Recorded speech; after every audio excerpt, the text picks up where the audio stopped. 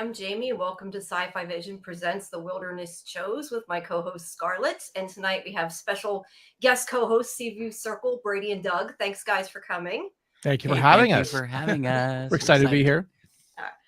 So make sure that you guys check out their YouTube as well on Seaview Circle when you're done here. And please give this video a like and subscribe to our channel and check out all our other content. But tonight we're going to talk about how the story ends, the 9th episode. I always have it written down. So welcome, guys. Thanks. Thank you. Thank you for having us. I know, Scarlett, you had a question you wanted to ask. Yeah. Oh, I didn't know the history of your channel. When did you start your channel? We started it last summer, I think, and it's kind of an idea that we had for several years, actually. It's kind of started in the pandemic. You know, everybody's at home and we were just watching a lot of TV and, you know, binging a lot of series like that we hadn't caught the first time around, like True Blood. We had never seen it. So Nice. we started like noticing that we would have like highbrow viewing nights and then lowbrow viewing nights. And so I think that was kind of the beginning of that. It was like, let's kind of put something together where we can decide between us if our viewing taste is highbrow or lowbrow. Yeah. And we had spoken about the idea of doing a podcast about like just television shows or films, but mostly TV. We haven't done a film yet. We haven't done a film yet, but just stuff that we're really it's in our intro every time. We're still not done a film. We're like definitely TV weirdos. We like just really like strange stuff. Like, and it could be old school, like reruns. We love an episode of Bionic Woman. We love an episode of Bionic Woman. We love Bionic Woman. For the newer Bionic Woman. No. I used to, Well, I used to have the doll. I used to have the doll when I was a kid with the like little panels you could plug things into. I wish I had. I know. I wish we had that. Well, so my little thing with the Bionic Woman, which always was fun for me as a kid, was so I moved to Los Angeles when I was 10 years old because my dad was a TV director in New York, but he did mostly sports stuff. He worked for NBC for years, and so he moved the whole family to California because he wanted to go freelance. And so worst freelance gigs that he did coming to Los Angeles was he worked on a few episodes of the Bionic Woman. And kids at that age, like, I mean, I was 10. I was so excited. And like, we would go, we got to go to the location where they were filming the show.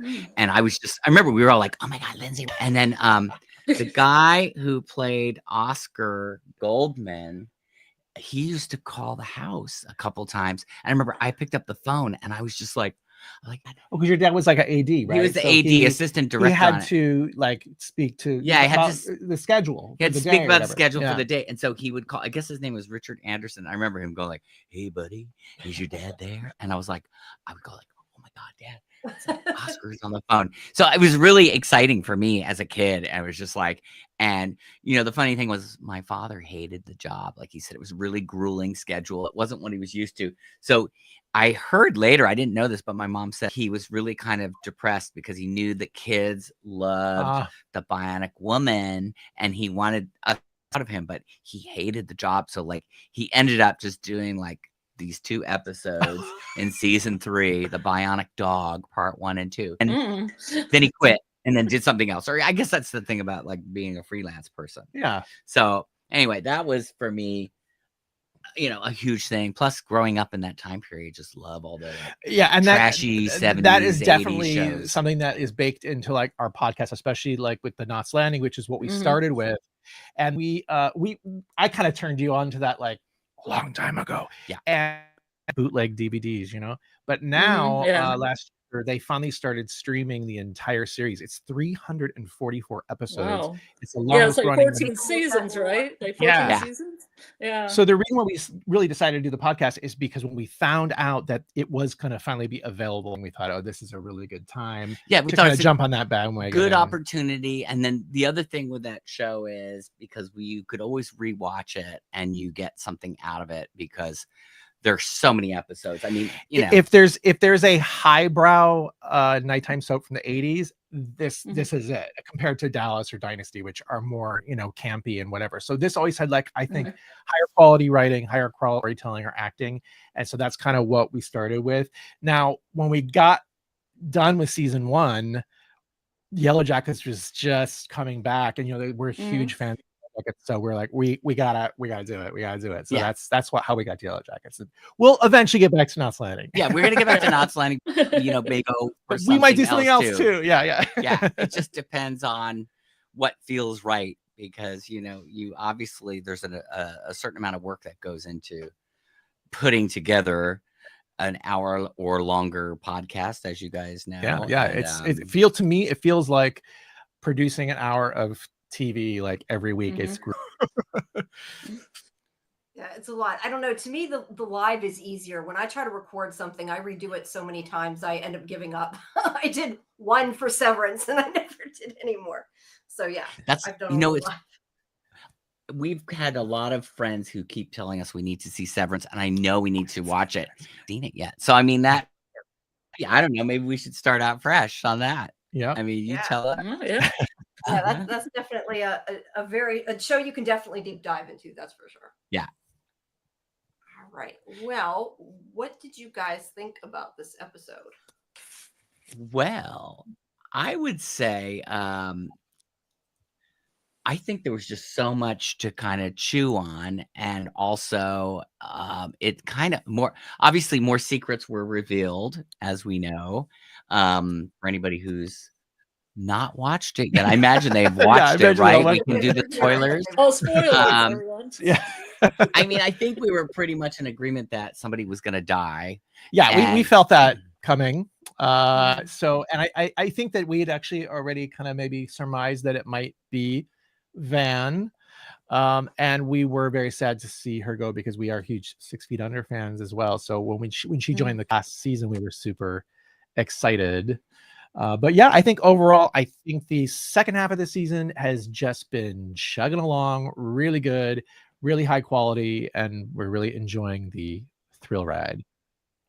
Yeah, I know Scarlet last week. Oops, sorry. Go ahead.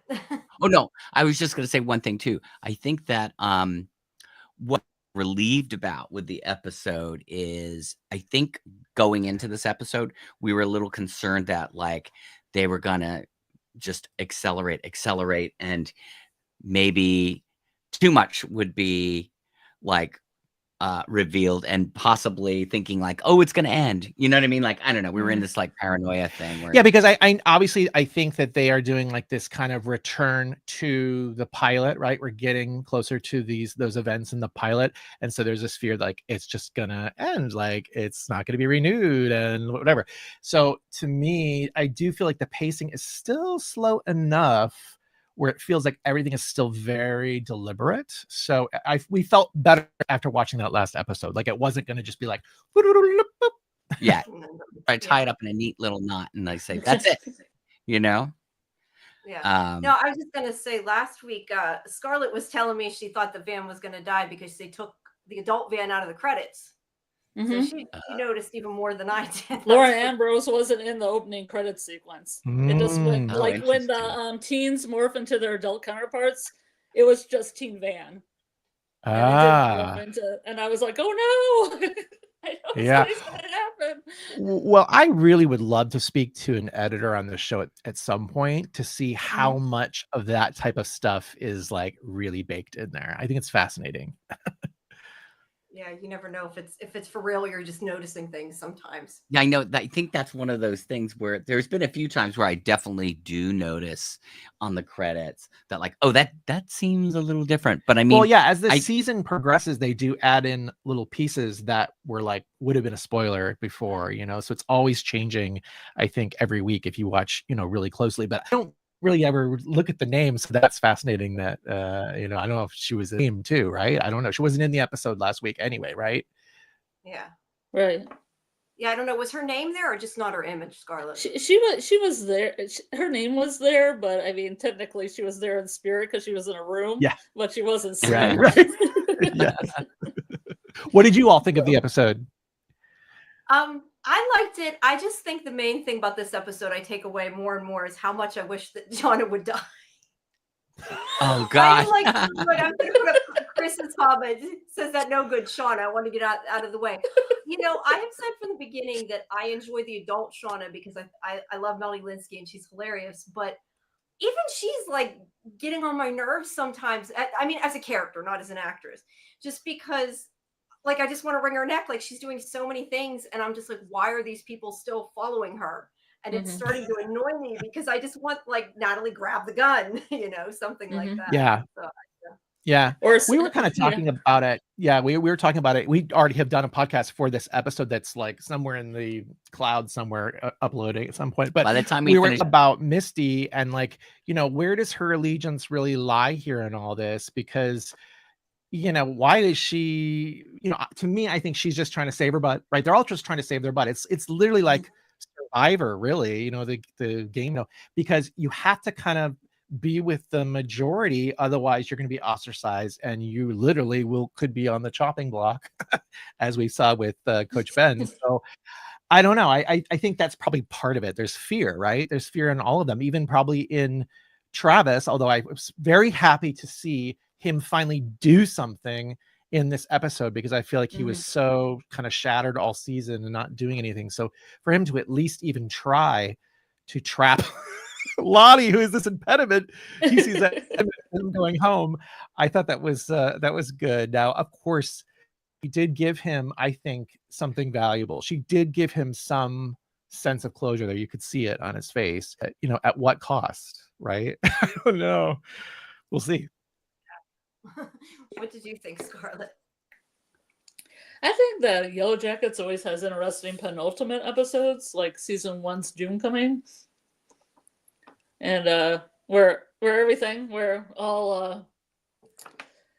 broke loose, I guess. And then in season 2, it might be a little bit different with season 2, but I always feel their penultimate episodes are always really good and they always have a lot going on. Like this is constant like action going on in this one. Oh yeah, it's a total, like I said, this one was like, well, the last couple of episodes have been like total roller coaster. You're just go. We were saying the same thing though about the penultimate episodes tend to be a little bit hectic than even the finales. Even last season, we had the card draw and the Javi thing that all happened in episode 8. And so I don't know. Yeah, I think there is that element of like really getting you, like pushing you all the way to the edge. Let's see. Big Hex says that the show's forever trying to make us question if shit's actually happening or not. The credits could be the same thing. So let me ask you, spinning off on that, because I think they know how we feel by now, but are you on team paranormal or team mental instability? Well, we've kind of been flip-flopping a little bit. I in a way, I kind of feel like let's just take it scene by scene almost. But I think in general, for us as fans, we do want there to be some super elements to it. We kind of feel like if they take all that stuff away, then I don't know, it almost feels like they're playing with us a little bit, the writers. So we want there to be something there. It doesn't have to be all supernatural, but we like the mix of it. I think we were talking about it today a little bit. Yeah, and I think one of the things is I do believe that they're in that storyline. I think what's happening is there is some supernatural, but then there's other things that are not, but because they're in that mindset and they're so young and they're got to be screwed up. I mean, that everything on board as like medical supernatural effects of what's going on out there. I really would love to be explored. And then if we start getting into the conspiracy theories, where I don't know, I was reading some other stuff, people online going like, it's the gases that are coming from the cave, or they've got lead poisoning, and there's so many different mercury things that people are talking about. Which, obviously this is what makes it such a great show, because really you can sit down and we could, I'm always scrolling through the phone and looking at these different groups and saying to Brady, it's like, oh my God, did you see this theory? Is like, some of them are better than others. Yeah, but I mean, the latest one I just saw was, I keep seeing today, is that Melissa and Walt, brother and sister. I was like, okay, I mean, it could happen. We might get surprised in the next episode. I don't know, but I mean, there's just we should go back and talk about Walter at some point. But going back to the spirit, the supernatural aspect, I think that even in moments where things can be explained away, I still feel like sometimes it falls into the framework of it or whatever, the wilderness or whatever this is, not wanting them to leave. So even if it is, I don't know, it's hard for me to explain, but I still feel like there's a framework where it exists, even if what happens, it can be explained by science. I don't know. And what was the other thing I was going to say about, well, this new theory that's been coming out recently is that, the Antler Queen isn't anybody in the cast. It isn't anybody that we know. It is, it's like a Wendigo nature spirit, and there's a shot, I think, in the preview of the next episode where, there's like, it's a different Antler Queen. They showed the Antler Queen, and she's got these really long nails. So it's like you're sitting there going like, yeah, right. It's kind of like Pan's Labyrinth Antler Queen. Yeah, so it's somebody from in the cast, or where are they going to get like Lee press-on nails that are this long? Well, where do they get know. half this stuff out there? I don't know. I still don't know where they got all these bolts of fabric for the gowns for the pagan ritual, but hey, it's all good. Yeah, and some of the outfits are just so chic. I was like, wow. It's like I just said parachutes. I thought maybe it was a private plane that had parachutes.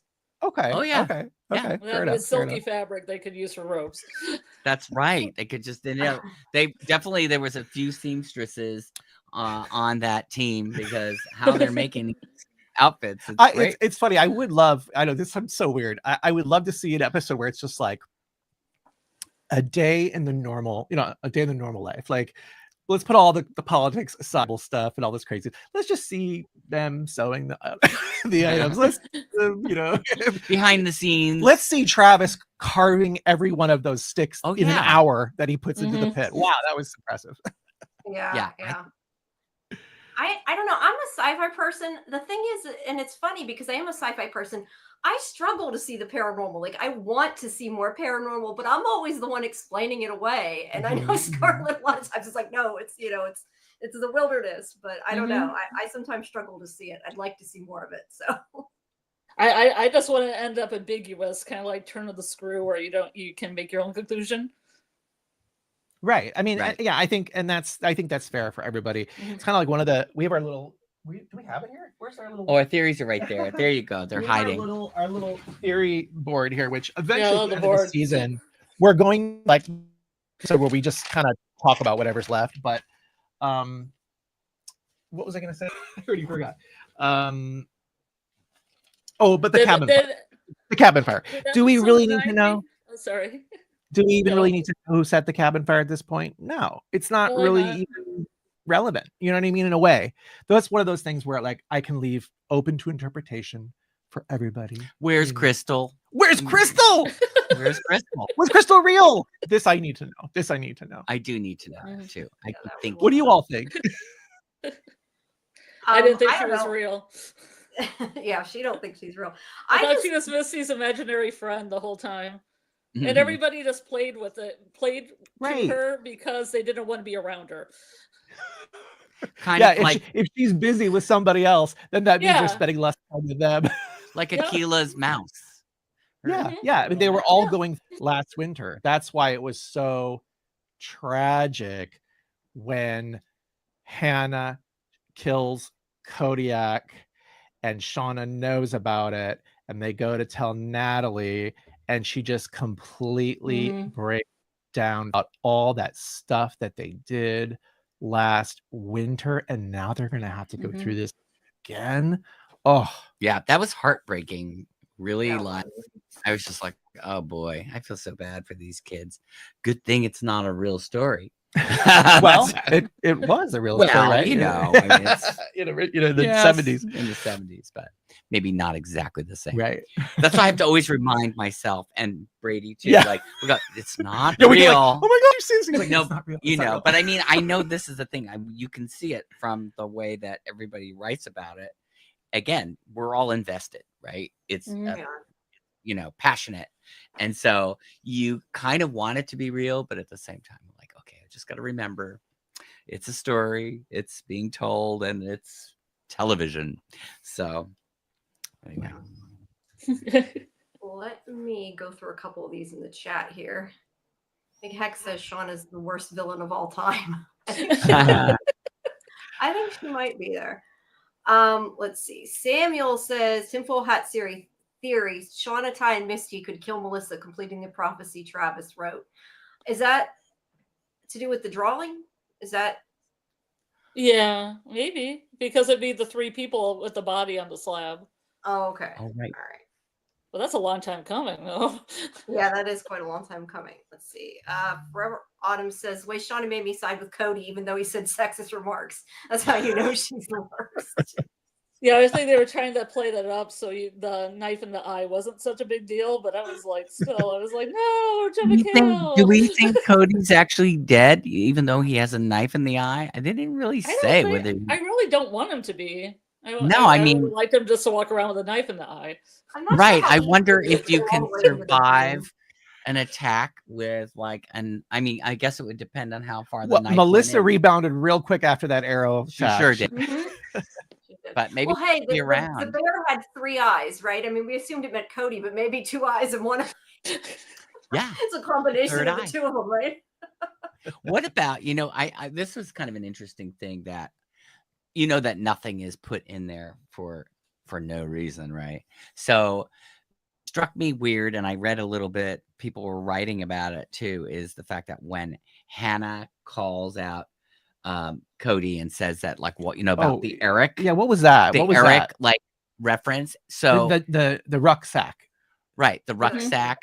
So I mean, I think this is what's kind of weird, is that I think there's this whole theory that he has either murdered this person named Eric or something to that effect, that he's playing off as somebody he really isn't, and because of that, maybe that's why Hannah was so immediately ready to join the girls and become a killer and just stab him. I mean, obviously to save her life, but there could be that other side of things where she's like, I'm aligned with somebody who is, not who they say they are. I don't know. It was just curious to know what you think. Well, he could have killed somebody named Kodiak too, because the shirt said Kodiak on it. Yes, right. Yes. Well, maybe I hope we're gonna see him in the next episode, but his name on there. That's the thing. I did a comparison of the IMDb cast list for episode 9 and 10, and I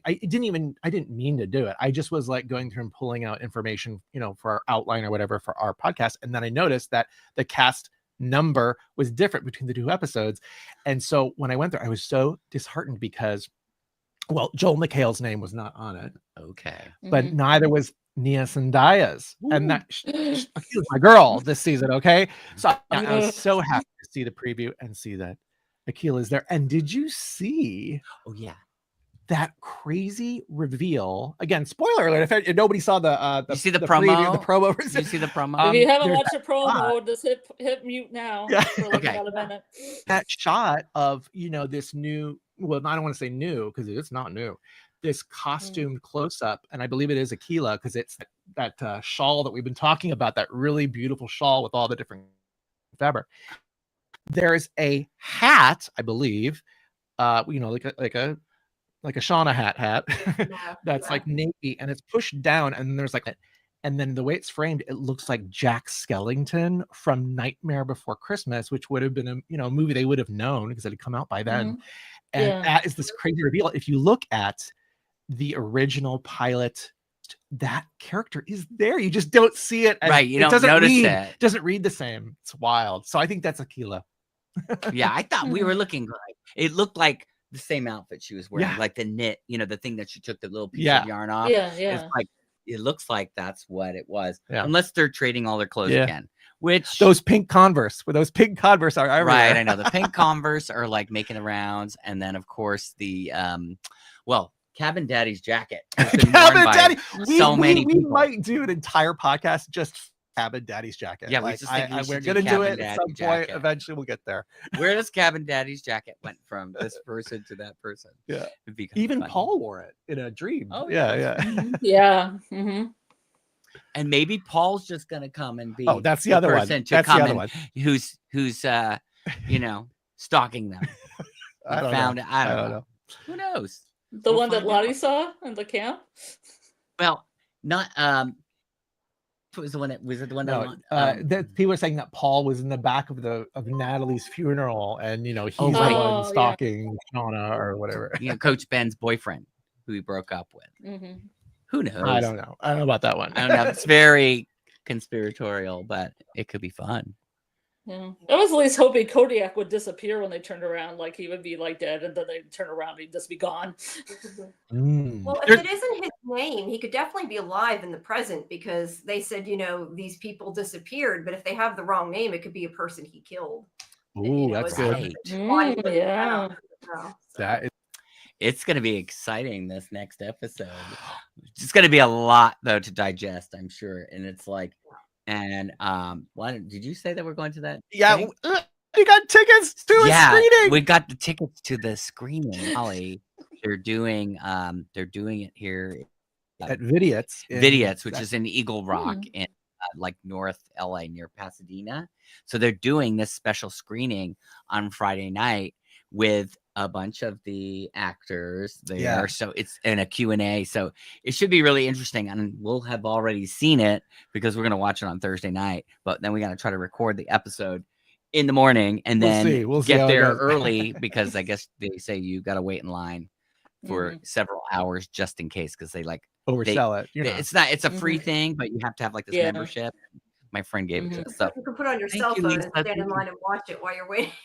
Right. But anyway, that maybe we'll get we'll report back and see what the context of things we're are. excited. In fact, we're gonna show you. We did this on the last episode, but I forgot that we got these. We went to some screening at one point. It was a premiere. Season 2 premiere. That's right. And we got all these napkins, the cocktail napkins with the Cool. so we still have a bunch of them, but yeah, we're using those. That's cool. I'm seeing a lot of people still hate Shauna. That's what a lot of these messages are. Shauna haters. I'm telling you, she is vicious this season. Vicious, and that especially in this episode was just like, what? It's hard to give a warm and fuzzy to her right now. I gotta say, it's very difficult to be like, oh, Shauna. At the beginning of the season, there was like a promo interview with Sophie Nolise, and she said, "Oh, my mom thought it was really funny because she's like, I basically just get to play myself this season because I get to be really sarcastic or whatever." And I'm thinking, oh gosh, I hope, she's not, this is way worse than sarcasm. Well, Johnny hoped Shauna is Pit Girl. I assume that was Pit Girl, not Out Girl. That would be nice if that was possible. Yeah. Yeah. Spoilers, though, she lives. Yeah, spoilers, she lives. But who knows? Maybe I know some people think they're going to go back to the wilderness, so you never know. Oh, yeah. That's what I was thinking too. Maybe they'll go now in modern time. Yeah, would be really a cool thing. I kind of like that idea. The problem is there's not so many left. In the modern times, we're running out of people. There was theories that was Callie and it was all the adult Yellowjackets, which could kind of make sense, even though they show Misty, because they do show the young teen and then the adult. Sure, drama's happening, and it could be a kind of cute bait and switch. Yeah, I totally think that is possible. Wow, that would be a mind blower. I was gonna say I saw this one question here too that looks kind of interesting. Wait, where'd it go? Oh, sorry, I can go back. I'm trying to. Did you see? Okay, so by the way, our chat thing isn't working, you guys. Oh, so maybe that's what why it I'm is. not able to. We're a little behind. I know I didn't connect it properly. It's so okay. I tried, but anyway. Okay. Yeah. You want to read that question? Well, I can't see it right now. So, Which one? I can click on it if you tell me. I'll put it up on the the screen. Black Cherry Art was asking about any thoughts on the parallel between season 2, episode 8 description. Van proves Goalies never say die, and the season 3, episode 9 of the Goonies theme. Yeah. Well, I thought it was really interesting that episode 9 of last season was storytelling, and this was how the story ends. It's an interesting little parallel there, and of course, Van is the storyteller, so that's the connection. We were talking about the Goonies today because I'm actually like 3 years older than the Yellowjackets, if you will. So for me, when Goonies came out, even though I watched it and thought it was great, I was maybe just old to fall in love with it. Maybe if I had been younger, like say Van's age at the time.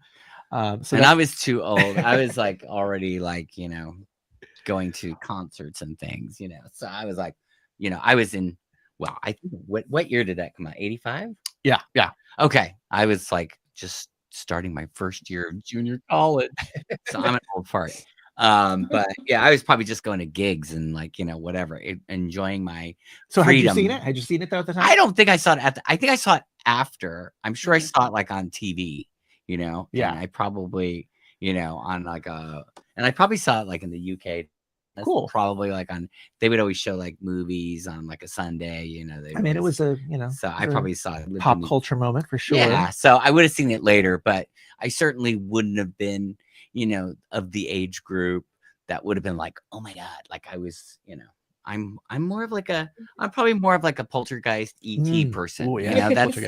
That's kind of like what it would have been that age, so, but I do like all the references to anything from like 80s movies, There was a lot this season. Yeah. I felt a lot more than There was. maybe previous seasons. I didn't notice it being in this episode 8 description though, but that's interesting because that definitely seems like it is definitely referencing it. But I don't know. I did not notice that. I'd have to go back and read the description, I guess. And it's also the penultimate episode of that season as well. Mm-hmm. I'm trying to. Sorry, it's sometimes hard to read and go through the chat. Let's talk a little bit about the episode, then we'll go back and pick some more up from the chat because I wanted to talk a little bit about Van and Van's hallucination of herself and all that, and kind of what that means in her quote unquote hero's journey that she's on in this episode. Because I don't think, I mean, even if we thought she was going to die, I don't know that we thought it would happen quite like it did at any rate. Totally. That was definitely a surprise, wasn't it? Well, I kept thinking maybe we'd get lucky and next week she won't be dead. Yeah, we're still holding her. Lisa does something quick, like if she kills somebody real fast, maybe Maybe they grab Melissa. Maybe they find her. But yeah, I think she's gone. I think. I mean, when the actor does press like a week or two before, all of a sudden, like it seems like out of for no reason, that is usually a sign that something's happening. Yeah. So I think probably she is dead. But I think that this hero's journey, this finding this treasure, it's a really interesting twist at the end there when young Van says to adult Van that surviving was never meant to be the reward. Does that mean that dying is the reward? Because you know what I mean, after everything that they've done, and they're just going to keep perpetuating this cycle, which they clearly are right now. It's vicious again. Maybe that death is the reward. Let's and then we've been talking about this like all season, and if anything, how it's like Final Destination, like it's a competition. We've been like talking about that too. Who's going to be the final survivor? We think, but who knows? So I think maybe in that moment, that's her saying, and okay, here's the we are led to believe in this beautiful moment that Van has called on the mystery see-through phone, which again, to me, this feels a little supernatural here. Okay, in some way, shape, or form, it's a the way that Van is able to connect with Ty while other Ty is taking over, I guess. And we see that has saved Ty from other Ty. But do we believe that that's forever? Like maybe yes, because you think? Yes, because if Van is dead, then other Ty has no reason to take over Ty. However, when I saw the spoiler of the episode, I saw other Ty. Well, no, I saw Ty with a knife. That's right. So that's right. mean, I don't know. I mean, I guess it could be good Ty, right? But I'm just saying, I don't know. But I think of the reward being that they don't have to do this anymore. Like they can be at peace finally. And he seemed to be at peace. I mean, aside from the cancer, when she had her store and just came back in and like crashed it, I don't know. Yeah. Also, Travis was saying how they were in hell too. So maybe dying is the. I thought it was the right. in between. It's greatly appreciated. Like the in-between state between life and death was when other Ty could merge with her other self. Right. Like Van was saying, she was in that in-between state when the wolves got her. Yes. Yeah. I wonder if that was a very special time when like things like that can happen. Like if Ty jumped on another Ty, they would just merge back into one person. And And I do that'd think be it's the the fire has always been kind of like Van's thing, and that's still somewhat connected to passing it away. So I thought it was interesting that was still in the scene, at least the fireplace, but it wasn't, Now I'm gonna get real weird. Okay, on you. okay. So how about like, I mean, this is just the concept of obviously it's a TV show, but this is kind of written in a way isn't it possible that because where they are is such a spiritual, kind of untainted place, right? That maybe they are in some kind of like portal between the one dimension and the other. And this is why maybe when they hear the creatures or whatever, these things, maybe they're just like tuning in. Well, there is a lot of people that they're say going that this in is between. all just a hallucination. Yeah, it could be a hallucination, or they could just be in a portal. What's the or other theory? Is that they all died. They all died in the There plane. could all be, Yeah. Jack. I don't know. But a Johnny Darko, like a Johnny Yeah, I hope Darko they kind of don't go that situation. way, but I mean, there are people out there, who believe, and I could say that I'm open-minded to all these kinds of things about different dimensions, able to be receptive to them. So maybe this is something that has just happened to them because they've been removed from this world, and that maybe maybe some of the things they are experiencing are happening, but like multi-dimensional. I mean, we said though we did the recap for season. There's this concept of it. They keep talking about it. It is returned. It is darkness. Some people refer to it as, and I think at that point we kind of just said, well, it is. It's the shared past trauma from this experience. I mean, like that could be it. It's going to follow them all forever. And when they all come together because of X, Y, and Z, whatever happened there with Jeff and Randy doing the that little plot, they're forced to face each other again. They're forced to interact with each, brings up all this stuff. So, And what about Javi's friend? Javi's friend. Oh, Javi's friend. I need to know. Javi's friend. I need to know. Where's Crystal? I need to know. That's a mystery. Who's at the cabin fire? Less interested. Who is Javi's friend? Still. Who is anybody? Have either of you seen Donnie Darko though? The movie Donnie Darko? No, I haven't. I saw it. You should watch it because it's almost like a like a loop that somebody gets out of, and then has closed the time loop. Okay. To get back to where they were. So that would be like the plane, that when Nat says everybody died on this plane, that's like the loop that they have to come back. So I'm putting it on the list. Where they were supposed to be. We should do for the CV Circle movie. That's maybe what we should that's do. what we'll do. Oh, the first one. It's worth it. It's really good. It's a really good movie. AA says it could very well be a case of mass hysteria. That makes me wonder too, is it possible even that just the girls are having like a folie à deux type, all imagining it because they don't know what the hell's going on, whether it's fumes from the cave or just them losing it because they've been there so long. It's kind of hard to tell. Shared like you said, shared hysteria, hallucination. I mean, I definitely thought that the reveal of the screaming trees was genius. I loved it. We just laughed. That's so much. And that's going in the opposite of what we want, which is a little bit of the supernatural. But to me, that was great. I needed to see that. And so then I love how they lead you down that path all season. Like, okay, we're over here. Okay, now this is not real. This is no supernatural. And then to us in this last episode, when Lottie can walk on a delicate netting of sticks, she can walk on thin sticks, and the wind rustles the trees at the exact moment that either technically she needs it to give Travis this, whatever, to appease whatever he's saying, or is it at the exact moment that the wilderness needs it so that they stay? You know what I mean? That's where it gets really gray area for me. And I know, yes, wind patterns are wind patterns. Like it just is. But then it's also like, well, I don't know. Do you guys think that Lottie knew what he was doing? That was my other question. Yeah, I how to feel about that. Yeah, I do they know where the pit? That's a big question. And we were always wondering, why are you talking about the pit? This is right after Ben came back to the camp. Like, let's go see you know, and so to me, it was interesting that it took this long. And we do talk about it in our podcast too, about how the drawing that Travis does at the end of the trial, we feel is a reverse angle of the pit. That is the body in the pit with people standing over, like in the pilot episode with the pit girl.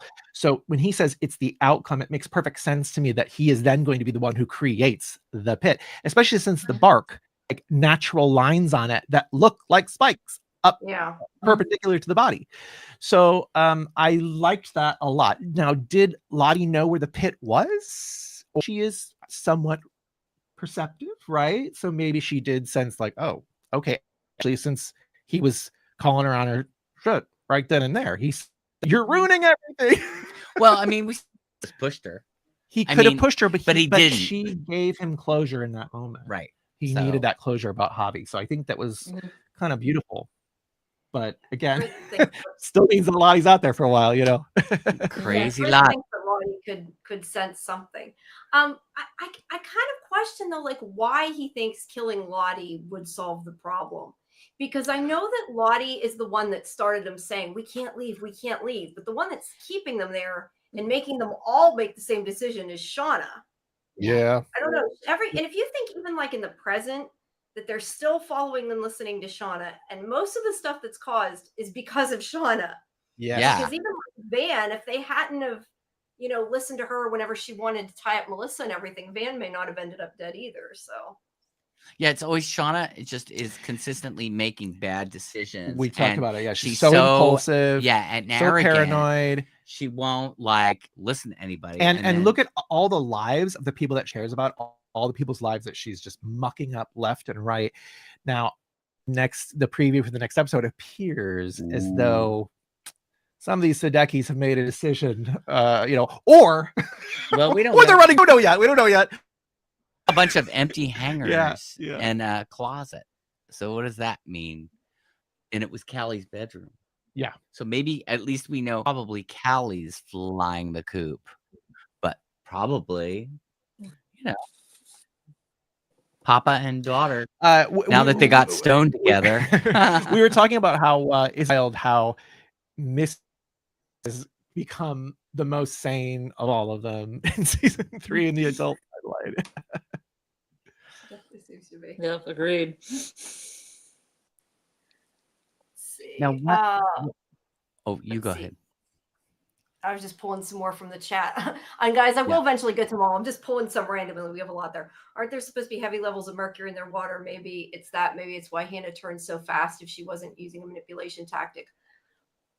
That is really interesting that we in our podcast that's again uploading in any minute, you called her Little Patty Hearst. You know, that was quick. She went real quick. Yeah, she turned real fast. So I was thinking Italy like Patty Hearst, Tanya scenario, you know.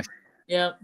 But I mean, obviously survival is key. But yeah, you gotta play along, I guess, you know. So it's like it is interesting how that happened so fast. Yeah, I feel like I guess she wanted to save herself, but you kind of question, like, I thought she also wanted to leave. She mentions the daughter back home watching Nickelodeon. So it's a real 180 turn in half a day. But she was fascinated by them. She did say how fascinated she was. But is she so fascinated by them that she's going to not return back to her daughter? Well, maybe it's part of her research, their new dissertation. This is the way she's really going to make her proud of her. You think she just thought if I act like them, they won't kill me? Or because I don't know if it's like a ploy to get Shauna to accept her, or if she's really maybe a little loopy like they are. It's hard to tell because it was I was trying to, and we didn't watch, we didn't go back episode 7 or whatever when she was first introduced, but I was trying to think any moment in that episode where she showed behavior that was aside from going into the woods 6 days to listen to Frog's mate. Well, she liked Cody, like she was digging Cody, and she did smoke the joint. Yeah. I mean, whatever. That doesn't make you want to turn that way, but like, she's not like a rigid person. Yeah. At least from the character, you can see she's She seems like she could be a little loose, not a loose woman. I'm saying like loose in her, Go with the flow. her Not mentality. uptight. Yeah, she's not uptight. That's what I mean. It's like so. Or she said Kodiak had the knife, and the only way to make sure that that's the truth is just to kill Kodiak. Yeah. Dead person can't. What is it they say? Dead person can't. I don't know what the. Dead man tell no Dead men tales. tell no tales. Yeah. What do you all think? Do you think that I see people saying that Hannah is the antler queen? I just can't see that happening so quickly. But well, maybe though that would really throw us for a loop, wouldn't it? If she becomes time the antler passes, I don't. People like more like Van forcing the queen card on her, so she's big girl. Yeah. Oh, nice. What's that all about? What's that practice the queen card, or you practice the card draw? What's that all about? I just read somebody talking about cheating. This. It's cheating. Yeah. So Van can give the queen card to whoever anybody she wants to give it to. Do you think she is cheating? Do we? Think I think she. I have a theory that she might have pulled it for herself technically and escaped it, but she's going to force it on somebody else. Because I have a feeling the people that end up at the planes in the adult life are the people that cheated the system with the card draw. Right. Like Nat. Well, like Nat didn't technically do it, but Javi took her place, So maybe Van was going to draw the card. She put it on somebody else, and then death comes for her. I like that. We've been saying it's like you can't escape this. Again, it's more like a supernatural whatever. And maybe that's why when young Van says to adult Van, the treasure is not surviving, because then you don't be, running from the darkness. Right. I could definitely see her choosing Hannah, though, to be the one to die. I mean, if you have to choose between your friend, although I'd choose Shauna, but Let's see. But The Shauna got the card, so she's probably on the chopping block eventually here. Yeah. Speaking of chopping block, did you guys see the Survivor promo for Yellowjackets? Yes, that was so great. Yeah, because you know what? No, I didn't see it. Oh, it's definitely worth It's finding. Fun. It's really funny. The it's kind of Outlast. Yeah, they even have like the logo. They made a logo carved out of wood or whatever for this. It's really great. I think the kind of the real film like nerd in me wants to know all the details. I want to know, when was that filmed? Because they have Sophie Nolise and Jasmine Savoy there, right? And so when was that? Because was the hair the same? Like, it seemed like they were kind of waiting to post that until mid-season. So I'm curious. So and the clever. cabin is the cabin, the cabin. Oh, the paintball. We tried to go visit. We went to Vancouver, we tried to go to the paintball cabin, and it was closed on a Monday. So our timing wasn't good because we were in Seattle, and we drove up to Vancouver. We kind of did it kind of very last minute. So we didn't think about the fact that maybe we should be there on the weekend. Yeah, we weren't doing that wasn't much. the main priority. But it was was just a nice all right, well, if we can go see it, we'll go see it. Yeah. But it was closed. But we did get to go to the hotel. Yeah. What is that one? 2400 motel that Natalie stays at in season 1. And we did go to the restaurant. Yeah, which we did. Was great. Oh my gosh. We ate at the one restaurant that was in season 1. Yeah. The Bricks and Mortar. And that was actually really great food and in a really good area. So that was fun. And we had a great recommendation from the waitress, sent us to this oyster farm, which we went to on the way home, which was incredible. So it's fun going beautiful up there. It's beautiful up there. Definitely would go back to Vancouver at some point. Except they probably don't want to have us right now. So anyway, that's another story we won't talk about. We're friends with Canadians here. Oh, good. Oh, good. Canadian actors, at least from. I don't know if you watch From.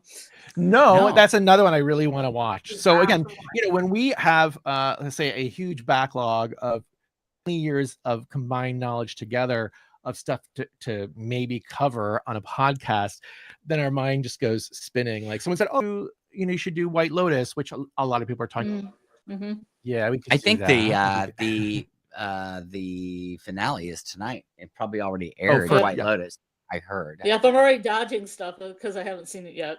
Oh yeah, I I still- just kind There's of already like, videos coming out. we- with we- like, nowhere to there's go. no we sign. haven't done yet because didn't we're watch just in Yellowjackets world for this, and then Mhm. now we and the could- thing is, Yeah. we turn the apps on and on. Like, this is the thing. We'll watch Yellowjackets, and then maybe we can turn Paramount Plus off for a bit, Mhm. and then we'll do the HBO Max, or yeah, Max yeah. or whatever, Apple TV. We can move on because it's just there's too many. There's a lot of good TV out there. so much. Yeah, definitely watch From and Severance. Those are the two you should Okay. watch. I'm Yeah, gonna write it I've down. heard things about both. So All right, on the list. Taking the recommendations. I was just gonna laugh at what Forever Autumn said because she said she's Shauna, then hike the hell out of there. That's what I was saying. You could just tell her you're going on a hunt, and while she's escaping, you run away, right? That would be my idea there. Or maybe 5 of you just rush her and get the rifle away from her. I've been saying that for Natalie should never have given her the rifle back. That's what I think. Black Shy Art says, I think Fan's been cheating from the start since season 2-8. She was the one that added the queen, shuffled, and drew her card very confidently while looking at time. See that now it's like it's one of those things you can watch it again. yeah, and really see those nuances. That's what I love about this show. I think even just doing this podcast, we didn't cover every single episode from season 1 and season 2 individually because we just didn't have the time. So we did we watched the whole season and then we did a recap for each season. And what was so great about doing that is that you really do see the arcs, going through the season. It makes it so much more rich and more strong to see how woven together everything is. And with season 3 as well, now that we're far enough into it, we can see these connections again, like we were referencing the Travis and the Lottie and all this stuff. You can see how everything kind of comes together to get to where we are, and I always think they do such a great job with that. Even if it feels like it might be slow in the first couple episodes or whatever, everything is there deliberately to make sense later. And I know have- Scarlett knows a lot more. Whoops, sorry. Oh no, you go. I was just going to say, I know Scarlett knows a lot more details than I do. I've only seen the first 2 seasons once. I watched them right before this season. She finally talked me into watching it because I had never seen it. I take that back. It's I my had favorite seen the show. first couple episodes before, and I couldn't get into it. So I rewatched it, and then I liked it, and then we did the show. So, sorry, go ahead. Scarlett, what got you into the show when you first watched it? The mixture of dark comedy and folk horror. To put it lightly. Yeah, I remember seeing the promo, which was set to Uninvited by Alanis Morissette, and I was just like immediately haunted. And I think we watched it. We didn't start it though right away. We started like maybe halfway through. Yeah, I think. And so we binged like the first 4 episodes, and then we kind of caught on with episode 5. But I just remember for me, again, I went to high school in the 90s, so this just felt so comfortable to me. And then I loved again the split timelines, and I just thought the casting was good.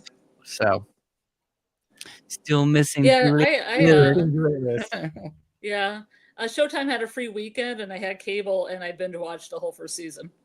I didn't even know the show. What sold me on it to watch a whole season was the poster with Jackie's face and the tear and the yellow jacket. And I was like, this looks good. I'll watch the pilot. Then I was like, the pilot's really good. I'm going to watch it first. The second episode. Oh, that was great. Let me watch the third one. Because I only had a weekend. So I just binged the whole thing. Yeah, it's very bingeable. I do think that first season is almost perfect. Like it's just everything is just great. And I'm just glad I kept going. I'm not a horror person. I say Oh, this really? Oh, really? Okay. I'm not a huge horror person, but I got in enough that I started liking the characters because I wasn't sure about the whole cannibalism thing. I thought it was going to be too dark. But then it ended up a lot lighter than I expected it to be with all the comedy and everything. And I really and it takes a while. It takes a while for it to happen. It's true. It did take them a long time before they had their first, Jackie. Right. I mean, it's not even until the ear, right? That's the first moment, and that's like. Right. They didn't I'll never forget. We were at the premiere again for season 2, so we got these napkins, and so we watched it all together for the first time. And I remember when Shauna takes the ear and puts it in her mouth, the audience just erupted. Yeah. It's like, But We're like, did that really happen? It sure did. Meanwhile, you know, so many episodes later, we got like all this crazy stuff. Of course, you know, we were gonna eat some, like we did this the one time on the podcast where we had some Jackie jerky, right? And we had some Coach Ben's so we were ribs. like Coach Ben's ribs, but we were gonna make that out tonight, but we No, decided it doesn't look good on camera to be eating. I'm having a drink. Yeah, those really great looking chocolate martinis too. I was gonna say you made them. Oh, thank you. Yeah. That's my Walter.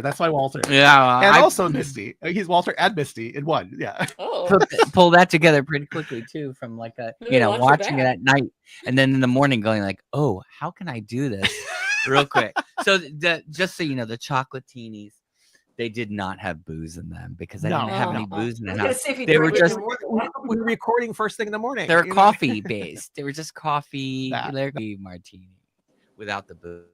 But you know, now we have a little tequila, so I guess it could have done that. Could have done that tonight. So Yeah. I love that. Forever Autumn. Misty throwing a boat over her shoulder. He died of natural causes. Oh God. Yeah, that was hot. That was super hot. Oh, Misty, so good. I love so her. good. Oh, how about this crazy reveal, everybody? How about this crazy reveal? Here's this moment, this just absolutely tragic moment of Sophie Thatcher, just her face, just like giving all that emotion, and then you see this little, little light, and we're like, oh my gosh, we thought, oh gosh, it's Hobby's friend finally. Okay, but then we see Misty take out the responder, whatever it's called. We could not believe it. We are so excited about this. This to us is a really special little moment here between these two, which end up being so close to the adult timeline, and we're really interested to see where this goes. Our take is that Natalie is so worried about going back to camp at this point because her little escape plan went haywire once Hannah screwed it up, that she is going to take Misty. She's gonna cover for Misty, right? With the transponder. She's gonna take that on board, and she will be the hero now that she has this device that could possibly get them home, right? So she'll be the hero because she's gonna sneak behind them when they do the hunt. Right. Because that's the perfect time to call somebody. Right. Yes. Now remember, they always did say that, wasn't it? When Natalie's the reason why we made it back. We made it back. Yeah. So, and I think that Nat and Nat's going to keep Misty's secret, and then they're going to call Evans Johnson because Evans Johnson has not been on yet. And she's going to be on the line because they said she was in the 1997 timeline and she would be able to pick up the phone. Wow. Please tell me. Please explain this more. I don't know. I need more. I need more. There was rumors that Evans Johnson was going to be Adela Keela because she was Instagramming with Nia. But on her Instagram, she had gifts from the 1997 cast. Okay. So that means she has to be the 1997 timeline, I think, which means she's either Akila's going to have a vision of herself as an adult and it's her, or it's going to be her sister in a vision, or she's going to be the person that picks up the call from the university phone, the emergency phone. Oh, okay. Remember, she does mention the sister, right? At some point in season 2. Okay. I mean, I'd love to see Akila make it into adulthood. That would be awesome. I'm really hoping I did notice that the same thing happened with the who was it? Maybe it was, who was the person who took over for? It was the let's not get into the old extra jackets. That's my passion, is the extra jackets. Okay. So we have a whole thing about the extra jackets.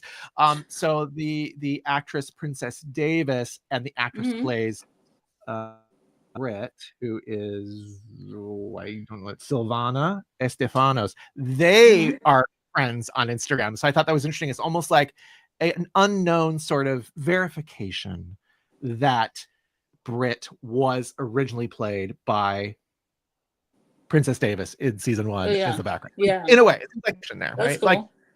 Like the Milo and Vanessa Prasad. By the way, we watched that episode. Oh yes, great job. Really enjoyed it. Right. Thought that she's in her delivery of everything, and she had some good things to say and I'm curious to see where it continues to go. And then we also watched the episode with Nia as well.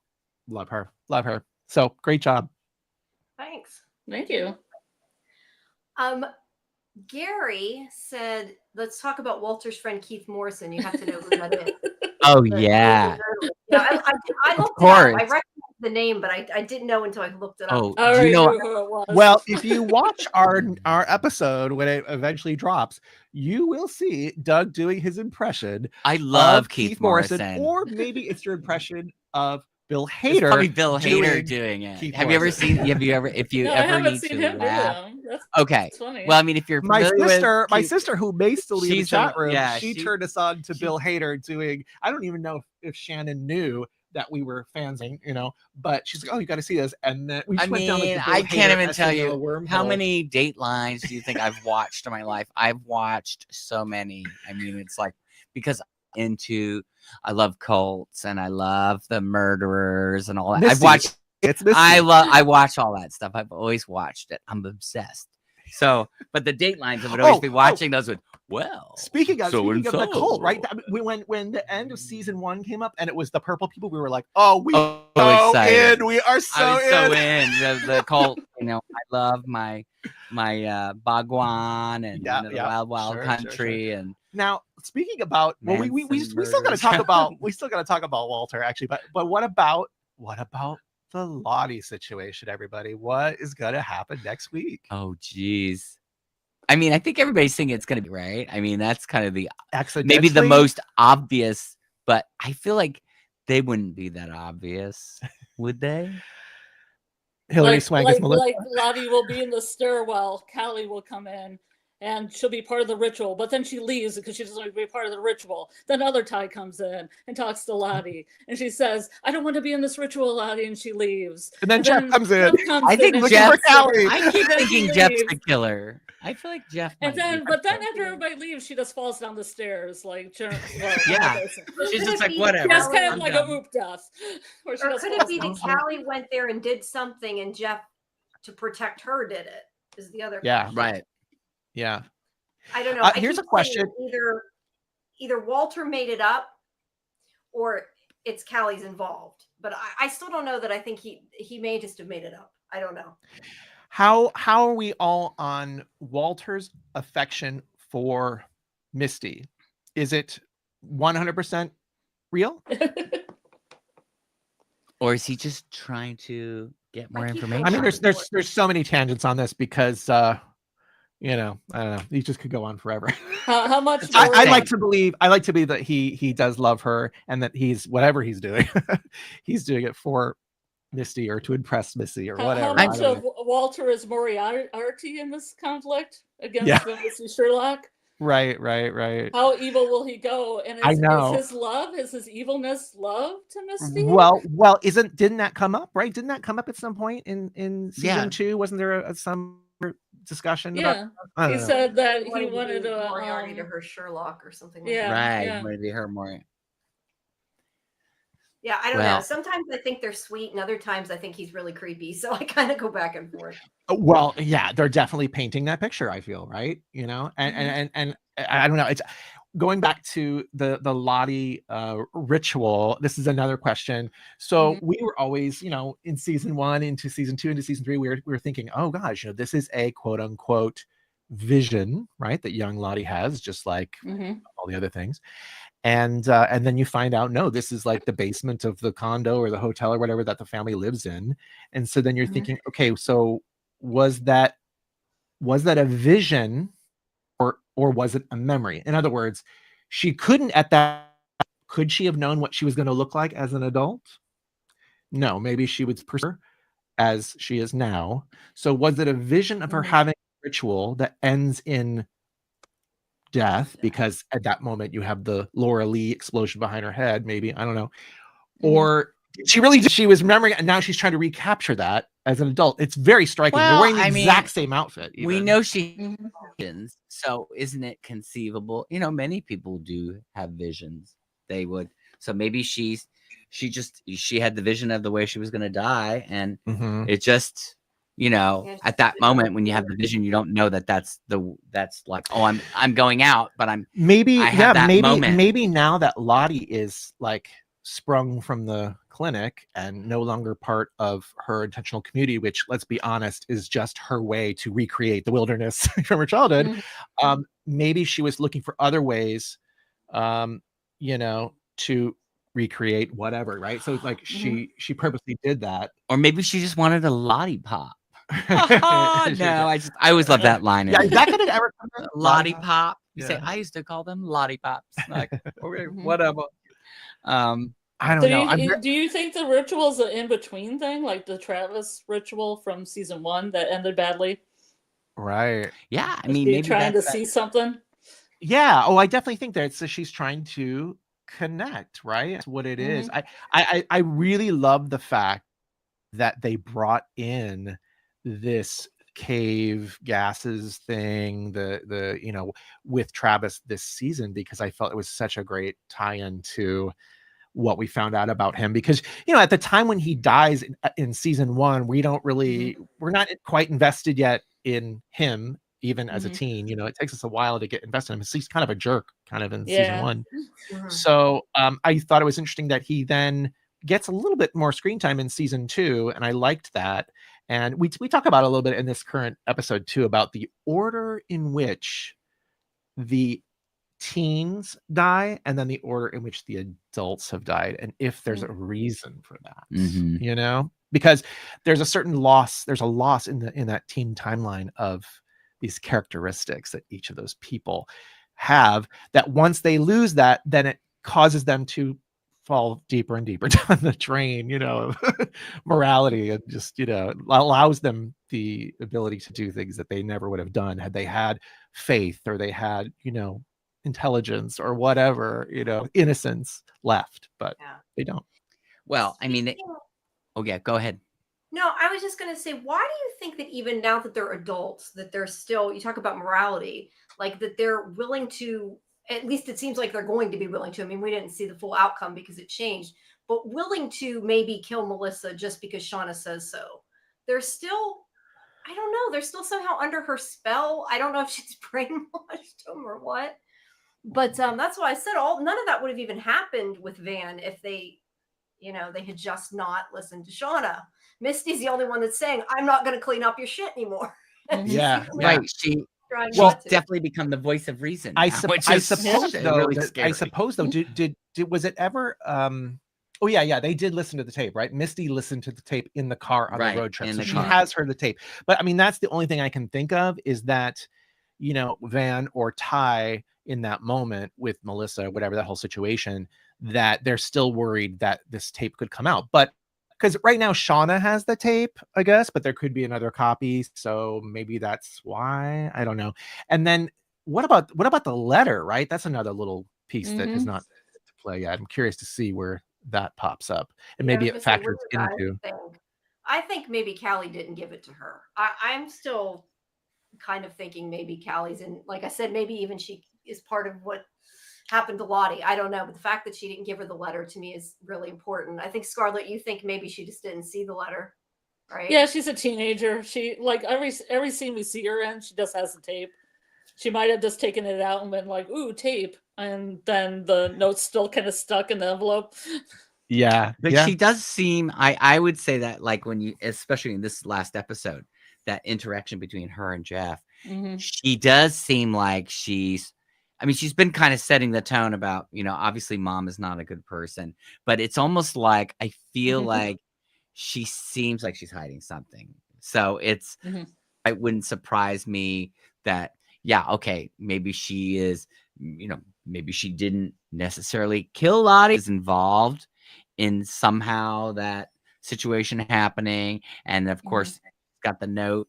That's another thing that she hasn't let on. Like, she's already held back the tape for God knows how long. I think what's interesting about Callie is that she definitely fears that she is just like but at the same time, she's also kind of intrigued by that too. So, and she sees that other people can see that she, quote unquote, has power, right? Isn't that what Lottie says in season 2 or something? Oh yeah. So maybe Yeah, this she's is like her feeling like, oh, you know, and I'm one of the Yellowjackets in a way, right? She even says, I think in that other episode, Shauna's like, you're too young to know about any of this stuff. She's like, I'm the same age you were. Did all that.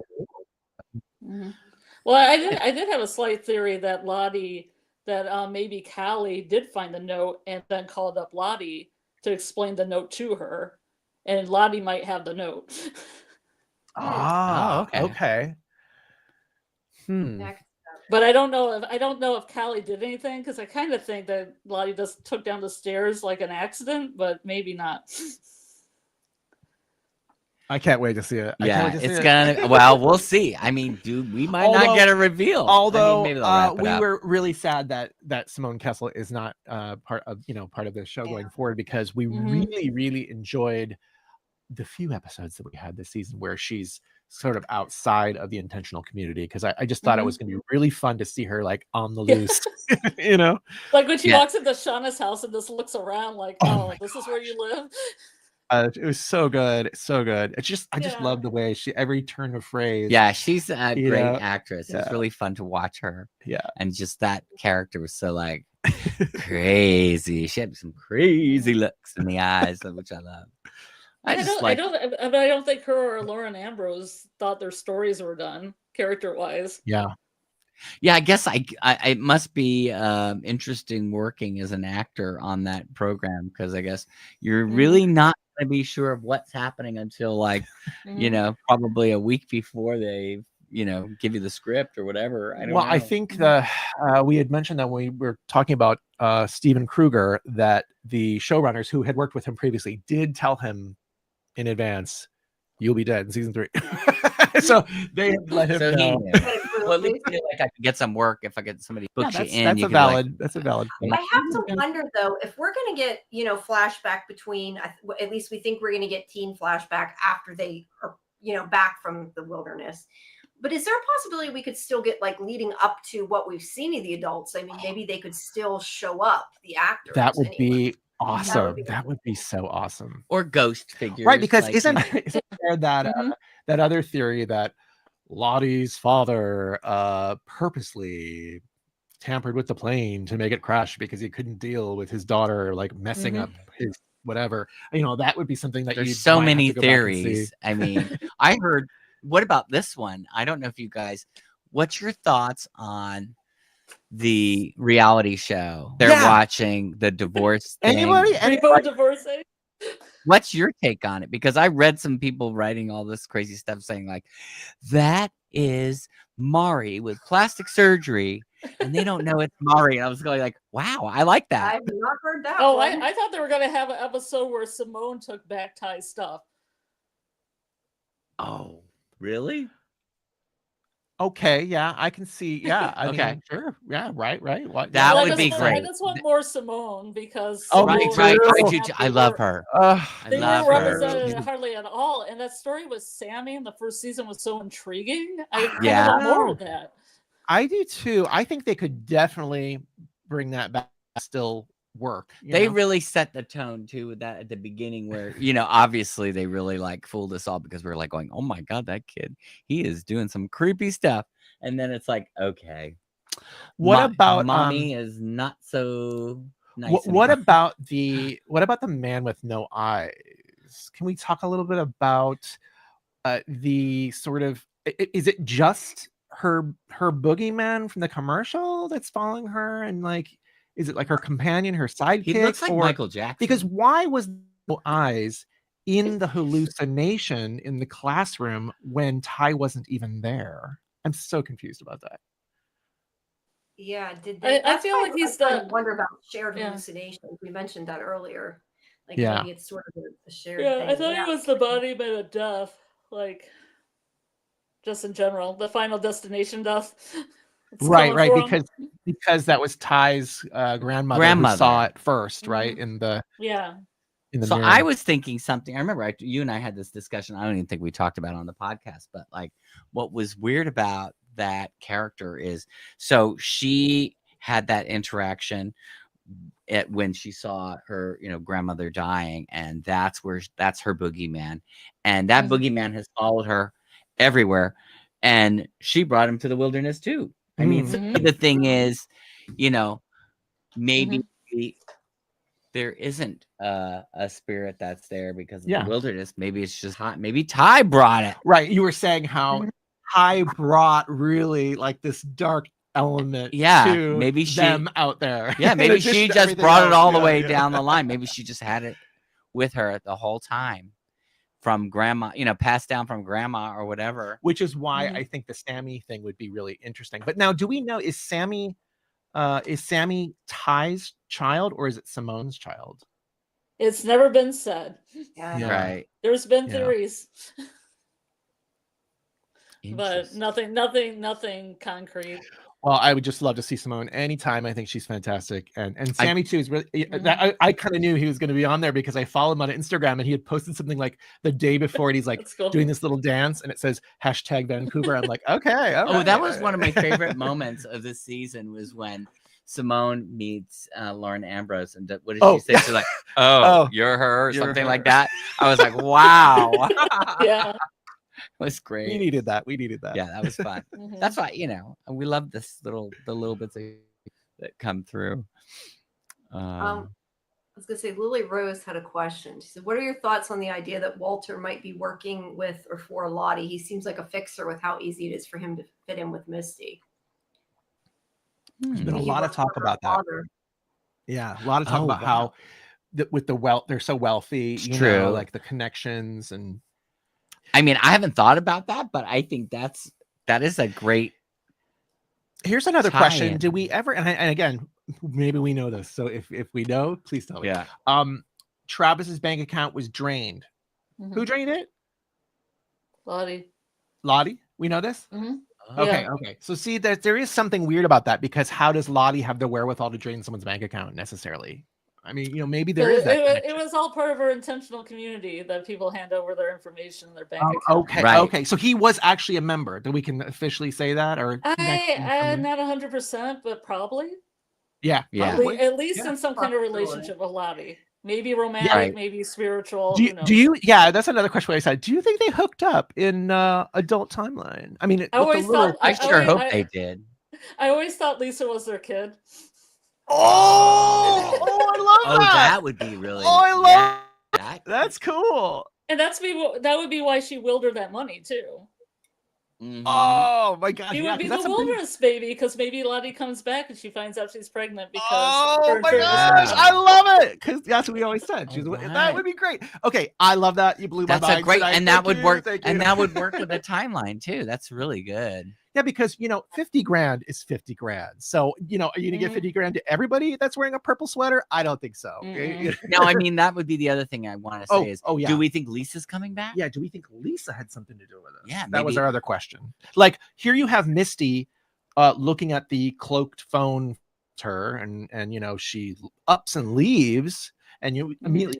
Oh, it must be Walter. That's why she's leaving. But no, it could be somebody else who is so shocking, like Callie would be shocking. And I think in the previous she does run to, or it could be Lisa again. Because let's face it, she kind of let Lisa off the hook. Yeah. So if she ended up getting duped, of course she'd be like, "What? I'm stupid. What did I do?" Everybody knows that Lisa talked to Lottie the day she died. They already had that conversation, so I don't think a picture of Lisa would be shocking. Right, that's true. Right, that's true. So, but unless it's like the room with the candles. Oh, hi! Take a picture with me. Take a selfie before I fall down the stairs. Because we never saw the scene of Ty and Lottie at the cafe that Lisa pointed out, or what they said. Right. Or she followed her back and did a little ritual for an hour in between waiting for the carriage in Central Park and all that. Yeah. I love when they said, "Oh yeah, that's just a 15-minute train ride from wherever to wherever." I'm thinking, in New York, it's going to take longer than that, people. Yeah, I mean, a cab ride. Well, you don't even know then. A cab ride could take you. It could be 10 minutes, and it could be 45 minutes, depending on what time of day. You gotta get Lottie to set up all those candles first, Yes. Yeah. Yes. Listen, if there is a deer in that tunnel in episode 10, I'm out of here.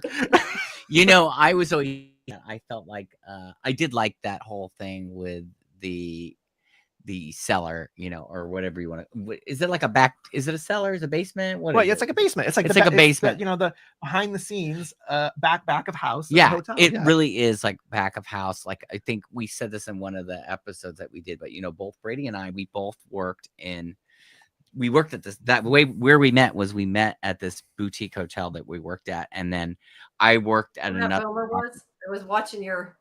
Yeah, it was Ian Schrager who owned hotels at the It was time. the Hudson Hotel. We can The officially Hudson. say it was the You Hudson say it's the Hotel. Hudson Hotel. It It's out of doesn't exist business anymore, but it was a you know, posh boutique hotel. When it opened up, it was like where all like the parties would be, like the Britney Spears release party and, you know, Boy George DJing for New Year's. But then then they started like selling it to like Expedia. And It became like so the it got we say watered it's a down pretty McDonald's quick. like boutique hotel. At the end, it was getting really But like so watered down. beautiful, you know, on the, you know, in the public spaces, and then you go behind and it's just like in shambles, and they never do any upkeep at all. And so that's what it kind of reminded me of, to see that juxtaposition. I really thought that was a really cool moment when you realize, oh my gosh, that's what we were seeing way back in season 1. But I was saying, I think in that podcast too, that, you know, as a kid, if you were living in that hotel, that would be like your happy place. That would be where you'd hang out, because you know, like, you know, if you live in if you grew up in the suburbs, then, you know, whatever, the yard or the forest or whatever, that's where you go and play make believe or whatever. Probably for Lottie as a child living in New York, like if you're living in a big building like that, that would probably be like where you could go play hide and seek and be comfortable. Have you seen Only Murders in the Building? Yes. Oh, we talked about it. We loved that. Yeah, We like talked that about girl how that this was Selena the Gomez's character lives in Arconia. the hotel. We'll say it again. Sorry. Well, 2 of the characters grew up in that hotel. Yeah, That's right. Remember, they're they were friends. going behind the walls. Remember? right. Yeah. I remember that. Yeah. That's what's it was funny when I saw them do the hotel scene. That's what we instantly were thinking about. Only Murders in the Building. Especially since there was a plot in some episode where there's somebody stealing jewelry from the Moor, and that's referenced in that episode. So Yeah. Oh yeah. I mean, we could do a podcast on that next season if we want. We DJ'd one of their parties once. Yeah, we was did. fun. What was funny is we actually the reason why we started watching it was because a friend of ours, because we got booked on the we got booked for the party. We better watch it. And we're like, we better watch it. So we watched it, and then like, oh my god, we're hooked. And so we just binged it all, and then we kept watching it because we knew we're like DJing the party, and we figured, well, we better know like what's, you know, what the vibe is, you know. So that was fun. By the way, we'd love to DJ a Yellowjackets party. Yes, anytime. please. Yellowjackets party, somebody. We will give you. We were gonna do. We want to do our own wilderness party. Yeah, we're gonna do that. We are gonna do it sometime soon. But the problem is, like, time-wise, this week it's getting so tight. Like we were thinking of doing it like on Thursday. We music from the wilderness, like inspired by Yellowjackets and whatever else we want to do, because this room we're in right now is actually I don't know if we can show behind here is the DJ decks. And so, you know, we during the pandemic we had started doing this DJ show, which started off for just like our friends, called the Dreaming Room. And so we would broadcast on like Facebook Live or like Twitch or whatever, and it was kind of cool because it was a great way to connect with all our friends all over the world who are all going through the same thing, right? The pandemic. And so we kind of continued it as things kind of loosened up, whatever. But then as life kind of interrupts, it's like we can't do it as often. Yeah, we used to be able to we would do them like maybe a couple times a week, and then we could do one at like Friday in the afternoon. And then our friends who were working from home would be like, oh, they would be, you know, they could tune in and they could listen and they could get on the chat because they were working at home. But now, you know, everybody's kind of like back in office mode, so it's less like that. So we've been doing a one-off. That's why I say the podcast has been kind of fills that void, because we are, you know, working on something else and we can still interact with people and stuff. So it's been great. And you met Liv. I was gonna say, I did think of what their name was. Liv. Yeah, we met that was Liv. kind of, I was a little embarrassed in a way because just completely lost it in the middle of my set, you know, like Liv, like I was like, oh, yeah, done. I didn't. I was feeling pretty good. I had a couple cocktails. I was like, oh my God, you don't know how So they cool came it over. is They to came see you over here. behind the. We were like, Yeah. please come back. Please come back. Yeah. So they hung out with us for a good, I don't know, 5 minutes. 5 or so, minutes or and so, just but- chatted a little bit. We didn't ask for any spoilers or anything. I but- said I but they was not did going to say- ask them for any They did spoilers. say expect it to be crazy for the rest of the season, and then I did say something like, oh, you've kind of been, the character's been the favorite since season 1, and then when we found out that Lauren Ambrose was going to be playing you in season 2, we were so excited because we're 6 feet under fans, and they were like, yeah, she's great. She couldn't say anything, right? She knew what was coming. Right. Yeah, she didn't want to say long. Not going to be long for the show, but we can Yeah. tell you that. Well, they're going to be at this premiere thing Yeah. we're going to, along with like Sophie Nelly's Screening, not a screening, premiere, sorry. screening, yeah. Sophie Nelly's Sophie and- Thatcher, Sophie Thatcher, Courtney Eaton, Eaton. Sammy Hanratty. Yeah. I think just the teens. Yeah, so just the teens, but that'll be like so cool to hear what they have to say. I mean, we did go to a Q&A before where we've seen some of them do the talk about the show, but not this whole ensemble. So it'll be fun. Hopefully we'll get some We'll video. report back. We'll report Yeah, back. we'll let you know if we find out anything. That's really cool. Sounds like a lot of fun. I wish I wasn't in the middle of nothing. There's never anything. Yeah, I wish I was still living in California. I lived in California for 20 years. Oh, really? Probably go back. Oh, yeah. Where were you living in San California? Diego. Oh, Okay. great. You could have swung up here. That would have been, Yeah. Answering I've been Black up to LA Cherry a lot of Art. times. Black Cherry Art. The screening is at Vidiots in Eagle Rock. And it's like, I don't know how they're doing. I don't know if it's like, I think the way they did it is they probably, if you have some kind of like membership or something, they give you X amount of tickets. But my good friend who's going to be unavailable, luckily for us. luckily sent us the tickets. So I say, thank you, Lisa. Thank you. Guardian angel. So, we never would have got the tickets. We would have missed, Missed this one. we would have missed it because it was real fast. I got like to their email. And she's like, I know that they podcast that. So we're getting lucky on that Yeah. one. Yeah, I got to see David Lynch talk that way because somebody Ooh. couldn't use their tickets. No, it's awesome. I mean, that's what is a definite plus about living in Los Angeles. These things, when these screenings come up and they have like a Q&A, I mean, it's just we're so lucky that we could, if we in there to get like the extra, access and, I don't know, it's a really great thing to have available. It doesn't happen all the time, but sometimes Brady's got a SAG membership. So like sometimes they'll do something and then they send an email out and say like, do you want to go? Yeah, you have to put yourself on a list. That's when we saw the season 1. Right, SAG we one, did season and 1. That was really cool. And that was the because best. The cast just hung out with us like for like an hour. It was kind of weird great. because they were like, why is everybody like wanting to talk to us? Because we're like, the hello, this show's so amazing. great. Like we got to. I don't think the frenzy hadn't really quite started, Maybe. I mean, they all took pictures with us. Like I took the picture with Melanie Linsky and was talking to her. She was like, I just seemed a little like perplexed. Why is everybody so into this?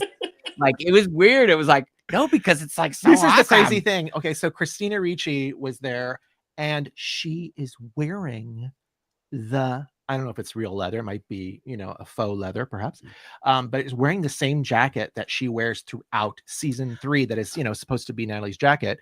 And I did see an interview with her where that jacket, which is her own jacket, it's because it fits her well, and they just kind of made it pretend as though it was Natalie's, that it was stolen out of her car after the season wrapped. That sucks. They get another one. Don't like that. But anyway, she was wearing it that night. I got a photo long time ago. We got photos with everybody who was there pretty much, and got to chat to. Yeah. I think we chatted to Sophie Thatcher for quite a bit too, and her boyfriend was there. They were like really sweet, and it was just like, I don't know, it was cute. So we were very lucky that we got into that, and it was small. It was a small party. It was just like, I was gonna say, now it won't be like that. No, I mean, yeah, that's like you said, before the frenzy. Yeah. So anyway, I think it was kind of a slow burn before it, got really popular. I'm curious as to what the kind of change in viewership has been since they put it on Netflix, right? Yeah. Didn't they put at least one of the seasons Yeah, on? yeah. There you It go. only got more popular being on Netflix. So does anybody have a full 100% yes to season 4 yet? Has anybody heard that? I mean, we've been hearing some I don't rumblings. think I heard. so. I I'd be I read surprised. something. I'm sorry. No, I said I would be surprised if they didn't. Right. Yeah, I just read a thing that popped up today from the director. One of the episodes. One of the Yeah, yeah. episodes, and so he didn't say anything about season. This episode 9. Okay, right? Yeah. episode 9, but he didn't say like it's been renewed. But what he did talk about was the Melissa timeline about the character, and saying something about that this will be whatever was said. It was like this is the really. I think we're gonna Good opportunity storyline for the character for the next season. So you're like, okay. I would agree. There's a Yeah. lot of mileage that you could get out of that character. So I take it Yeah. that she's not getting killed off in the next episode. Okay. she got I out of take there. it. She got out of there. I thought it was a Sometimes little they say risky. things and reveal I thought it was things. risky to close that flue with her tied up in the house. Yeah, I know, but I guess I don't know. Somehow she thought she'd get out. Don't know. I was gonna read this part. AA was asking, can someone explain to me how they all seem surprised that Hannah had a daughter when it's something that she mentioned in the wilderness? Because if you read Hannah's obituary, it doesn't mention her daughter, just mentions she had obstacles through her high school journey. It makes it seem as if Alex was given up for adoption. I did notice in this episode that clearly Shauna did know it. So the fact that she was so surprised, I don't know if she forgot or she lied, but yeah, I kind of assumed maybe she was given up for adoption. I don't know. Yeah, I thought that was what I understood originally too. And then it was like when the character said that she had somebody at home. Let me say, like, unless she gave it up for adoption and she was just trying to get more sympathy from. Yeah, that's possibly that she was that- lying to Melissa in the what we call the human pet pen. But I don't know. Did Shauna overhear that part? I'm not sure if she happened to be walking by at that exact No, I moment. think no. But Melissa said to her, she goes, "She has a that's daughter right. back at Oh, home." hello. Remember that Yes, whole thing? Yes. She has yes, a daughter yes, back that's at right, home. that's right. So it's like Well, you She believe- didn't believe her. Remember? She's Right, she didn't believe her, can't but believe her. Yeah. She must have eventually believed her. But. Yeah. Yeah, probably eventually. Well, I mean, it didn't work with Shauna's, her MO in regards to these people out here. She can't have any sympathy for anybody. Gotta block that she out. doesn't.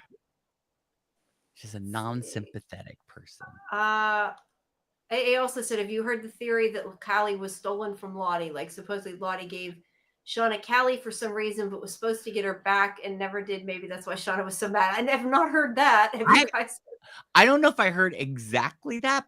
Heard a portion of that, and that's the thing. I mean, it's all possible, right? It's all possible. That's what's so great. That's very fascinating. And what I like about it is when they, when Jeff's talking to Callie and says, "Oh yeah, you like your mom," or whatever, you could almost say, well, maybe she is like her mom, and maybe her mom is Lottie. You know what I mean? Like, because that connection that is just like innate when they kind of hook up. So very interesting. Now, the only thing I could say is, what if the writers are just taking Oh my God. all the ideas that all these people throw out, and they're just writing it that I would way? love to be a fly on the writer's So, like, room wall of Did this you show. hear that one theory?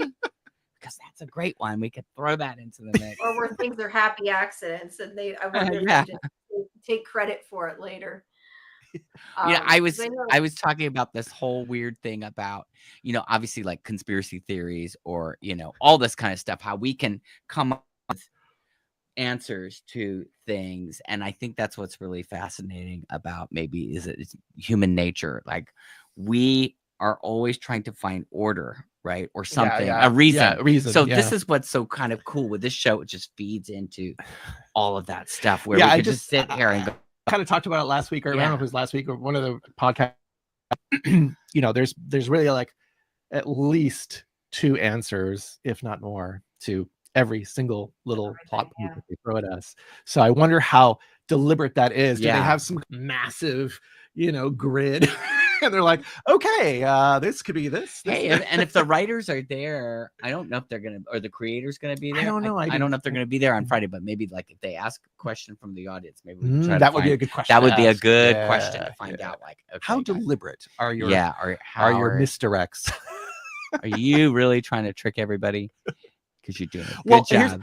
Of course, the big one from season 1 was that Adam was adult Javi, and personally, myself, I never bought it because I just felt like, even though I can see where people get that because he was an artist and they would cut back and forth like to the scenes, it'll be the same characters. I just felt like even if Shauna only knew this kid for, well, we didn't know when he was going to die at that time in season 1, but even if she only knew him for a short while, even say 19 months out in the wilderness, you just would, if you're sleeping with this person as an adult, you're gonna see in the eyes, you know, like you're just gonna know. So if she was like, "Who are you?" You know what I mean? Like she would know whether it was Javi. Anyway, what I find so fascinating is that when the writer's like, "No, this is not what it is. This is not the case," and then they double down in season 2, then suddenly they've got Javi's drawings that just magically look like the tattoos on Adam's back. So it's like, and it's I was gonna totally mention those tattoos. so weird. Again, we are people that would like to know what Adam's real motivations were here. We'd love to know that. Yeah. I think the story with Adam, though, is probably unfortunately over. I can't really see that coming back around. Well, people have theorized that Walter and Adam were brothers. Yeah, or connected in some way. Yeah, I saw that. They don't too. look anything alike. I was gonna say they look nothing alike. So we have someone who we kind of met through TikTok who suggested that I guess both Walter and Adam. By this way, a shout out to Amanda G. She theorized that Walter had that accident with the steel beam falling on him or something. I don't know. I can't really. Scaffolding. And then also, I guess in season 1, Adam references some sort of accident as well. So Amanda G was saying that perhaps what? Oh, look at this. Amanda G was saying that maybe they had the accident together, and that's why maybe Walter sued Adam or whatever, you know, and then that's how he became rich, or who knows. So anyway, that could be a connection why maybe then following Adam. I don't know if you see, he was doing that art installation where there was a hanging piano or something comical like that. Yeah. So I don't know. It's kind of fascinating because it goes up in the chat. So AAMM said that the writers admitted that Adam actually was adult Javi, but threw the plot line away. What? That's crazy. Yeah, really. I haven't heard. That's interesting. Very early. I like Adam is Antler Queen. So they threw it away. Adam is Antler Queen. I love it. Yes, so they threw it away because they didn't want the citizen detectives to be right. You know, I love that. If that's the case, that's fun. Sometimes I think they rewrite things. They're like, well, they figured that out too easy. We got to change that, right? I was going to put up another. Oh, okay. You're talking about that Adam and Walter look nothing alike. So I want to bring this up. How did and I had wondered this too. How did Misty Ty and Van recognize Melissa? Well, not just didn't have her hat on, but they were moving fast. Like, she's how much older? Yeah, that's a little. Yeah. I kind of wondered about that. This was definitely the biggest stretch of. And what are the chances you'd be on the same road? The same road at the exact same time? Oh, unless there's one road in and one road out. Could be one road in, one road out to Melissa's house.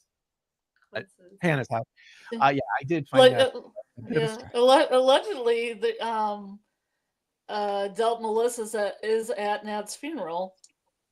I haven't looked at it yet, but she's in a shot to like the left of them, I guess. Oh my gosh, I would. Which I thought was funny because I thought maybe she like just took the hat off and nobody would know who she was, and then put the hat on, they'd be like, "Oh my God, Melissa."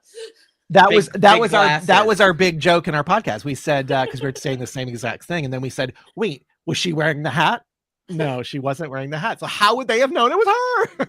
Yes. Good question. Yeah. Wait, there's another one. Oh, Gary asked, what do we have to say about the third timeline? I hope that we get to see the third timeline pretty soon. I mean, I assume we won't till either the end of the episode next week or next season, but yeah, I think it'll be interesting to see once they're off. I keep wanting to say off the island, and Scarlet yells at me, once they are out of the wilderness.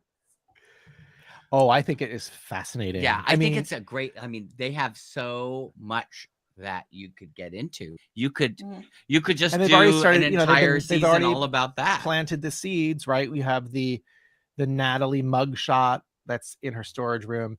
You have the charming wedding photo of Shauna and Jeff when she's pregnant. Like Oh these my are all God. these moments we want to see for sure. I did think it was weird they kind of spent the what happened thing in a way. They like said that she faked a suicide or whatever. I kind of wish that maybe she didn't. Who knows? We don't really know, but that'll be something you'd want to see. So yeah, I do think there's a lot of places that this can go. I think ultimately one thing I really want to see, I mentioned it earlier, I really want to see like a complete medical breakdown of how these people are doing. That's one thing, even though it's kind of not very interesting in some ways. But and then the other thing is just how are they going to integrate? Like, how are they going to deal with the press and all that kind of stuff? How are they going to deal with? I guess no one's going to go back to school, right? They're done with that. So it's just I going to tell be you though, they're going to go to 7-Eleven first and get a Slurpee, get a Slurpee, and then a Big Mac, right? Right, right. That's the first thing they're going to do. And watch The Real World And the Real World, yeah, and find out what happened. Black Cherry says, do we know how old Melissa was when she faked her death? So maybe they've seen what she looks like in as adult. Of course, Misty would be the only one neurotic enough to spot her. Right. Well, yeah, Misty spotting her does make sense, but out of anybody.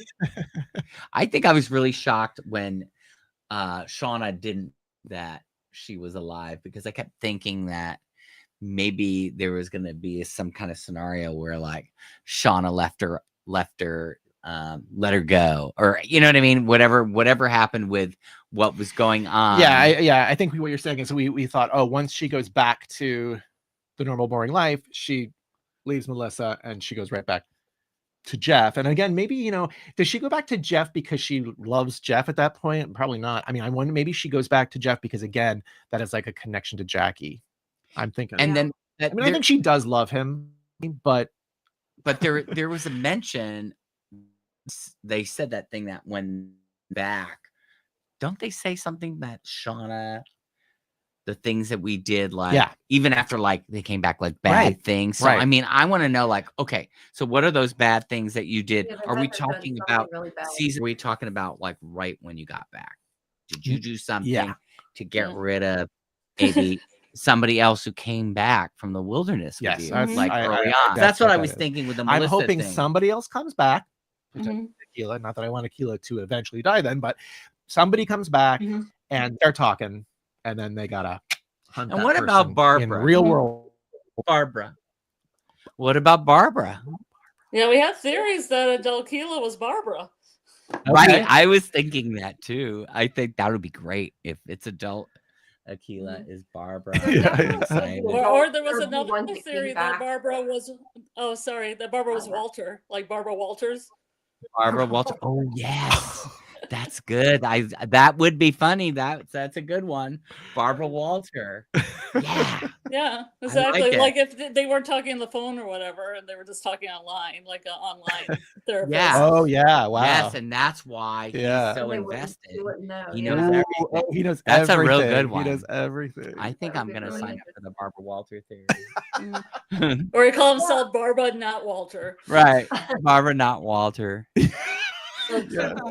But yeah, more of them could come back alive and die later. We don't know. They've just said, they're the only ones that are left now. Fact that, okay, so Melissa is there, and she said she faked her death, but at least she didn't fake her death in the wilderness. Right. So obviously, she had to do something. Yeah, she had to come back. And then wait, who was the other one who came? Who? Jen, right? Melissa and Jen. So maybe Jen is coming. Well, back. They just said the reason they lumped them together in that conversation was just because they were the ones that quote unquote got close to Hannah out in the wilderness. Oh, right. So, I guess so, yeah. Whether or not Jen dies, we don't know, or somebody else in the wilderness, or later, we still don't really know. Or they're like best friends too. So there's that. Yeah.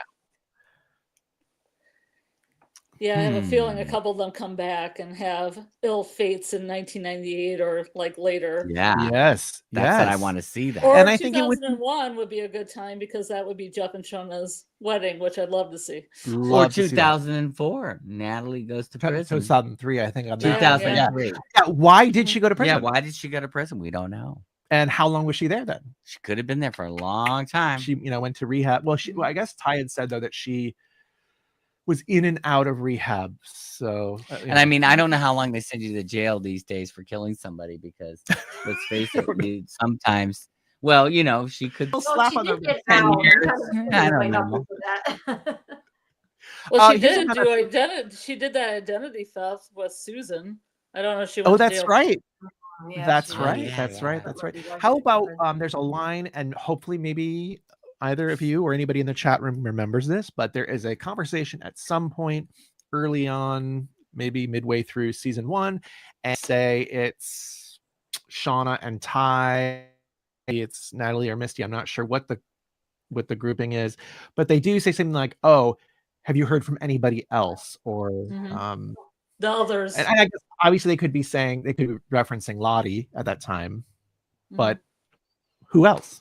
Others. Yeah, who else was left? Van. Van would have been Others, one. Yeah, yeah. it would be Lottie and Van. But if it Melissa. was just those two, you could just say, "Have you heard from Lottie or Van?" If you knew that was it. Yeah, maybe. Else, who else They is want, there? they want you questioning it.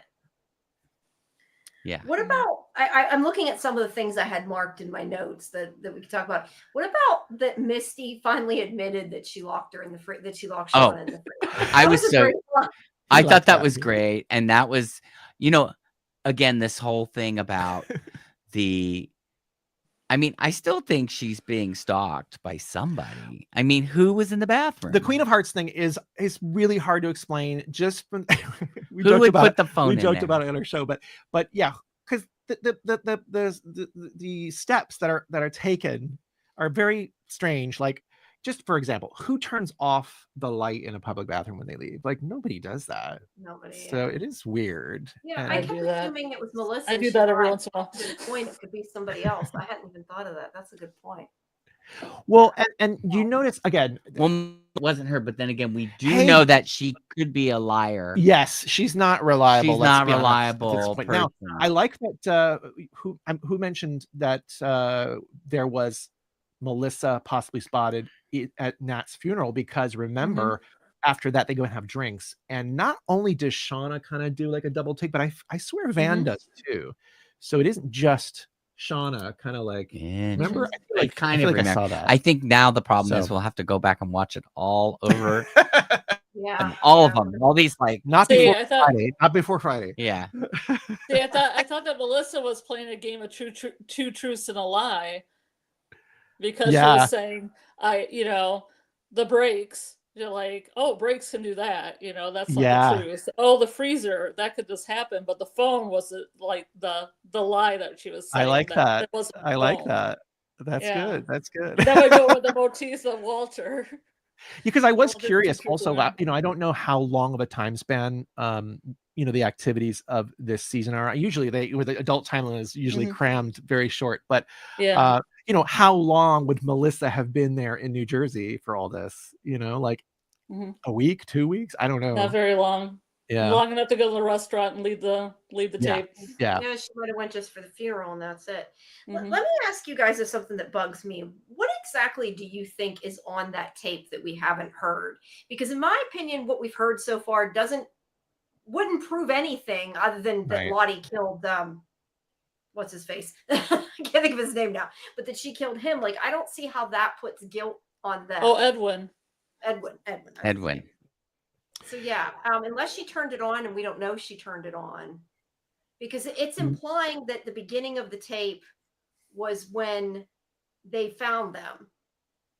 Yeah. But it Yeah. just doesn't make sense to me. Well, And then there was later a- she's recording her message, but what yes, else? there was What there. else? She was recording the message, and then she buried the recorder. And then, if you remember, there is a mention that I don't know if it was who said it. I can't remember, but someone said that she told Melissa where the recorder was. Right? Wasn't that come out somewhere? So maybe she had it recording other events that we have not seen yet. Perhaps.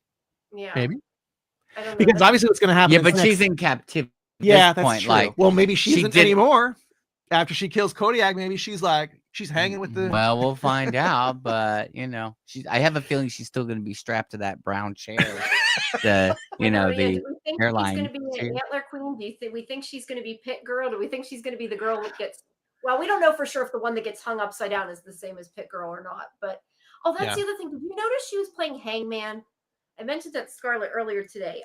When she's with Melissa and she's scratching something in the dirt, I'm pretty sure that was Hangman. That is what she was. That's what she was scratching. The box with the line. That is what she was doing. So Wow. that makes me think she may not be long for the. That is, you are so right. And again, they never put anything in there for no reason. It's not in there for no reason. Yeah, and I really do think that she is Pit Girl. I don't know. It just feels right to me. It makes sense to me. Well, and did you see? Somebody had showed this, like, rendering of like the mask picture or whatever. They took the picture of dead Pit Girl, and then they took a picture of Ashley Sutton and put the faces together and go, well, they're very similar. And they did say that they had her picked out from the very beginning. They didn't say they had her picked out for Pit Girl, but they said that she had auditioned Right, for a role on Yellowjackets early on. So she was on their radar. Like they wanted her like from the beginning of the time. I they mean, were pitching the pilot. Or you whatever. know, they used extras for the actual Pit Girl. Though, right. So Yeah. Right. I was always, again, this is me. I'm weird, but I didn't think it was ever important really in season 1. Like everybody's talking about who's Pit Girl. And to me, it was just like a writing device to show the juxtaposition of where they end up and where they are, when they jump into the little game on the field at the high school. So to me, it never really mattered because it was just like a graphic, comparison between what happens. But then of course you start to realize, oh, okay, well, there's only a limited amount of people here on the plane, so it really does matter. And then that's why all these theories come up, because of the look of. I'm just gonna tell you, Allie killed everybody. Just kidding. She came back, she was angry she didn't get to go out to the wilderness, and she found out and she decided she wanted to kill. She's gonna kill everybody. Right. There were rumors she was going to be in one of these episodes. Is she going to be in the finale? That would be fun to see her again. Hey, the actress who played Crystal was at the premiere, so was the actress who played Lisa. So I'm just really hoping Crystal appears. Okay. Come on. Okay. Crystal survived in the wilderness all this time. Made herself back. I don't see how she could have survived that fall, but it's television. I know. She had blood coming out of her mouth. I know. Which There is was pretty no bad. body. She had blood coming out of her mouth. That's what we say. If you don't have the body, it doesn't mean anything. Right. Falls in the wilderness and nobody hears it. Maybe Crystal's Barbara. Yeah, maybe. Right, maybe Crystal's Barbara. Oh. Yeah. I like that too. Maybe I don't know. I'm kind of still vibing that. Real. I have something to talk about. We talked about it in our podcast. That's really interesting. The parallels between season 3 of Yellowjackets and the Rites of Spring, which is mentioned in this this episode. It's pretty wild, the chain of events. And so I do believe that does offer some clues as to what we will be seeing in episode 10. So I don't want to get into it, but just check it out. There was a really good video that we found on YouTube, like an animation of the story, and it's really great. It's so well done. You should I actually did a report on the Rites of Spring in the fall of 1996. Everybody heard, and this, and I some comments. I do. This is a music theory. So you just listen to it and you just scribble whatever, So I do not understand Stravinsky. Want to. This music is much too imaginative and evocative for an explanation. Blah, blah, blah, blah, blah. This music does not remind me of spring at all, as it is much too tragic and violent. This is autumn and winter at its most fierce.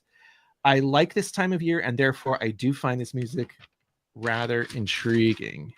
And then Stravinsky has led us on this nonstop dramatic and tragic path.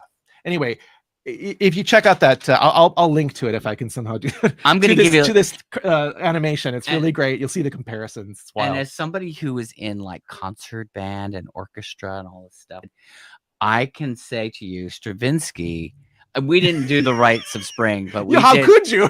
No, but we did the original piece was like a over 100 orchestra in 1913 in Paris. But we played Fire because they were so shocked by how they used all the instruments as like percussion, basically. Mhm. But his is so weird. I mean, I'm not really I'm not a fan of classical music, really. It's not my thing. I mean, yeah, I like the basics, but I'm more like into all kinds of other weird stuff and electronic music or whatever. But I can remember trying to play the Fire, and it's weird. There's like one section that's like kind of normal, which I think we probably truncated and like used that for whatever we were trying to play in the orchestra piece. But like some of it was like way out there, really weird, atonal. Spring goes all really bizarre. And so, anyway, check it out. Yeah, peeps. check it out. Maybe it's got some connections to the next episode. Yeah, it was interesting because I was calling it Rites of Autumn when my friend Fayfire had her video and she was talking about the Rites of Spring. She does a Yellowjackets broadcast. Oh, cool. And we were like, oh, this is more like Rites of Autumn, like early. Early winter. Early winter vibrations. Oh my gosh.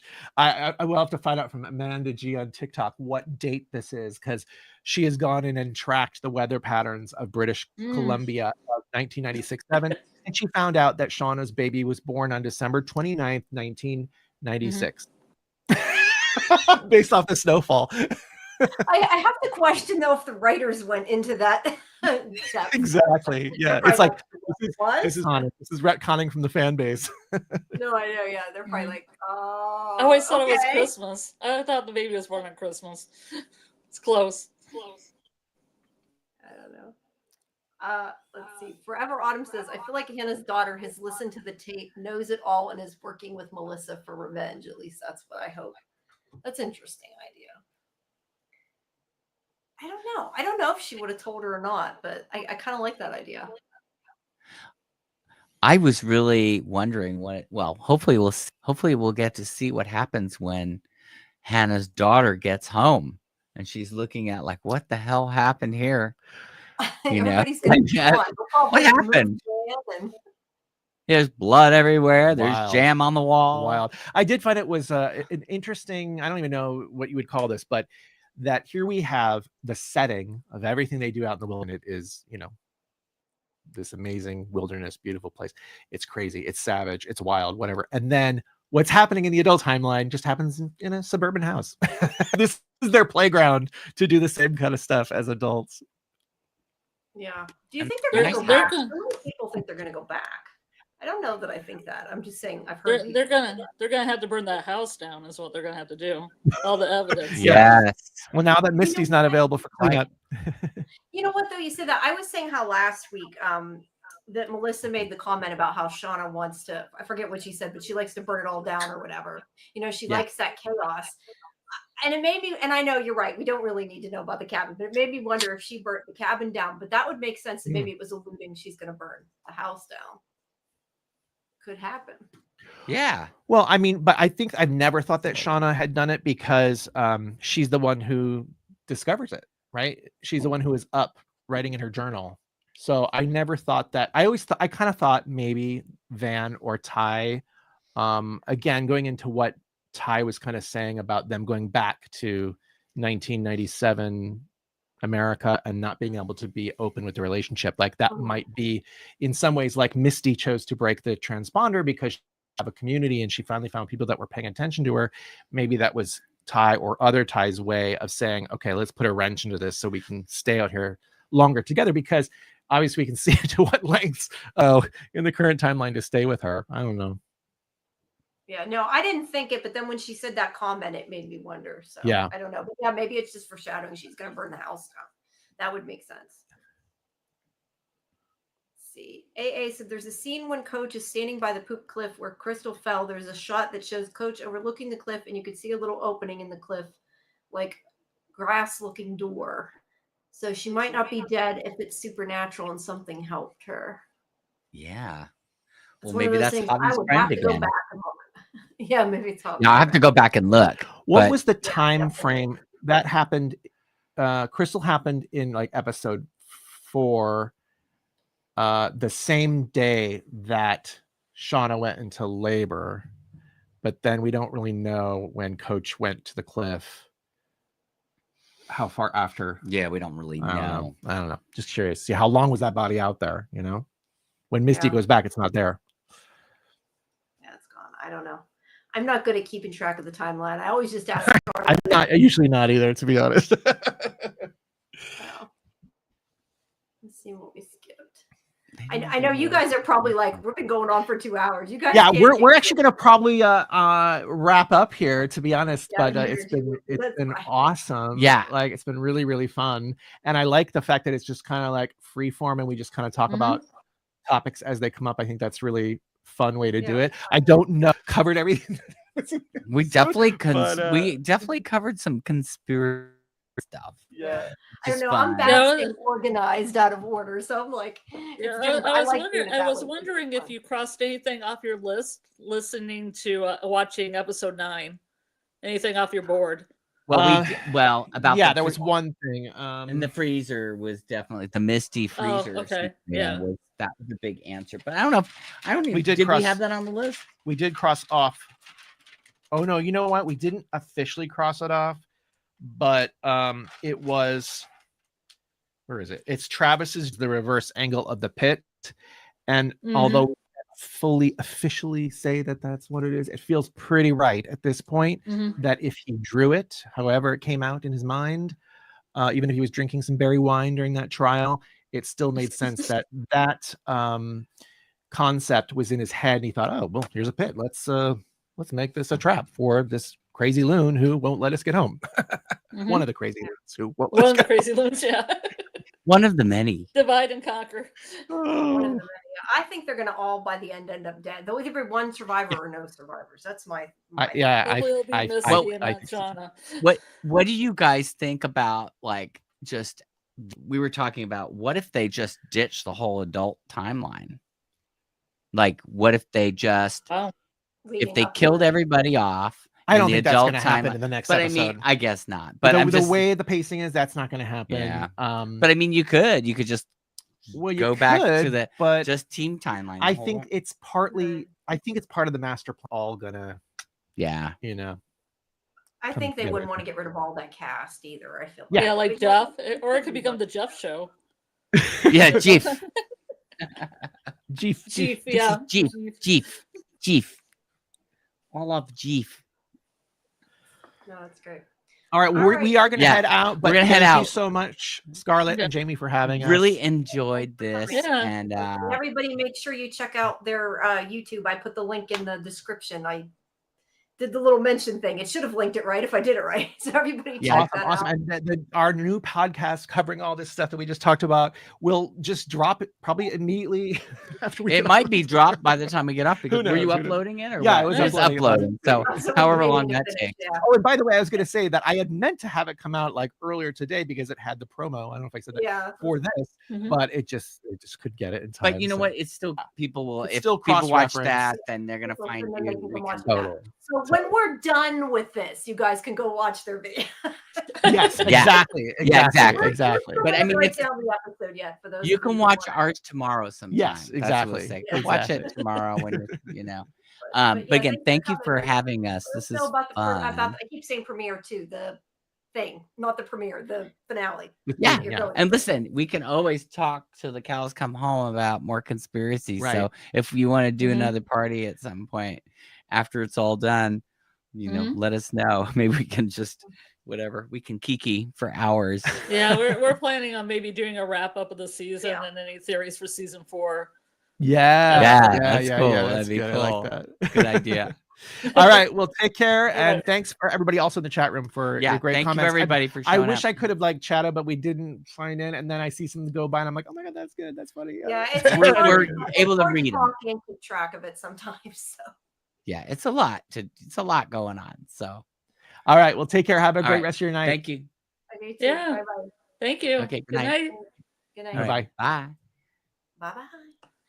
All right, and for everybody else, like I said, we'll be breaking down the episode yet in more detail now. If you want to stick around, and I feel like there was something else I was going to say that just went boo.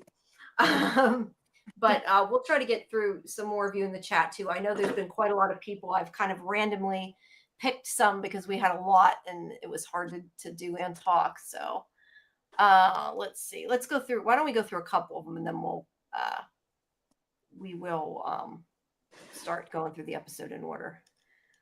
Black Cherry Art said there's an interesting line in episode description for season 2, episode 8. It says, this is what he or she, I'm sorry, I'm not sure if you're, apologize for that. Black Cherry Art said there's an interesting line in the episode description for season 2, episode 8. It says, Van proves Gullies never say die. Teen Van is hardly in that episode. That was what they had mentioned earlier about the Goonies never say die. So I guess that was in reference to that. I just missed that part of it. Sorry about that. And maybe it's just because Van has 9 lives. You know? Yeah, it might be. I hope it would be nice if she made it out. I don't think she did, but it would be nice if she could, you know? You like turned around and it was just the bloody puddle and she was gone. Yeah. Hey, if Crystal can survive, right? Samuel says there are 4 Yellowjackets right now and 4 stick figures in the drawing. So, yeah. I'd have to, I was going to say there's one in the pit though, right? If we think it's the pit. Yeah. All right, let's see. See, this is where I need you to help me man the chat, can mark them, as I know I've skipped a lot of them. So if I have skipped your comments, guys, it's not on purpose. It's just I can only get so many. Let's see. What was up with, Shannon said, what was up with that last scene on the plane with young and adult Van? What did you, I know we'll get more to that scene later, but what did you think about that? Because I wasn't sure exactly what to think about it. It was weird, but I know I don't buy in quite as much to the paranormal part of it as you do. I thought the only reason they would be connected was maybe the both of them had cheated death, like Nat and Van. But apparently the Death Plane only plays Radiohead. Like you have to pick your Radiohead tune. Yeah. Speaking of cheating death, do you think that Van will go along with what Ty suggested and that she will pick somebody specifically to get the queen? You do? Okay. I think it was probably going to fall on Van, but she's not going to pick herself. And she's going to put the card on Hannah, Jen. Maybe. One of the brunettes. I wonder if it's possible that, because remember how she before said something about the cards? I forget what she said, but maybe she intended not for it to be her or whatever instead of Ty that had to shoot him and it got mixed up. I don't know. I don't know. They didn't really talk about it, but they said they had done it before, right? It seemed they were practicing it. So I don't know. Maybe they did it then. Yeah, maybe. I don't know. Everybody thought it was Mari that was messing with the cards for the chores when it really was Van with the hunt. Yeah, could be. Here, wait. Let me get this. Hold on one second. I got to add this thing. I fixed this. Hopefully it works if I did it right, because it was annoying me last time it didn't line up right. So I fixed it. Let's see. If I share my file for, let's see. Yeah. It fits. I did a good job. I sorry, I get too obsessed with it being out of alignment. It bugs me. Yeah, so yeah. I finally fixed it. I am going, whoops, I guess I can't do that though, apparently, because I moved it and then it. Now it looks like it's full frame. Yeah, no, it got weird when I moved it. Yeah, that's nice though. Yeah, it looks good. Thanks.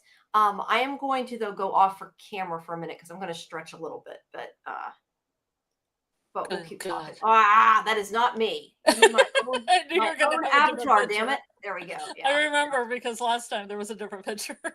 Yeah, it's whoever last used it. It transfers to. All right. So the beginning of what we have is Van having this hallucination of her younger self. And she is meanwhile on a ventilator. So I don't know if she's just really out of it or if there is more meaning to her hallucinating her younger self. I don't know. Do you think that this is significant too, or do you think it's just a run of the mill hallucination?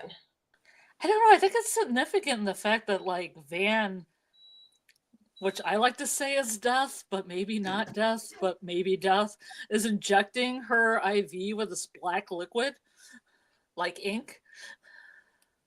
Yeah, I lost my hair thing. When I'm talking to you, I'm like, what the hell did I do with my hair thing?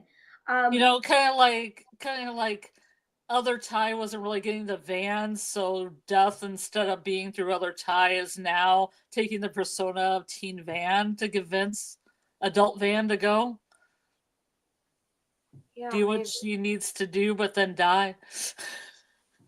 Yeah, I don't know. The thing is, they have a lot of hallucinations on this show, so it's hard to tell. Oh, I know It's interesting. She just went with it. She didn't like even question it. She was just like, "Let me go on my adventure." Yeah, she just. It's like the Goonies. Well, to be fair, listening to yourself. I mean, if you're going to listen to anybody, listening to yourself, I guess, is the best person. I'm never going to listen to myself if I'm in a dream. Well, most my younger self, no way. Most people don't dream about themselves, so I don't. Yeah, it's true. But I know what I was going to say earlier. It had nothing to do with Yellowjackets, but I was just going to say I need to make a video screen that says like "Be right back." Yeah. And then like when we need to get up, you can stick it on the screen, and everybody knows you're still on the way back. Have a little. Well, you can put it in the middle and have a little music, because I've seen somebody do that. Yeah, and then you can or experiencing technical difficulties, and they put a little thing up with some music. Something. Yeah, I don't know. I've been looking into different video, like things to do for the video. That's why I already miss Lauren Ambrose. Yeah, I do too. She's one of my favorites. I was already missing Lottie. I was already missing Simone Castle too.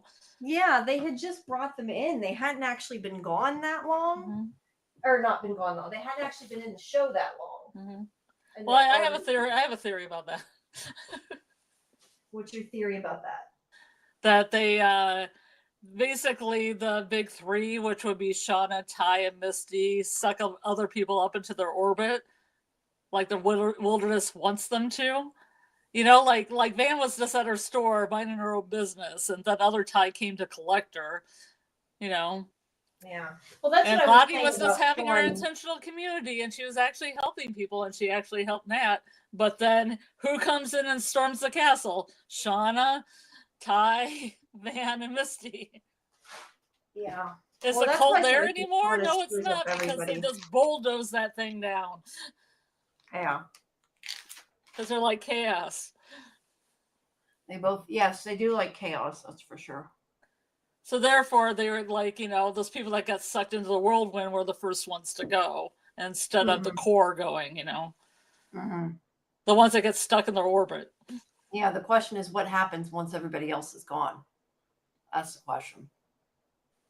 Then it becomes the Walter and Jeff show. Yeah, maybe. So she tells her that Ty's there, Misty's there, Shauna ditched her, but that she wasn't surprised. Yeah, I like how this was shot too, how everything's kind of like repetitive, like almost like an echo, like a visual echo. Yeah. Like right there. I like the way this was shot. It's not, she's like not solid. Yeah. And she asks if she's dead. And, you know, younger Van just say death is around every corner. So she doesn't actually answer her of whether she's dead or alive or could be dead, you know. Cryptic. Yeah, very cryptic. But she wants to ask her about the Goonies. And this is where the whole quest about. Yeah, I like the build up of that. Was that in the trailer without the Goonies like reveal? Because I think she was just like, I had to tell you something or whatever in the trailer, and then it was like about the Goonies. Yeah, and she says one of the greatest quests of all time because they go on an adventure to find treasure. And she's like, I've seen it 100 times more than you have. Yeah. Because you're a lot older than her. But the point of all this is she does say that that the story in that is the classic hero's journey, and X marks the spot. So that's the intent. I have to question, and I guess we'll get to that later, but the whole X thing, like what that exactly was marking, because Melissa was the one that ended up killing her. So yeah, I'm not sure what the purpose. That was the treasure, I guess, because in getting Melissa as a treasure, then Van saved Ty. Eventually it led to saving Ty, I guess. Because Melissa's actions made them pass out, which what I believe is an in-between space, so Ty could fight other Ty and win. Yeah, which she did, but the question is for how long? I don't know. I think it might be a permanent thing. She did kind of leap on her. Yeah, well, I would like that. I would like that, but I don't know. Yeah, it would make Van's death worth something. It would be cheap if she just came back again. Yeah, no, I totally agree. But she does stick something in her IV. Now, do you think anybody stuck anything in her IV, or you think this all was just in her head? Maybe other Ty? Maybe. Some adrenaline? So she can go on this trip? Yeah, I kind of do question the fact that she can get up and do what she does when she's supposed to be that sick. But I don't know. It just made me think of like the it that they talk about, the darkness, the wilderness, that kind of thing when she fills it up. Yeah, that's what reminds me of The Man with No Eyes and Death, is this injection of this ink. Yeah. Inky substance in the IV, and there she is. There's hey, I just injected something into your IV. Yeah, we never know. Maybe she thinks she helped her. Who knows? Yeah. But that's when she asks how she's feeling, and she's like, "Oh, I've been puking up blood." But they talk about some of this. We don't need to go into all the details because I don't know that they're totally important. But they talk about this guy who was dying, who he wanted taffy before he dies, and she's like, "I'll get you taffy. I'll get you whatever you want." And she's like, that's not where she wants, and she said, you know, they can't go home, and she's like, that she's not, but the Goonies never say die. So I don't know if at this point you're supposed to be hopeful that she'll make it out of there alive. I mean, I don't know. It kind of made me wonder, I think, that if they're like trying to make you feel that way, which means maybe it's not what's going to happen. But yeah, I didn't even think she was going to get stabbed at the end. I thought she was I thought she was going to save people from carbon monoxide and then succumb to it because she was weak. You know, from the cancer. Yeah, the fact that she's breathing from oxygen tank, like although I never saw the tank, we just saw her mask, but the fact that she's supposed to be breathing from an oxygen tank the whole time, which was just one of those things that just happened to be there to save Ty and Shauna, you know, because they needed oxygen. Just, you know, a coincidence, right? But the fact that she's on oxygen like that and she's able to do what she does, I kind of question. But regardless, the power of the wilderness. It's that inky wilderness magic getting stuck in her IV. Yeah. Like some kind of adrenaline or something. It'll just get her pumped for a couple hours, but then she, like, you know, will have to be back in the hospital. I was gonna say, but that could be a bad idea because it could make you crash. So then we go back to the end of the scene we had at the end of the last episode of Shauna telling Melissa that she has to eat the skin, and she's you know, says if she don't, she's going to tell her family, basically. Hold on one second. I got lost here where I was at. She tells Shauna she's sick, which we already knew. And she threatens she'll tell them that who she is and that she killed and ate people. And see, at this point, Melissa's not killed anybody, so that's where again that we know of. But I mean, that's where I still feel like we're missing big chunks of stuff yet. But Melissa does eat it, and then she spits it in her face. And then whenever she's distracted, she runs and grabs her keys and goes out the door. And Shauna, I don't have a picture, but Shauna throws jam. I think it's jam all over the wall. Yeah, that's crazy. Yeah, I often imagine what we were talking before about Alex coming back, and there's like 4 different people's kinds of blood, you know, in the house, different places, jam on the wall. Yeah, I'm not sure how burn it down. They gotta just clean all that up. They're gonna have to do something like burn it down. Yeah. I would agree with that. But she tries to get in her car, but it doesn't work, and she does pull away. Although she's on empty because she didn't listen to her wife, and she should have. No, it's because Alex didn't fill up the tank, so it's Alex's fault. Yeah, so it's Alex's fault, right? Let's All blame this, the burning inferno of her house and her dreams. Well, she ain't a kid now, but yeah. Heaven forbid you meet somebody who killed your mom and married her. Yeah. So then it goes to the past, where I thought I had a picture of Natalie, but maybe it's in the Yeah, other but didn't order. did you have a picture before the credits of Melissa in her car? Just that one that was right here. Yeah, doesn't she kind of smirk towards the end of this? It seemed like she was smiling a bit, and I don't know if it's just.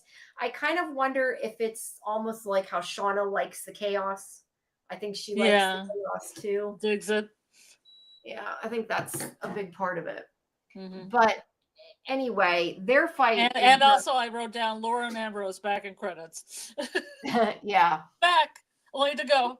I was kind of wondering, do they just maybe take them out of the credits when they're not in the episode? I've never really gone sequence to sequence. I notice it doesn't change that much, but maybe it does. Maybe somebody's done a long Reddit post on it. It's not me. I was wondering if it wasn't so much that it was insinuating she was going to die, but just that she wasn't in that episode, maybe. I don't know. I took it as that she was going to die. Well, I know that's how and then she did. But I wonder if she wasn't going to die, if you would have not noticed it, and we wouldn't be having this conversation, It's hard to tell because, she died. So, but anyway, that whole fight is juxtaposed with Shauna and Natalie, where Shauna, and we're picking up from the end of the last episode, where Shauna's saying they're not going to leave, everybody's going to stay, and they're going to do what she says. And that is where I wrote down, I started marking down about it, that like she always tells everybody what to do, even in the present. She's like just expects that they're going to side with her instead of Melissa. And that's why I love that in this episode, although I wish that they had she had done it before, but like Misty's finally like sort of not willing to just keep working for her, I guess the best way to say, which I think is well, she comes off as like poor me in like prior seasons. You gotta help me. Wait, what? Say that again? When we first see Shauna as an adult, she comes off, other than like killing the rabbit in her garden, she comes off very like docile, like almost mousy. So you tend to think that people would, just help her because she looks helpless. Yeah, she's definitely not helpless. That's for sure. Yep. Yeah. Sorry, I lost my picture. Where'd it go?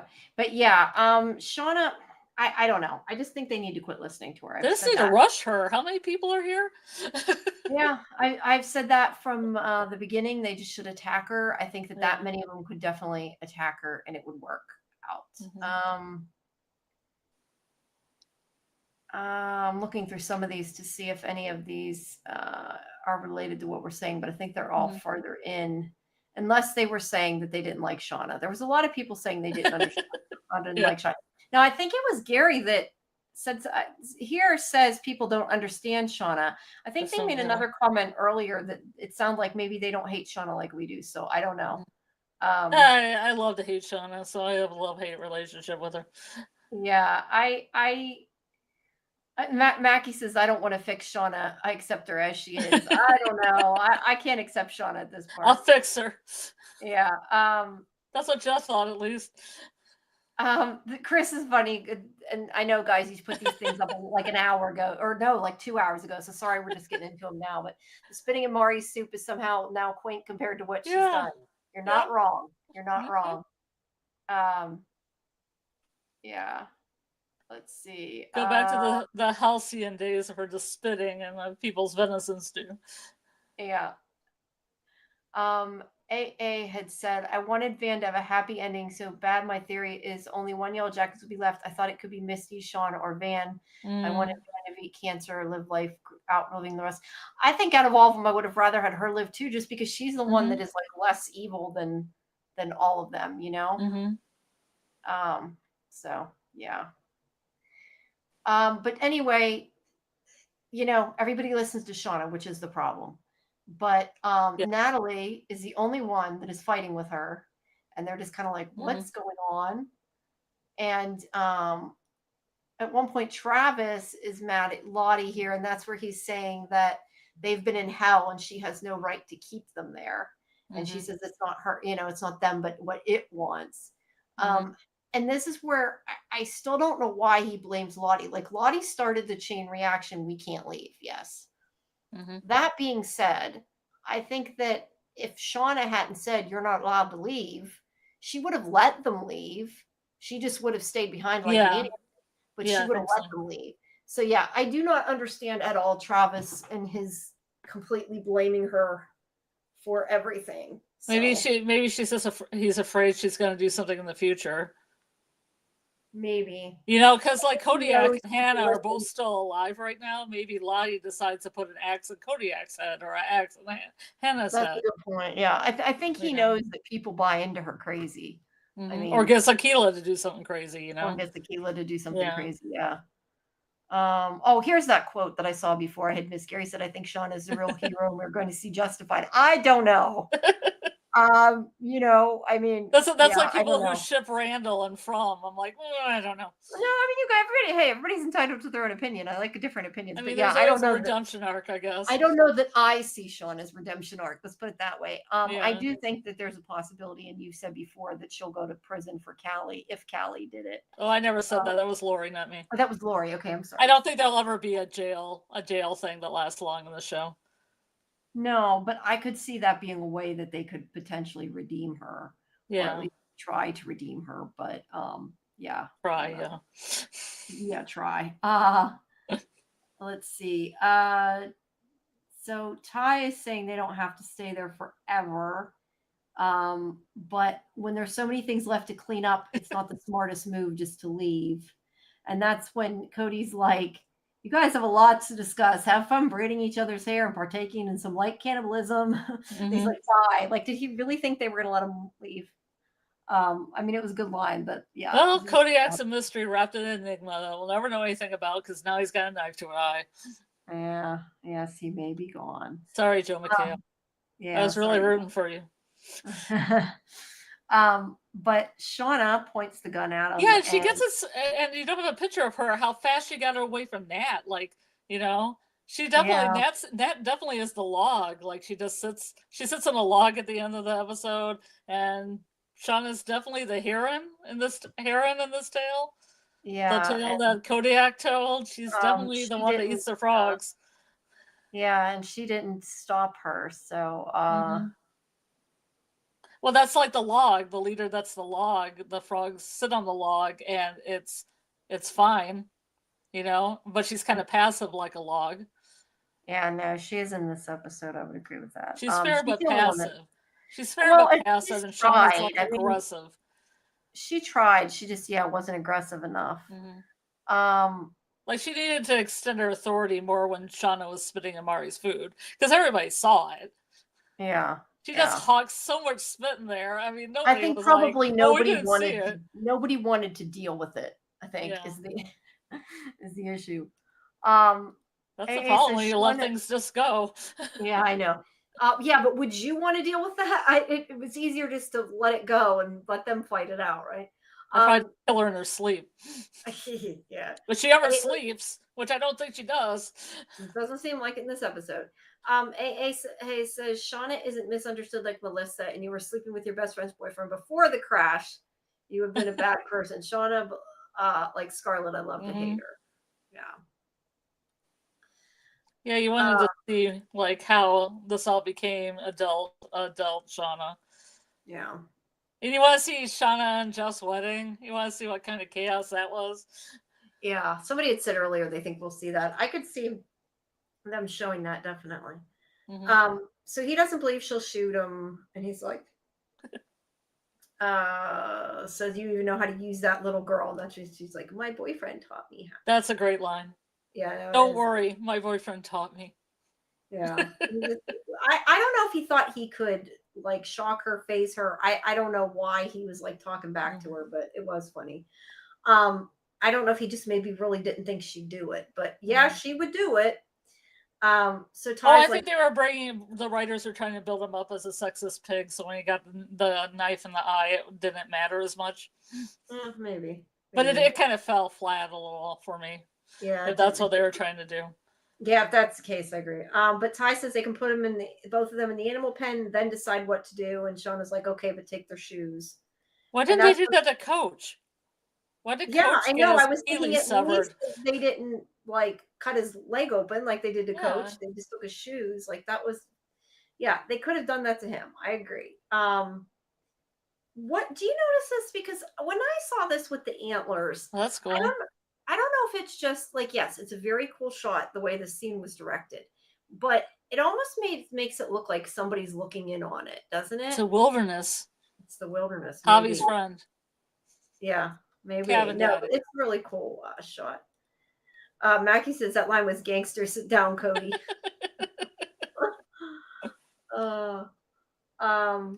So let's see. So Van, where was that? Okay, Van asked Ty if what she means about leaving eventually. Ty tells her that the frog scientists lost their shit when they saw Coach. Imagine what will happen the rest of the world gets there. What's the point of going back if it means we're going to ruin our lives? And so she's saying they have to kill them. And Van's saying she understands that the mind forgets things to protect itself, but could she try and remember what winter was like? And Ty's like, I think that was a little push towards other Ty as well. Yeah. And she's like, well, we survived winter. And she's like, yeah, we ate a fucking kid. So obviously Van does not like that they did that, but and then she said the game is going to run out, so I put game equals game, like hunting game, like soccer game. Well, I assume when she said that game will run out eventually, I assumed that she was insinuating that she knew Ty was saying they'd have to kill Cody and Hannah. I thought that game meant Cody and Hannah won't feed us all winter. Oh, I didn't even think that was the game at all. I thought they just meant what they had, the jerky. And then they'd have to go to, like they'd have to just resort to cannibalism again. And I don't think they had the ones to do that. Yeah, well, I don't know. I thought the way she said that, the way she looked, she kind of looked over. I thought she meant like they're not going to last that long. Oh, I didn't see her look over. Yeah, I thought she did. She kind of like her eyes sort of. Interesting. I don't know. It could be what you meant too. I just hadn't seen it that way. We'd have to relook at it. But this is where Ty says it's a good thing. But you're right. It does mean we'll have to resort to cannibalism.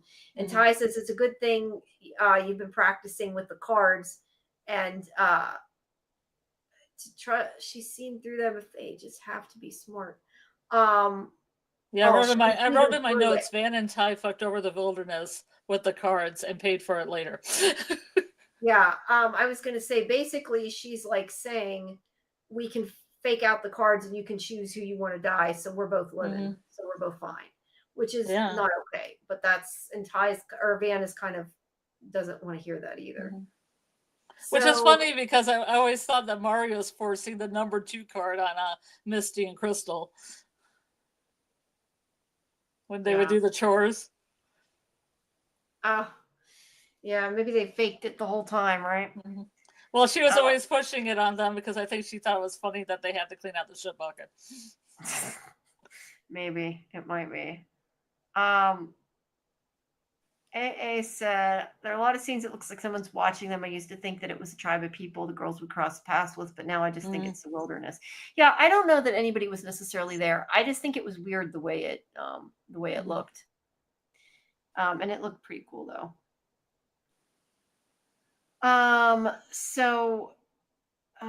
Let's see. They're on their way to Alex's, going after Shauna. Misty makes this comment about they're near Williamsburg. I don't know that it's really relevant. And Jeff mentioned it in season 2. Okay. When he was trying to be spontaneous before their van got held up, he was like, I can be spontaneous. We're going to go to Colonial Williamsburg right now and churn butter. Yeah, the only thing I can think is maybe they'd fit in there. They know how to take care of themselves. But they said, she's like, also says, in case we need an alibi. And Ty's like, we don't know what Sean has done yet. And she's like, I don't know, but I'm sure it's reasonable. And Ty tells Van that they can make a pit stop if she needs it. And then this is where they see a car, somebody standing alongside the car on the road, like they're out of gas.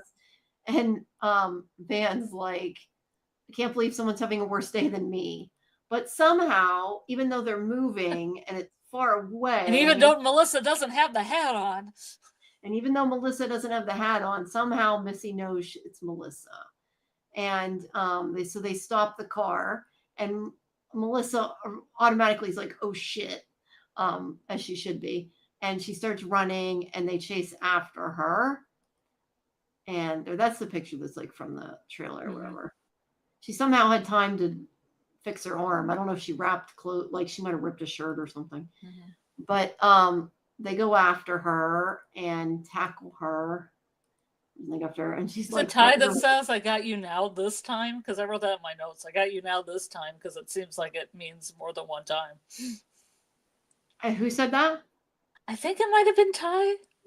Or maybe it's Misty. I got you now this time, but it was this time. Oh, interesting.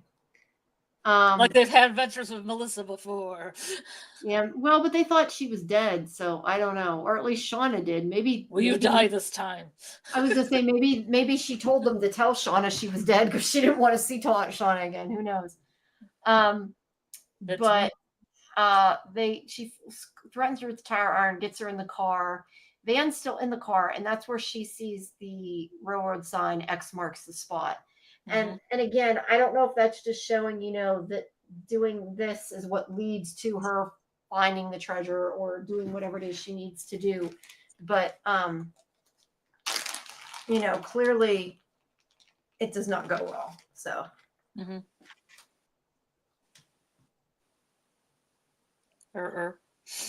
yeah. Let's try to figure out what R could mean other than railroad. Wait, what? No, I was just looking at a railroad sign. I was like, RR, could that mean something else? And, train wreck's happening. What's going to happen? Yeah, maybe. Yeah, train wreck's definitely going to happen. Yeah. So Misty's like, you were dead. And Melissa says that Shauna's gone off the deep end, which of course they're not surprised about. But she's like, she broke into my house, attacked me. And Ty's like, did you send the tape? And she admits it. And she's like, well, Van's like, what did you think was going to happen if you did that? Yeah, but the line was, yes, but there's a lot more to the tape. And I wrote really big letters in my notes. What? Tell us. What is in the note? Because it's like, oh, there's a note. There's more to the tape. Tell us. Just tell us. Yeah, we want to know what's on the tape. Yeah. But Melissa's just like, Melissa's just like, do you know why I'm bleeding? She made me eat my fucking arm. So, but again, they're not too shocked or concerned by what Shauna did. But Melissa's trying to get out. She's like, I don't want to go back there, but they keep her in the car. And Van just tells her to shut up. And I don't know, Ty seemed to think some of it was a little funny. I wrote in my notes. For whatever reason, I thought that. Well, other Ty. She's still other Ty, though. Yeah, she's still other Ty. Okay, so Travis is setting up the pit. Now, he at some point, I agree with what they had said earlier. Like, he at some point took the time to sharpen all those sticks that he put in there. They'll have a little montage. Yeah, I would like to have seen that. Now, this is, I'm assuming, the pit that had the KUH supplies and everything in it. But now it is full of spikes. Yep. And that's where I also question, like, if Lottie knew what he was doing, but I would think Lottie knew where it was. So I don't know. It depends if they actually ever saw it. I've said before that I questioned the fact that he, either Coach or Maury, had to tell them it was there, exactly where, because they knew about the KUH thing, but like, I don't know why they would have told them. So I don't know. At some point, they probably showed it to him, maybe. I don't know, but probably Maury, because I think Maury had been the only one really in the know. But I kind of question, though, if she knew that all those supplies were in that hole, why aren't they like using the supplies or showing them use them? Like, I would have liked them to see them. I thought they were all in the cave, because I thought that Coach found a bunch of them and tied them together and took them to the cave. I don't know. I mean, they never showed anything other than he had that crate of them. I don't know Mm. how he would or when he would have done that, but Oh, I thought he um, had more than one pack, and he was tying them together and taking them back to the cave early on in the season.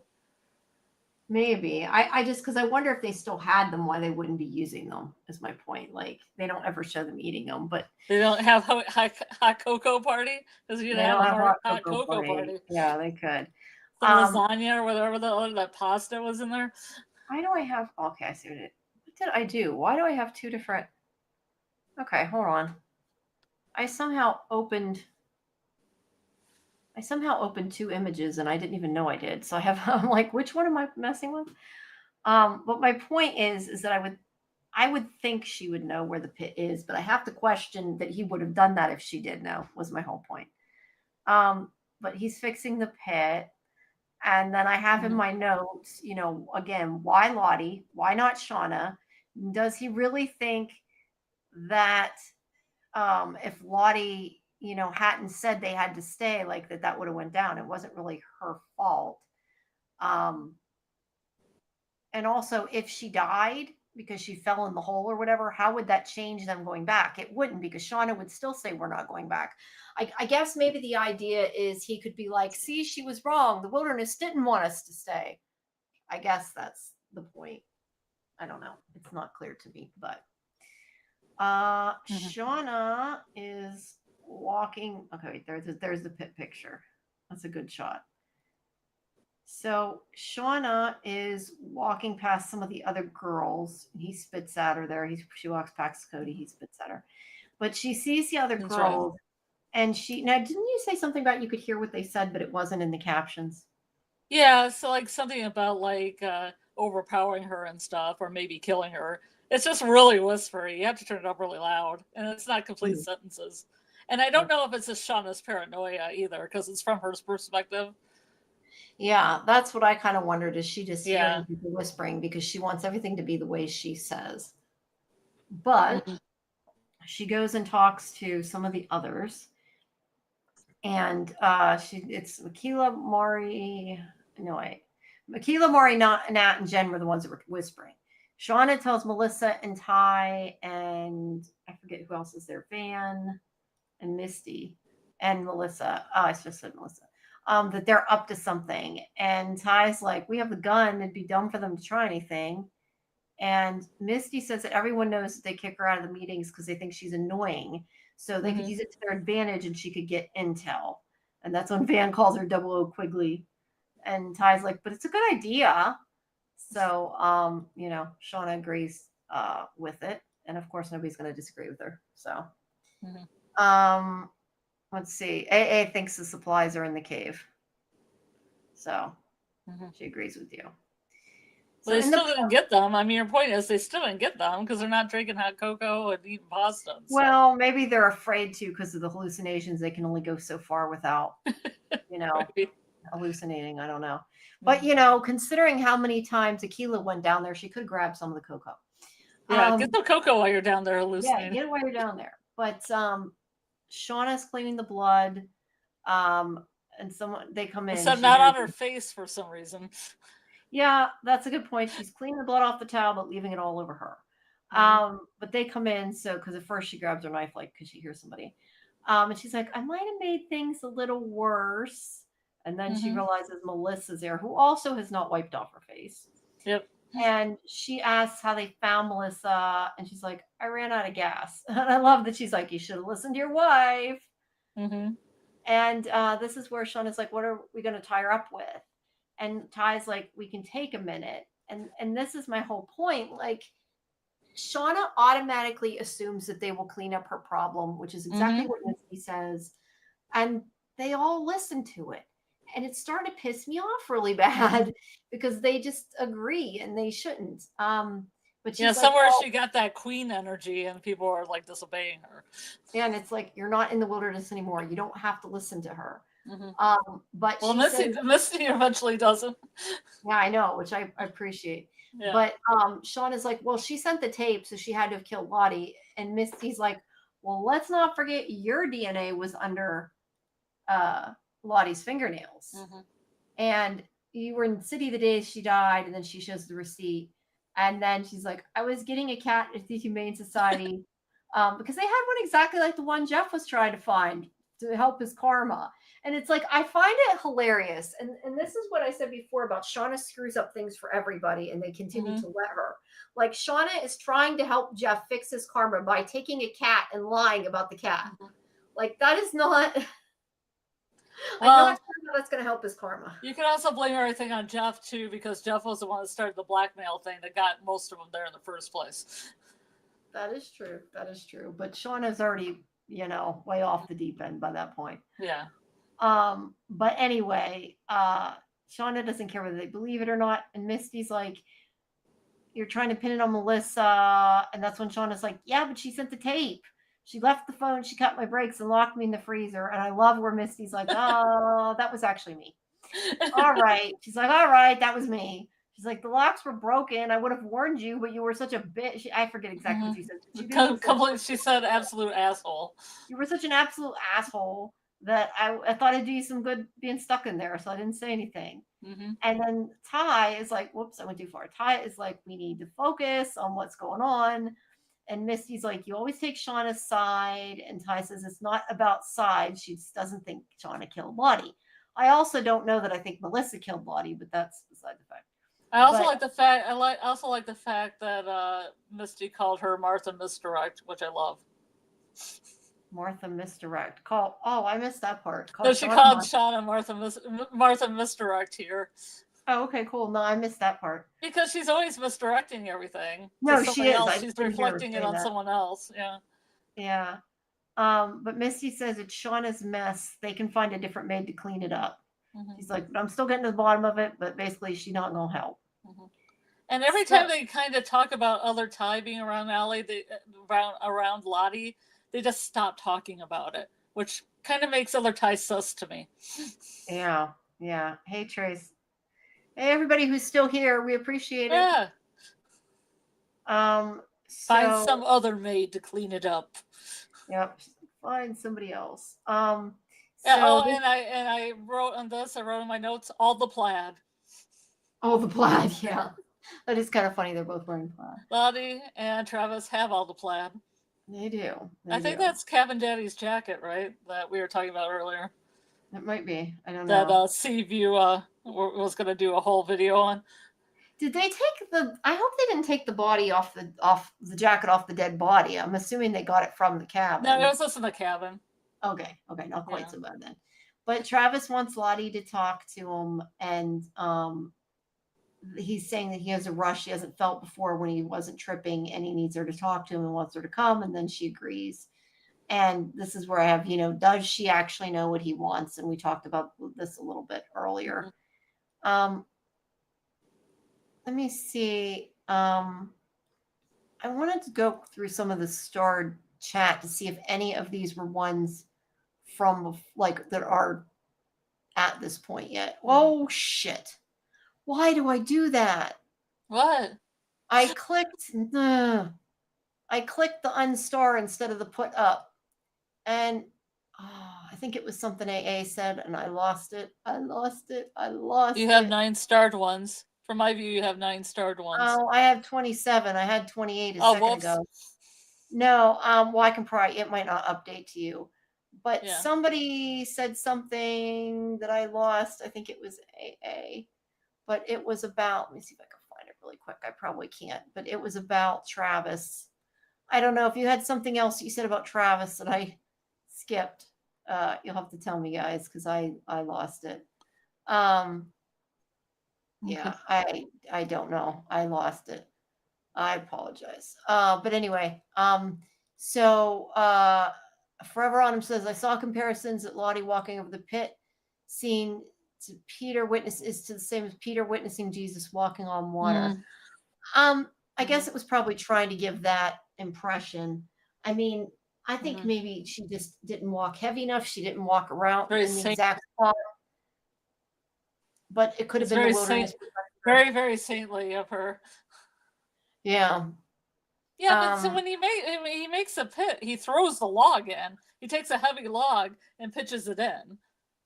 And when you see Pit Girl running in the pilot, she's running really fast and falls in. Lottie's just kind of walking kind of gently. Yeah, it might be. Really light footing. Yeah, could be part of that. I don't know. That'd be on Team Science. Yeah.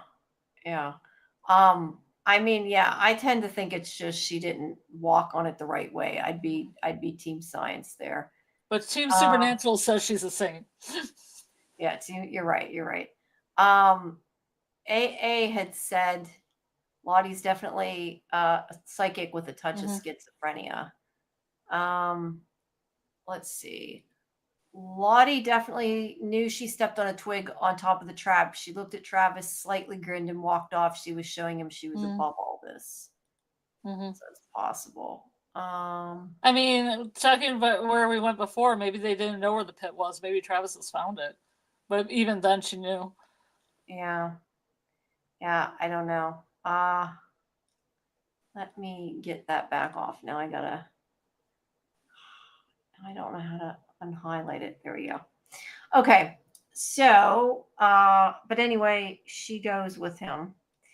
And then Maury tells Natalie that basically that Sean is insane. And she's saying they have to wait. And Jen's like, what are we going to do when the next blizzard comes? We've been waiting for over a year. And they're like, we can't go through it again. And Akilah says, if they do, she hopes the wilderness chooses her first. I hope that's not foreshadowing, but I don't know. If she can't handle it again, it might be. And Maury, I wrote in my notes with these girls. I said Shauna's gonna take a piss sometime. Yeah, I know. Like, kill her when she's taking a piss. They could have done better than they did. I mean, it was a solid plan, but they didn't wait till she fell asleep. Jen says they can steal the gun back, but Nat says she doesn't like it out of your sight. And you're right. Like, at some point she does. Yeah, because it's just storm her. Like 6 of them. Yeah, they definitely storm could. her, take the rifle, tie her and up. The thing is, I mean, it's a rifle. Like, yes, a rifle can kill somebody. Don't get me wrong. I'm not saying it can't. But if they jumped on her, I mean, I would think that it would be unlikely. I don't want to say unlikely, because if she happened to hit somebody in the right way, she could kill somebody. But I mean, well, bring the crossbow. Where's the crossbow? Yeah, the crossbow too. But I mean, like, bring it's a knife not like and a crossbow. It's not like a high-powered handgun. You know what I mean? It's not. Yes, it could kill somebody, but I think if they all jumped on it. The other thing is that a rifle that they seem to be forgetting. I'm thinking of this because of video games. Is that a rifle? You have to be a certain distance. You can't shoot somebody close up with a rifle. Well, not actually hits them. I mean, at least you can't in a video game. I don't know. Maybe you can. Let's go right through them. Right, but I mean, like, you have to have the distance to be able to put the gun up. Like, I feel like if they all jumped behind her or something, like, they could get her down before she could have room to. To turn around. I see what you said. Yeah. I mean, look, in a video game, you can't use it for close combat. But I'm sure you could in real life. But I'm just saying, like, if they jumped up behind her, I still think that they could. I'm pretty certain that if somebody stands right in front of a rifle and you fire it, they're going to get shot. Yes, but you have to have the distance of the rifle. You know what I mean? Like, if you're right up against it, you don't have room to put it up. So, yeah. I think you meant distance of fire range first. And I'm like, no, I'm pretty sure if you get hit by a rifle. No, yes. If you shot somebody close range with a rifle, it would kill them. Yes. But no, I just meant it would be hard, like, to have room to put the rifle up if they jumped there from behind. Yeah. But anyway. Let's kick the thing out of the way. Yeah. Akilah thinks that she wouldn't actually use it, or questions if she would. And Maury says she's too chicken, but Nat isn't sure. And I think Nat knows she would use it. There's a shot from the credits that everybody thought meant Callie was in jail. Yeah, the one before this one. Yeah, yeah, right there. No, Callie is rolling a joint. They thought that was bars. Like, people thought that was jail bars. Yeah, no, I saw that. So I guess this was the name of the song. I have Red Ribbons YSFP. They found the wounded hand. Stone Temple Pilots. Okay. That must be the name of the thing that I don't know why I didn't know. The band's Stone Temple Pilots. I can't remember the song name. Probably somebody in the chat knows what it is. It says I had written down Red Ribbons YSFP, but I assumed Red Ribbon was probably the group. Maybe not. Stone Temple Pilots? I don't know. I just wrote it in my notes. You don't know who Stone Temple Pilots are? No, I know who Stone Temple Pilots are, but I'm saying the way I wrote it Oh, looks like I was writing the song was YSFP by Red Ribbon, but maybe that was the name of the song, Red Ribbon's YSFP. Yes, I know who Stone Temple Pilots are. I'm just I saying can't that remember the was name of the song. Hopefully somebody in the chat knows it. I don't know. Maybe there was 2 songs too. It's also possible that we're talking about 2 different songs. I don't know. Well, it's the one that goes half the man I'm used to be. That one. Oh, okay. Yeah, Or I is don't that know. later? Is that later? And there's the song right here. It's different. I don't know. Like I said, I just know what's in my notes. I have no clue. Anybody knows a song about red ribbons? Put it in the chat. Yeah, it's about red ribbons. But Callie is rolling a joint. Jeff catches her, and she's like, she sarcastic, is like, I can't find my pipe, and she's like, I know Mom steals it, so. But he doesn't care. He wants to celebrate because he's got the furniture job, and he instead comments on the way she is making the joint and tells her she's doing it wrong, basically, which is hilarious. This isn't where the Pisces song was. There's a band called Pisces. Was it in this part? I don't remember. It's really hard when you don't have clips and you have to look at like. Yeah, no. If we had clips, no, I don't know. But anyway, that I know there were 2 songs. I think Stone Temple Pilots is later because he's all, Oh, there, Mackie said half the man I used to be. Was that in this scene though? No, I think it's in a later scene. I think that Pisces song might be in here. Like it's called Dear One or something like that. Yeah. AA makes a point that this was the second time Shauna left Van for dead. She's in the hospital. Ty and Misty were there, but it's so ironic. But Van never hesitates to save Shauna from the carbon monoxide. Yeah, she probably shouldn't have, to be honest. And then she may not have gotten killed. But really, it was more like Jackie that left Van for dead. Shauna wanted to get her out of the plane before it exploded. Oh, that's right. She pulled Jackie pulled Jackie pulled Shauna out of the plane because Shauna wanted to try to get Van because Van was like her seatbelt wasn't unlocking. Yeah, you're right. See, they not go down to the lake anymore. They still go to the plane, so we know it's not that far. We didn't see a lake scene at all, except for Shauna's hallucinations. They showed them getting water from somewhere, but I don't know that it's supposed to be the lake, so I don't know. I assume. But it also looks like they have part of the plane that they drug over there too. Yeah, because that's what I was going to ask you later, Van. I wasn't sure if she was going in their tent. I thought when she went to get the transponder thingy or whatever, the sat phone, but it looked like the fuselage of the plane. I wasn't sure. Yeah, it looked like there was part of the plane. Like maybe they drug it there for parts or something. Like just a part of the plane. Maybe. I don't know. Think they could have drug it though. I think that would be too. I don't think they could have. Or maybe just landed there. Maybe a piece of it fell off and landed there. Maybe. I don't know. It definitely looked like a piece of the plane. No, I would agree with that. But let's see. So Misty, and sorry, I know I'm going faster than normal, but like we're a lot later than normal too. So Misty, we're almost on hour 3, so yeah. So we'll get through it. Okay. Oh, sorry. So Misty gets out of the car. It was like an Uber or whatever. Then she's talking about Dave. I'll buy your aquarium ornaments on Etsy. Yeah. Misty's nice to people generally. I mean, she can be insane, but she's done really nice to people. So Walter gets out of the helicopter and he's like, I was worried you'd think she says it's excessive. He's like, I was worried you'd think it was excessive, but it's not mine. It's Keith Morrison's. Yeah, it's Keith Morrison's. Favor, who's a Canadian journalist I'd written down. You never watched Dateline, huh? I don't watch I mean, I've seen Dateline, but I generally don't watch Dateline. He's the one that perfectly reminds me of like, and Bill Hader really could play him well. It's almost like a news crypt keeper where he's like, tell me more about the murder. Yeah, I recognize the name. I just, without looking it up, I didn't remember. Yeah. But he just seems like he's really into true crime, really into the murdering when he's interviewing people. Well, maybe he likes what he does. I mean, like reading about it and investigating it. Not that he likes murdering. Taking the helicopter there. Yeah. Anyway, so they go to he says she owes him a favor, and then they go to the chopper together. There he is in his shorts. He likes his legs, we know. Yeah, because he likes a good calf. Yeah. So this is where Misty's getting a bucket of water. I don't know if that was from the lake or not, but she goes over to Akila and Jen, and I guess this was her trying to be inconspicuous, I guess. Yes. Was the By point. being conspicuous. Yeah, exactly. She's so obvious. And they must be letting her handle food now, though, because they're like, we have everything we need for the food. And I'm like, since when do you take water from her? I wouldn't take water from her. We know you shouldn't. But they're like, oh, we already prepared it. And then she's like, she pretends like she knows something's going on. They don't. She says, oh, I thought you were part of the plan. And I like Maury's like, we saw you meeting with Team Crazy, but she is mean to Misty because she's like, I know they didn't want you there. And she's like, well, fine. If you don't want to get out of here, if you change your mind, come find me. But they know she doesn't know anything, and she's very conspicuous.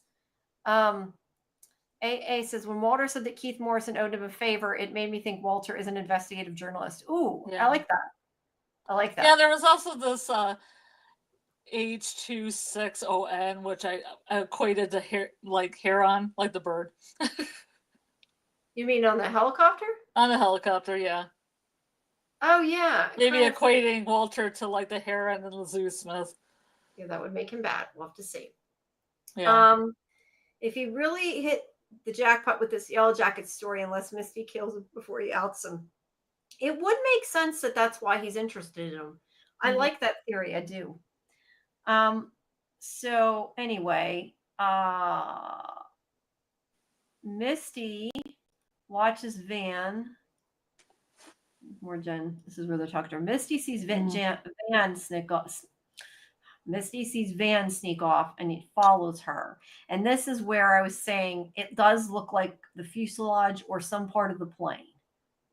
I don't know, but the sat phone's there, and that's what's important. Yeah, how do they get that? Yeah, I don't know, but she sees her take out the sat phone. And she's like looking at the broken pieces. I don't know why she's looking at it. She thinks she can fix it all of a sudden. Yeah, I don't know. That's what I thought. I think she was just looking through that part of the plane just for anything that would fit it or try to be an antenna. Oh, so you think like maybe she brought it with her and she's actually like comparing it? The wires. Yeah, that makes sense. Well, the broken, she's looking at the pieces of antenna so she can find it in their part of the plane, maybe. Maybe, but she has the sat phone with her too, so either she brought it or it was hidden there. But anyway, Misty sees her. Back in the present, they've tied Melissa up, and that's where I'm saying, why are they listening to her? But Ty says her family's gonna come home, and they still have a big problem. And she's like, Shauna is the problem. Yes, Melissa, you are correct. Shauna is the whole freaking problem. But maybe Melissa's also part of the problem.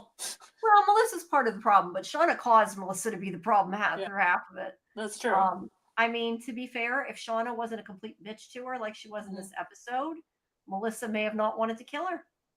Well, and also Shauna didn't have a daughter that took the package off of her door when, Melissa was there for Nat's funeral, and she went back to her house thinking that Shauna read that note and understood what she was talking about. Everything could have been nice and peaceful. Yep, could have been. But maybe not. Yeah, we don't know. But Van says that's. Oh, I love though. Van goes, that's not entirely inaccurate. Shauna's problem. I'm gonna miss those one-liners. Yeah, I know. I love that. What's gonna happen to that when Van's gone? Yeah. Ty says it's kind of like with Adam, and Van's like, except there's no body yet. And Melissa's like, wait, who's out? Yeah, you're right, Fletcher. They're all the problem. That is true. They are kind of all the problem. Yeah, and I put in my notes, Melissa knows about Adam now. So she could go to the cops. Well, she don't know anything but a first name. I'm not sure how much it would help, but well, she's got a lot of evidence in her house of people committing crime in her house. True.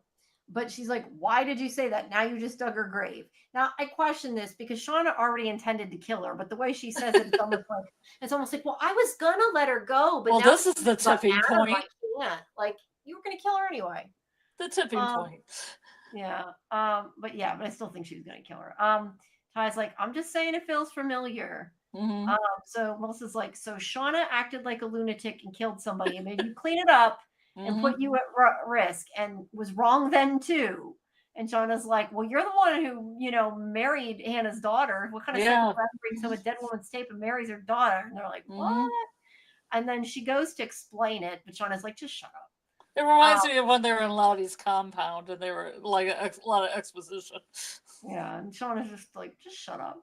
Mhm. So Ty tells her just to sit down and they're going to decide what to do. Which, this is kind of like a little bit how, like, when their discussion of, we'll decide what to do with Hannah and Cody. Mhm. But she sits down at the fireplace, and this is where she screws with the. I honestly thought when I first saw this, she was going to put her hands in the fire to burn the ropes off. I did too. That would have made so much more sense, wouldn't it have? Yeah, she should have just Painful. burned the rope. Well, but she could have. I don't know. It's a TV show. Yeah, She but I could have almost somehow feel like aimed she's. it and hit the rope. I almost feel like she's setting it up because she wants to go into that in between space I keep talking about, in between life and death, so she can see the wilderness. Maybe. I don't know, but I thought she was just going to burn the rope off. But Shauna says she has to think, and Ty's like, you should have done that before you turned her arm into sashimi. Yes. Ugh. So, yeah, so that's funny. I'm not sure. I was looking at some of that. I think that's about something else. Let's see. So I like that how all these women have like the wilderness, pictures of the wilderness in their house.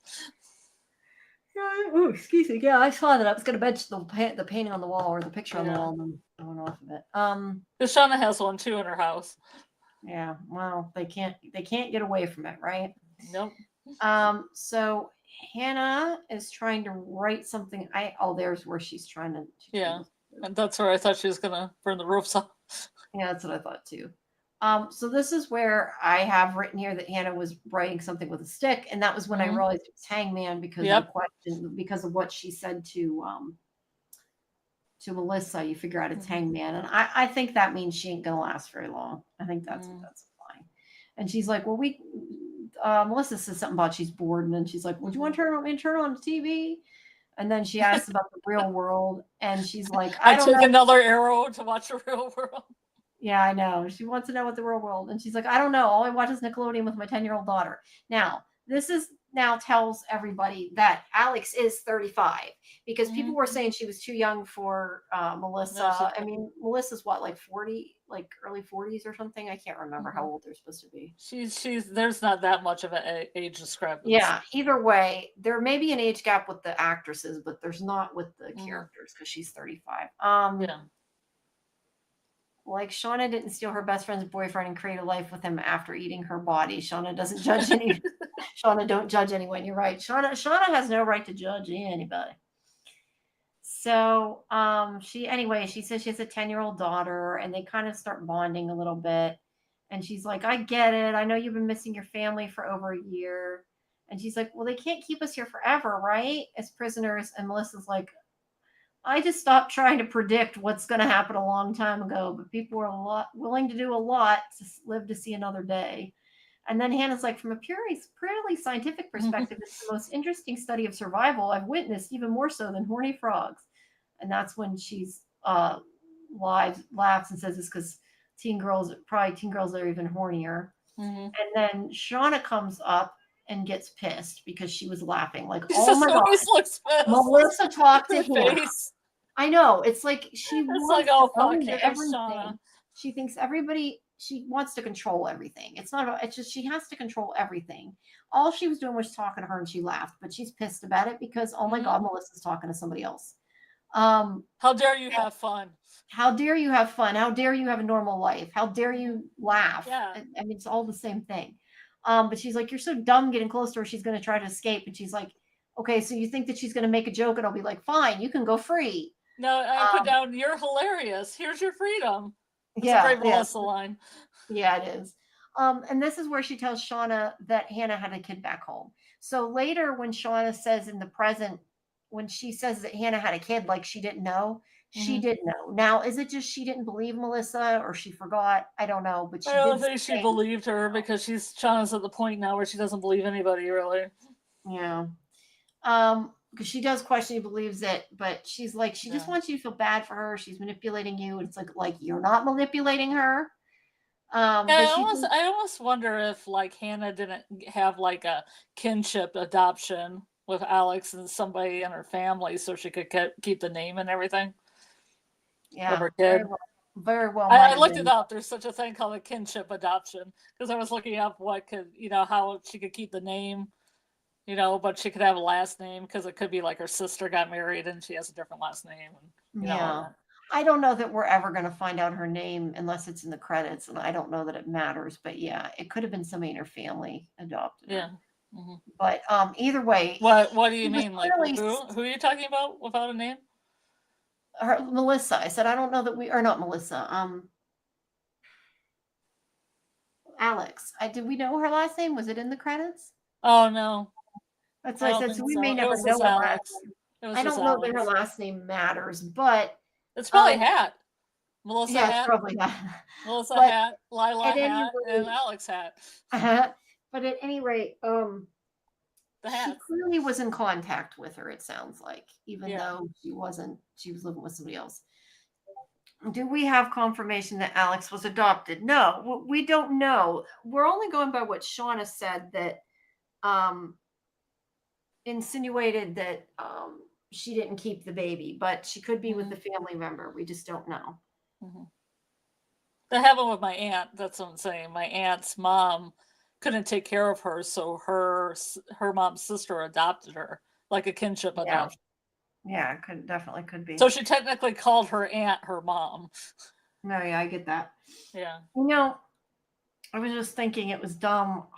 I could smack myself now. I was just thinking about it because I saw somebody pop up that joined Discord, and I'm like, I never mentioned when they were here about join Discord.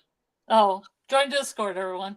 Damn it. If you guys are still here from the original group, hopefully, and you haven't joined Discord, please make sure you do so you can find out our schedule and our watch parties and everything else.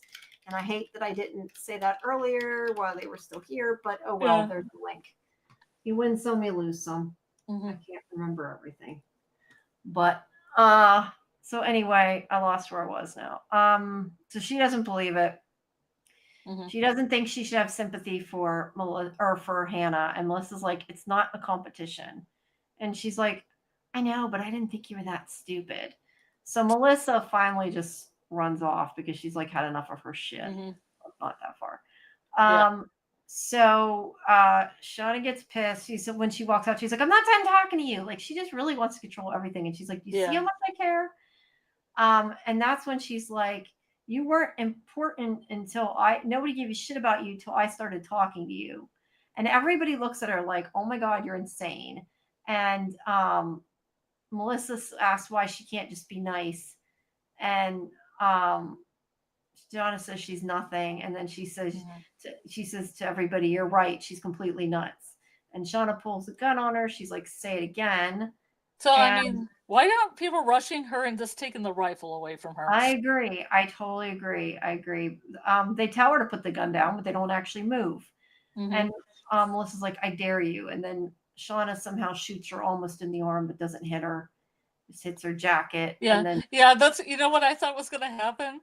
I thought she was going to hit her, like, just graze her arm, and it was going to hit Hannah. Because Hannah's right behind her, like in the human jail, the animal. Yeah, I thought she might hit somebody. I agree with you. I thought she was going to hit her or hit somebody, but she just doesn't quite hit her, and then she wets herself. And this is where Van was nice. It's like, poor Van helped you out when no one else would, and then you killed her. Mm-hmm. What's that all about? I know, she's like, she covers her because, like, I guess so that way everybody else doesn't see she pissed her pants, but I think everybody else already knows, and I think everybody else already understands, because I think probably they all would have pissed their pants if she had done that to them. Yeah. But I have written down. But it was a tender moment, but, she doesn't remember that tender moment, I guess, because she stabs her. Well, actually, she stabs Van with her own hand, but. Yeah, same difference. But I have written down that Shauna enjoyed this because she enjoys the chaos. I think she has to have control over 100% everything. Mm-hmm. I think that. So you think she's a bad shot, or she purposely aimed?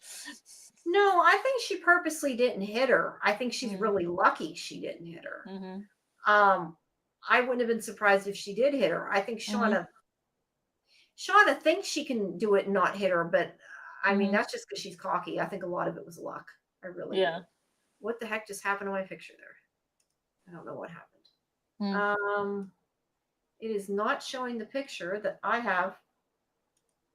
What heck? It's a different picture than what I have. It isn't updating on the YouTube page. I don't know, for some reason. Maybe my Well, I see video's Travis and Lottie. Okay, then it's just my YouTube page kind Okay. of got behind. I don't know why. I see too the chat got behind because I just saw Fletcher. Oh wait, there it is. Okay. Lottie didn't fall into the pit because she was walking really slow. She wasn't running like Pit Girl. It needs more impact like the log Travis threw at it. Nothing supernatural there. I think that's a good assessment of that and could be the case. Yeah, I don't know that there's anything supernatural there either. But then again, I tend to not think any of it's supernatural, so I'm not the person to ask.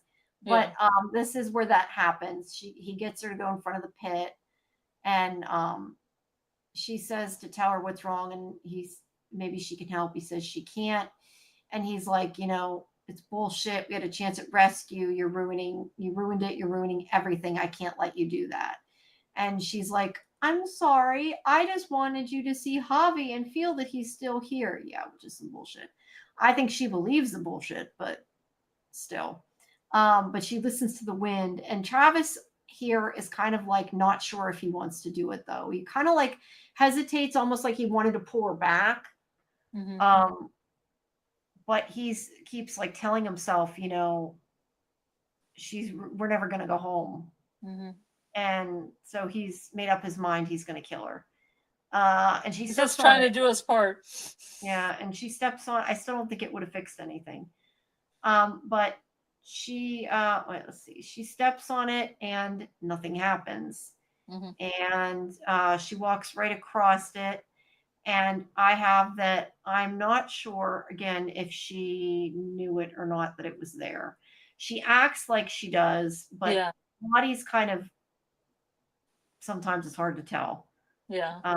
So I don't know. But I also have listed here, though, is it possible that the wilderness did protect her? But I think it's more like what Fletcher said. I think maybe it's the way she walked across it. Team supernatural. Yeah. He's a saint. Team science. The branches were just weaved together in a way that she could walk on it. Yeah, something. Of course, Lottie believes in it. She needs her meds back. I agree. Well, the other thing is, too, is Lottie's also a small woman or girl. Well, she's a woman. But she's tall, though. Have you ever seen her? She's tall, but I mean, she's still... to be fair, if they were really in the wilderness that long, they'd all weigh like 100 pounds. But yes, true. But she's not like a big person. Like, yeah, I get it that she maybe would have been okay. AA says it's so interesting because their plan was to leave Shauna, Lottie, Ty, and Van out there. If Shauna would have never woken up, I think the girls will end up leaving a few people behind. I think they will leave some people behind. And I wonder who'll get left behind. That's a good thing too. They could think people are dead. And I mean, there could be people that are still there that are like alive. We could, find years later, they could find them in the wilderness. Maybe they survived that long. Yeah, Crystal, who knows? But anyway, then they pull, whoops. They take, what? There's nothing like making a person feel secure, like walking up to them with a knife drawn. Yeah, I know. Like, why do it that way? That was so dumb. But she brings them down to pee in this like embankment or whatever. And Nat's there with the knife, and she's like, "I'm not gonna hurt you, but I'm pointing a knife at you." You're totally right. I don't get why they did it that way, but she's like, "You want to go home, right? I'll give you this knife, and while everyone's sleeping, you cut yourself and Cody free and make a run for it." And I have to say, Nat took a chance doing that. Oh, I like that. Fletcher said Aquila, probably her vision that she had before about the settlement being empty. Maybe it's because they were all rescued. Maybe they were rescued and she was left behind. Yeah, maybe they'll have that one that you think could have played Aquila's as an adult. Maybe we'll see her walking in the wilderness. Evans Johnson, yeah. Well, she's supposed to be in the season, and that means she's in the finale because there's no other episodes. Yeah, but that doesn't mean that it couldn't be after they're rescued. We don't know. But yeah, that would be really sad, AA, if she got left behind. I mean, I kind of hope nobody really gets left behind because that's like the worst thing. Yeah, that'd be horrible. I've always thought that though. And I always thought they were going to leave Coach behind, like in the previous seasons. Because I thought Coach is going to be living in that cave and they're going to get rescued and just going to leave him. Yeah, that would be really awful if somebody gets left behind. Mm-hmm. But anyway, Natalie is taking a big chance giving her that knife. She could have turned around and stabbed Natalie. I mean, I know she's still tied up, but right in the yeah, eye. Yeah, right in the eye. But no, that was taking a big chance there, but she gives it to her. Then Stone Temple Pilots Creep. That's what you're talking about. Okay, yeah, that was it. So it must have been the Pisces song earlier. The Red Ribbon song must be the Pisces song. Yeah. So she's smoking with him. He wants to celebrate his new job. They can go to this expensive restaurant. And she's like, Mom would kill us if we spent that much on steak or whatever. And he's like, yeah. And then she says, did the stuff you said to Jules about Mom, is that how you really feel? And he says that no, he just did it to save his ass. But she doesn't look very convinced. And she's like, it's okay if you feel that way. You know, I get it. And then that's when he just says it's hard being married to her. It's lonely. But and then he did the ladies who lunch and showed his gams. Yeah, I just said they could go ladies who lunch. So, you know, Shauna's laying here. She's supposed to be watching the gun or whatever. Somebody takes it. I think it almost looks like she's buried alive or something in this scene. Yeah. At least the way it looks in that shot. I think it's just the way the picture is, but that's what it looks like. I also made a note of pigeons and $80 because they say eggs are important to this show, so I just wrote down that. Oh, for the steak, yeah. Yeah. Yeah, expensive steak. And then I have written down Song Dear One. I don't know what that was about. Oh, maybe that's where the Pisces song is. That's a Pisces song. I don't know what the song's playing earlier. We'll have to figure it out. Sometimes if they didn't have in the credits or in the captions what it was, sometimes I just write down what it like the lyric was or whatever. Yeah, this one's definitely Dear One by Pisces. Okay. I see. So Melissa comes into the other hut where the other girls are. And although, okay, wait, that's a different part with her. Okay, so Melissa, she comes into the hut and she's like, screw Shauna, whatever's going on, I want in. I wrote Jen hat. Yeah, Jen's there. For all those Jen hat shippers out there. Jen Lissa, Jen hat. I do think that the split is going to happen pretty soon because I think they're all finally at this point, it seems like maybe getting fed up with Shauna. So we hope it'll happen soon.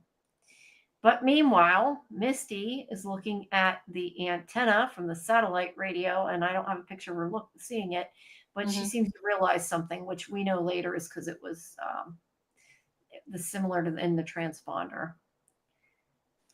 So Cody's like, they're asleep, cut me loose. And before she does, she's like, who's Eric Chong? And he's like, I don't know, I got it from the thrift store. And you know what? I think he heard Edwin say that maybe he got it from the thrift store. So I don't know that I don't know. I kind of think maybe he killed somebody. That's my theory. But well, I guess that's really that on Kodiak. So that's going to be a nothing burger, I guess. Yeah. Well, the reason why I said it is because, like I said, like if they found the person's body that was out there, they could have found Eric's body and it's not really him. But since if he's dead, then that makes no sense. So I don't know. I mean, I do question she stabbed him in the eye, that it went all the way through to his brain and killed him. But yeah, me too. Considering he fell and didn't move or try to get up or scream or anything else. But he looks pretty dead. Yeah, he looks pretty dead. So I don't know.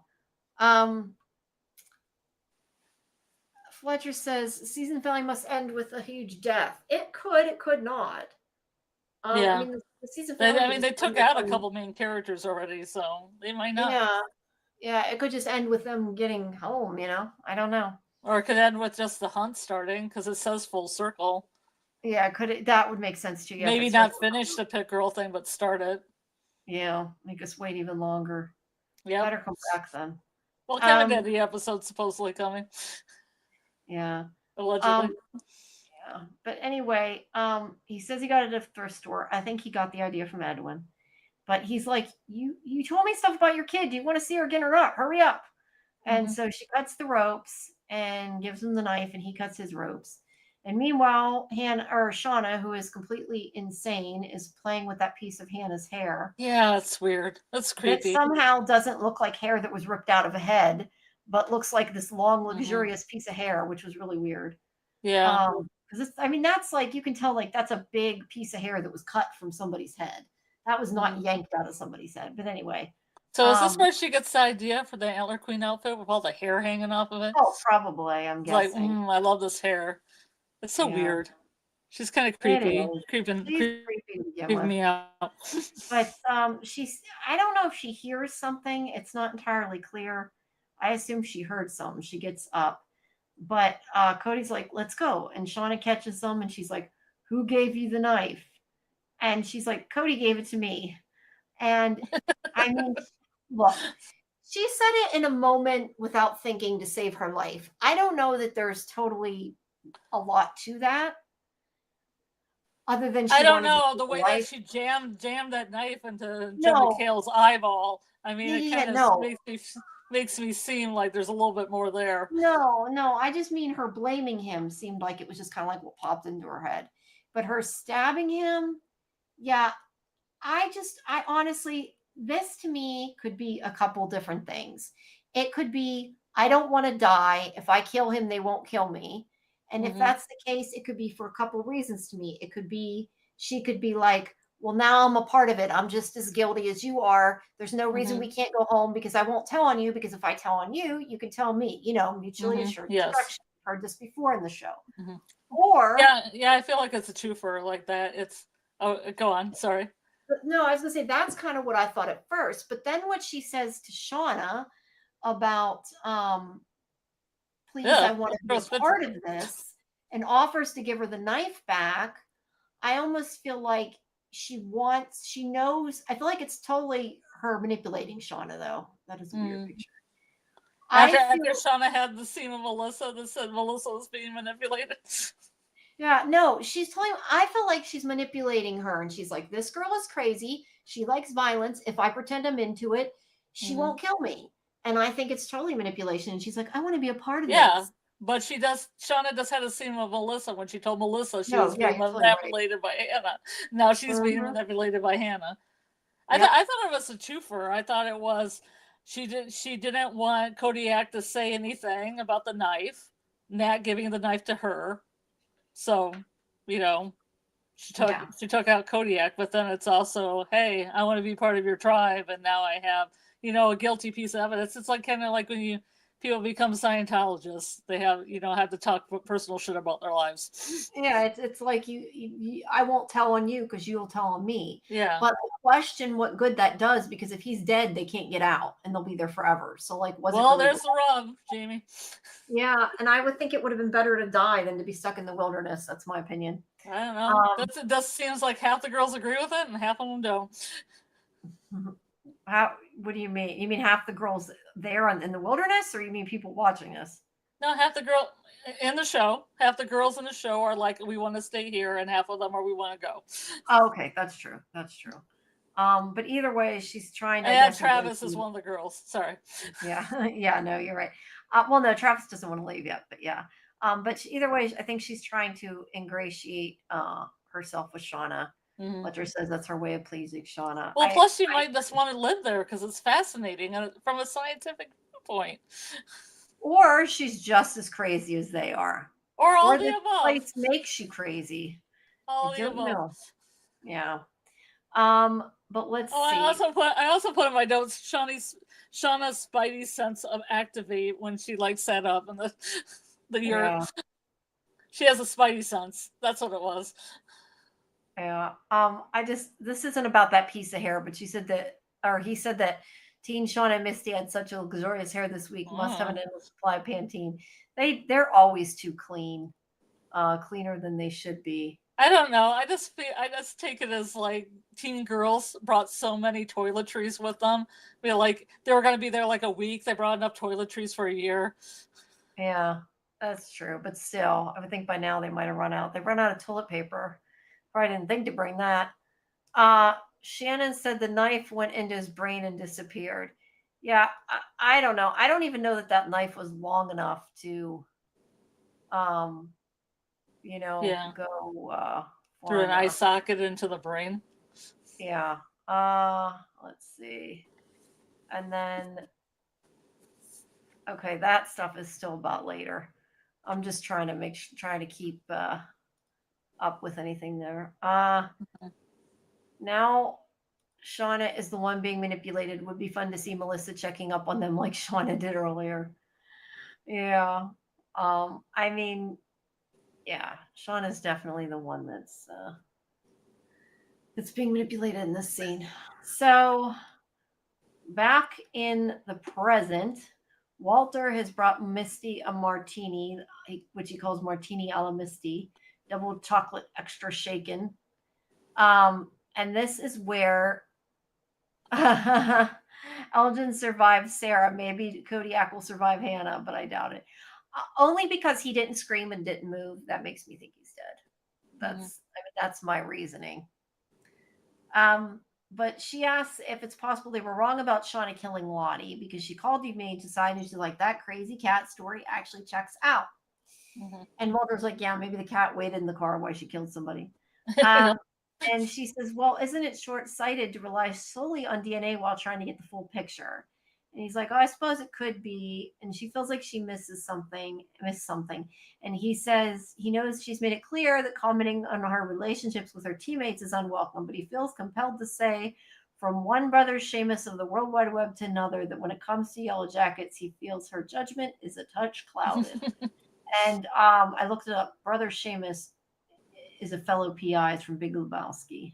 And then the song "Hold On for One More Day," Wilson Phillips. That was played. It was played when she was breaking the black box in season 1. Oh, interesting. Used a really good effect. I'm gonna say. It's what? Used a really good effect when she's breaking the black box in season 1. Yeah.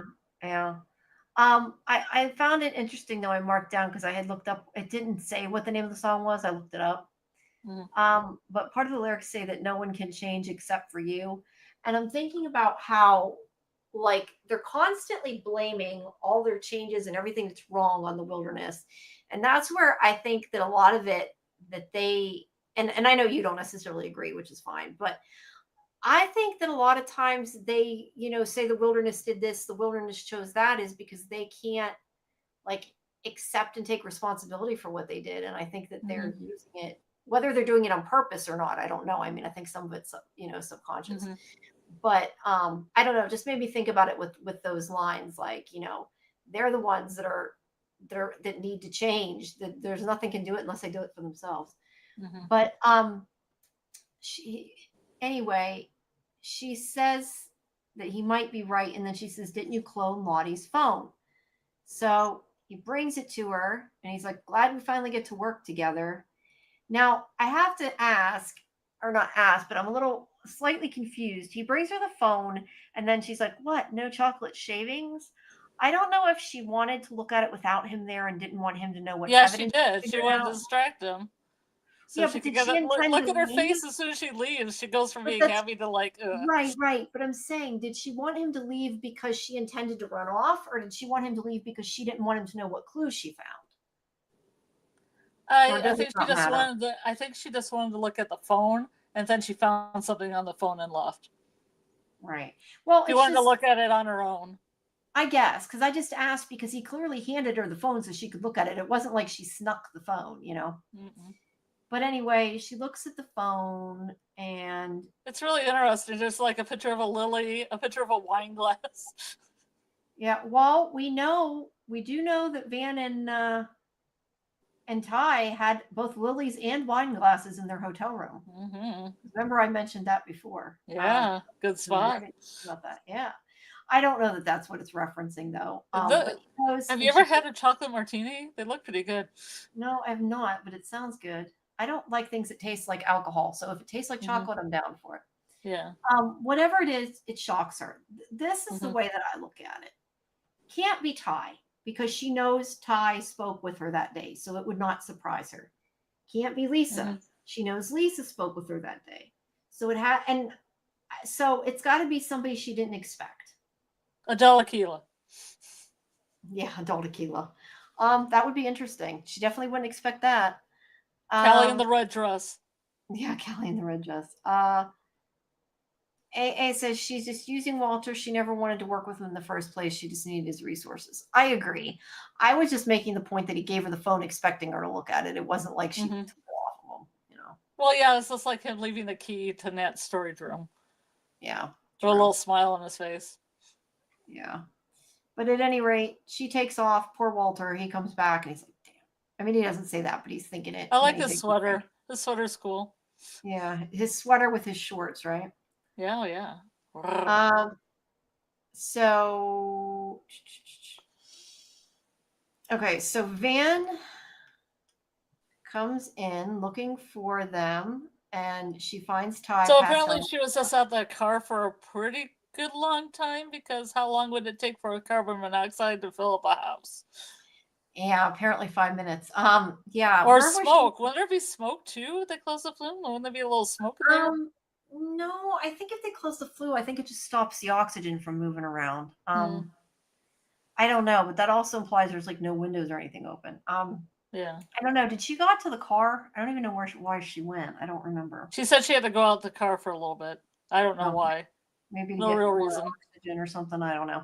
She needed to go out there. She needed to go out there so Melissa could close the flue. Right. Yeah, because if she was in there, she would have passed out too. Yeah. She finds Ty passed out on the floor, and Melissa is also almost passed out, but she's a little bit awake. She's like, "What did you do?" And she's like, "I closed the flue." So she opens it. She pulls Ty out. She pulls Shauna out. Okay, no, she pulls Ty out first. Sorry. And gives her some of her oxygen. And Ty is in this, as you're saying, this in between space. And she sees the pink phone ring. These phones of the 80s, 90s, whatever they are, these clear phones. And she picks it up, and she hears Van telling her to breathe. And then another version of her, the dark Ty, says to hang up. She's not what you need. And she says, you've never known what she needs. And she attacks what we're assuming is dark Ty. And then whenever she wakes up, she's like, it's me. And Van realizes it really is that, you know, the good version. Yeah, I thought they merged because she literally jumps completely on top of her. Yeah. And I thought they just merged themselves together. They might have, yeah. But the other thing is, and see, this is again where I go into, is it possible everything is just mental trauma and everything in mental health? Because there is the fact that, like, you see sometimes, now I don't know a lot about it, but just from other movies and TV shows and stuff I've seen, like people who have multiple personalities. Yeah. A lot of times, like when they're trying to make them better, like they have to make that other, like the main personality aware that there's alternate personalities. So to me, that could just be the case of she finally accepts the fact that, like, she's somebody else, and that, like you're saying, merging, like, you know, she's becoming one in a mental sense of getting over that trauma. So I don't know. It could be taken definitely either way, but we think that the good Ty's back is the point of that. Yeah, well, she did deny it for a very long time. So yeah, but she seems to be accepting now. So Van goes back in to get Shauna, and I don't know why. Yeah, we don't know why. She's a nice person, I guess. Yeah, I mean, I would have went to get Melissa before I went to get Shauna. Shit. Just burn it down. Burn down the house. Yeah, burn it all to hell. Just take Ty with you. Yeah. So somebody must have been a fan of Penguins, but like I said, that's not Pittsburgh Penguins. I don't know who. It looks like a baseball team. It looks like the Penguins has a baseball. Maybe it's definitely not Pittsburgh. I mean, we have Pittsburgh Penguins, and it doesn't look like that. So anyway, she goes over with the knife, and let's see. She goes over to Melissa, and then it goes back here where, and I have written again, once again, if they just sided against Shauna, that would not have happened, all that stuff. So the girls are sitting waiting for Hannah and Cody to come, and they don't. They're all packed, ready to go. And Jen and Melissa come over and tell them what happened. And they're like, Shauna knows they're not coming. And then this is when Natalie starts crying, and it's really sad. And like, It's shot really well though. Like it pans up and like the snowflakes start falling. And she's also sitting on a log. She's also sitting on a log. And she's on a log. Yeah. And she's it's not a heavy doing metaphor that keeps hitting me in the face. Yes. But it's the first snow. It's the first snow. It is the first snow, so they're gonna hit the winter. Yeah. And she sees that flashlight and she follows it and she finds Misty at the tree digging up the flight data recorder. She opens it up, she finds the antenna, and it's like, oh, it's like the one on the sat phone that's broken. And then she laughs, and Natalie comes up and she's like, what are you doing? She's like, I know how to get us home. And she's like, you have the transponder? And I'm thinking, Natalie, let it go. I think they're gonna let it go. I think they are, because some kind of gentleman's agreement. I like their idea earlier. I can't remember if they said that was their idea or somebody else had that idea, but that like maybe she'll let Natalie take the credit for it so Shauna won't kill Natalie. Because if Shauna finds out that Natalie was the one who staged the coup, like she's screwed.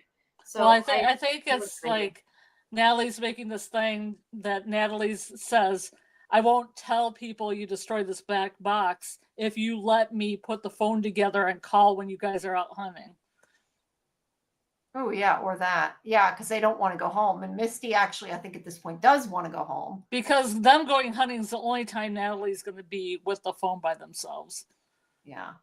Oh, and I don't think Van's going to pick Nat if she forces a card.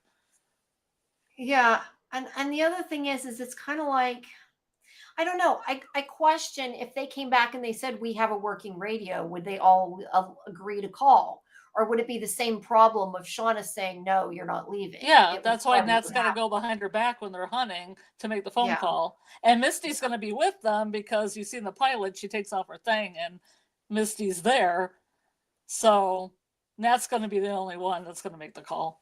And she's going to save everybody because they said she saved them. Now, when you say hunt, do you mean hunting people or hunting animals? Hunting Pit Girl.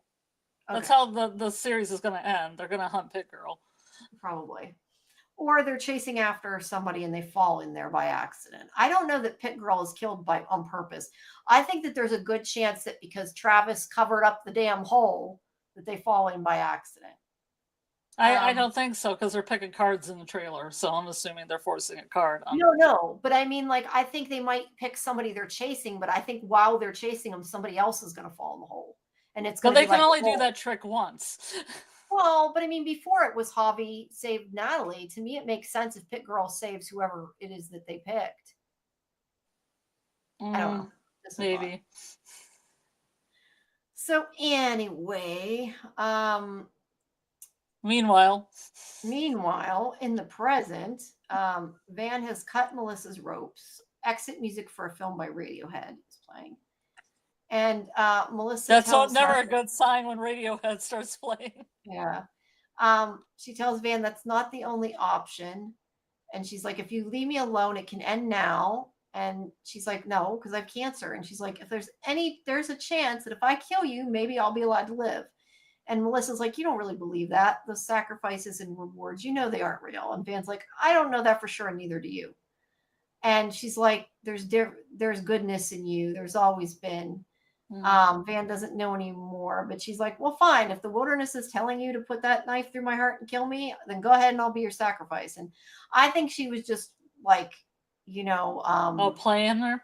Yeah, playing her. So she'd be like, oh no, I can't do it.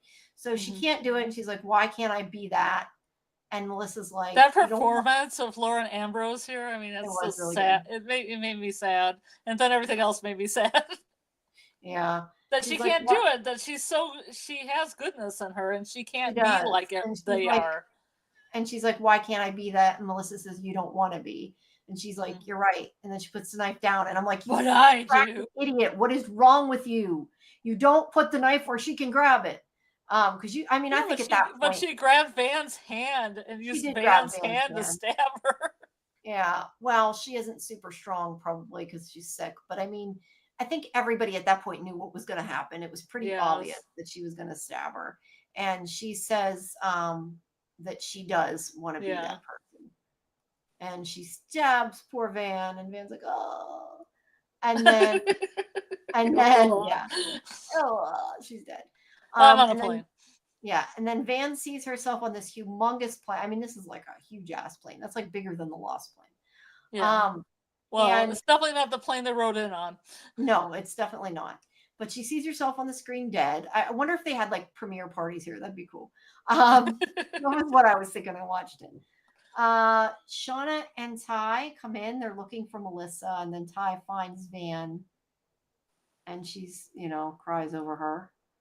And then young Van shows up here, and she says it's hard to watch. And she's like, if you knew I was going to die, why did you send me in there? And she said, it wasn't my call. This is just how our story goes.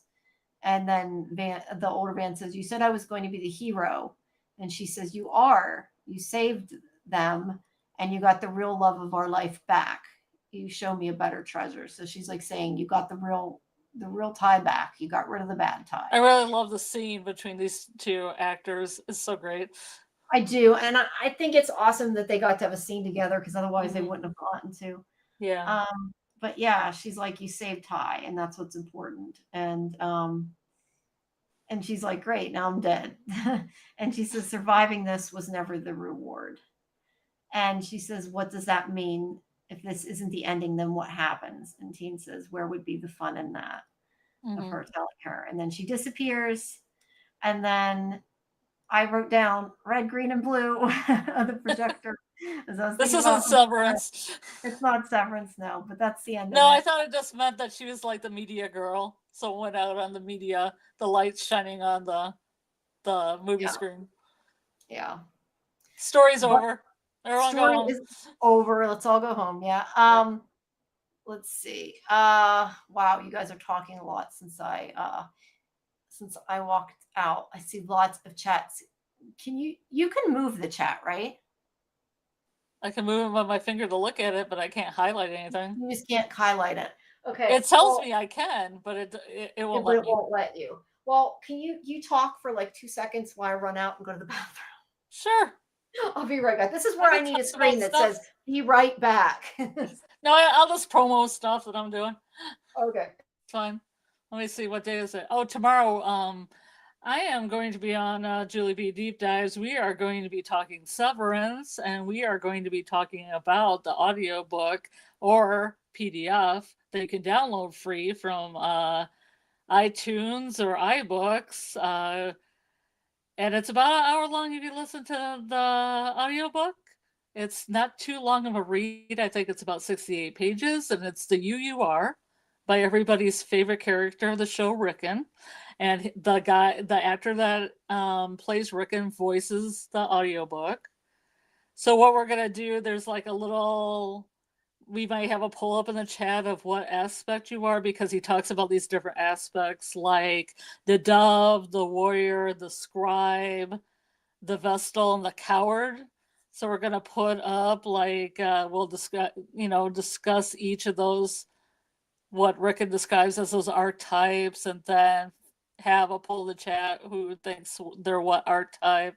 There's another part where you do an acrostic poem. So maybe it'll be something where we're very interactive with the chat. So you want to show up for that, or if you just have an opinion about the UUR and how it applies to Severance, you can call in. We'll be taking call-ins. And that will start at roughly 10:15 EST on Monday. I am not sure what we're doing for the rest of the week, because I think that Julie wanted to do a residence watch party tomorrow, but I think it might be another watch party, and I can't remember exactly what she wanted to show.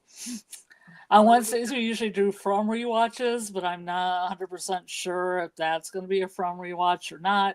And on Fridays, we tend to do From Academy and talking about From, but we've been doing the residents before that. So I think definitely on Thursday, there's going to be, I hope this is not confusing, a residents watch party. And then I think it'll be on Thursday. It'll be on Thursday or Friday right before our live on the residents. And we'll be doing a live on episodes 3 and 4, kind of coming up with suspects. It's kind of like a 8-episode series. And The Residence has to do with a murder in the White House where there's 157 suspects. So I'm trying to come up with a timeline and trying to come up with suspects, like a top 10 suspect list, so me and Julie can share those on Friday's Live. So I think definitely Monday and Friday are happening, and that would be a live that would happen at like around 10:30 p.m. EST on Julie B Deep Dives, and then around 12:30 we will have From Academy with Doc, and I'm not sure what the subject matter is for that. But I'm not really 100% sure on Wednesday because I know there's some show blah blah blah. Some shows coming up that Julie wanted to cover, like The Last of Us. I know Handmaid's Tale is coming up, but they dropped 3 episodes, so I'm not sure if that's something that she's going to cover episode to episode because people, hardly any show comes out episode to episode anymore. But as soon as I can figure it out, I might be able to put in the comments what our schedule is. But I think we're still kind of figuring it out. But Monday is definitely on for Severance for the UUR. And if you want to talk supplement materials too, like the Lexington letter or other things from the show that you've seen, there's a call in. And we encourage people to call in and be on our panel or talk in the chat or ask questions or anything else you want to do. Okay. And I was going to say, they can all find that at Julie's channel. Yeah. And I was going to say, we have tomorrow in my Discord, Mm-hmm. we're going to be having a Surreal Estate watch party for the premiere. Not sure what time yet, but we're going to watch that because Tuesday on our show on SciFi Vision, we have our weekly roundup at 10 p.m., which this week we have, we still have Wheel of Time and 9 Bodies in a Mexican Morgue and Daredevil, but now we have Surreal Estate instead of Reacher. So that's why we're going to watch it tomorrow.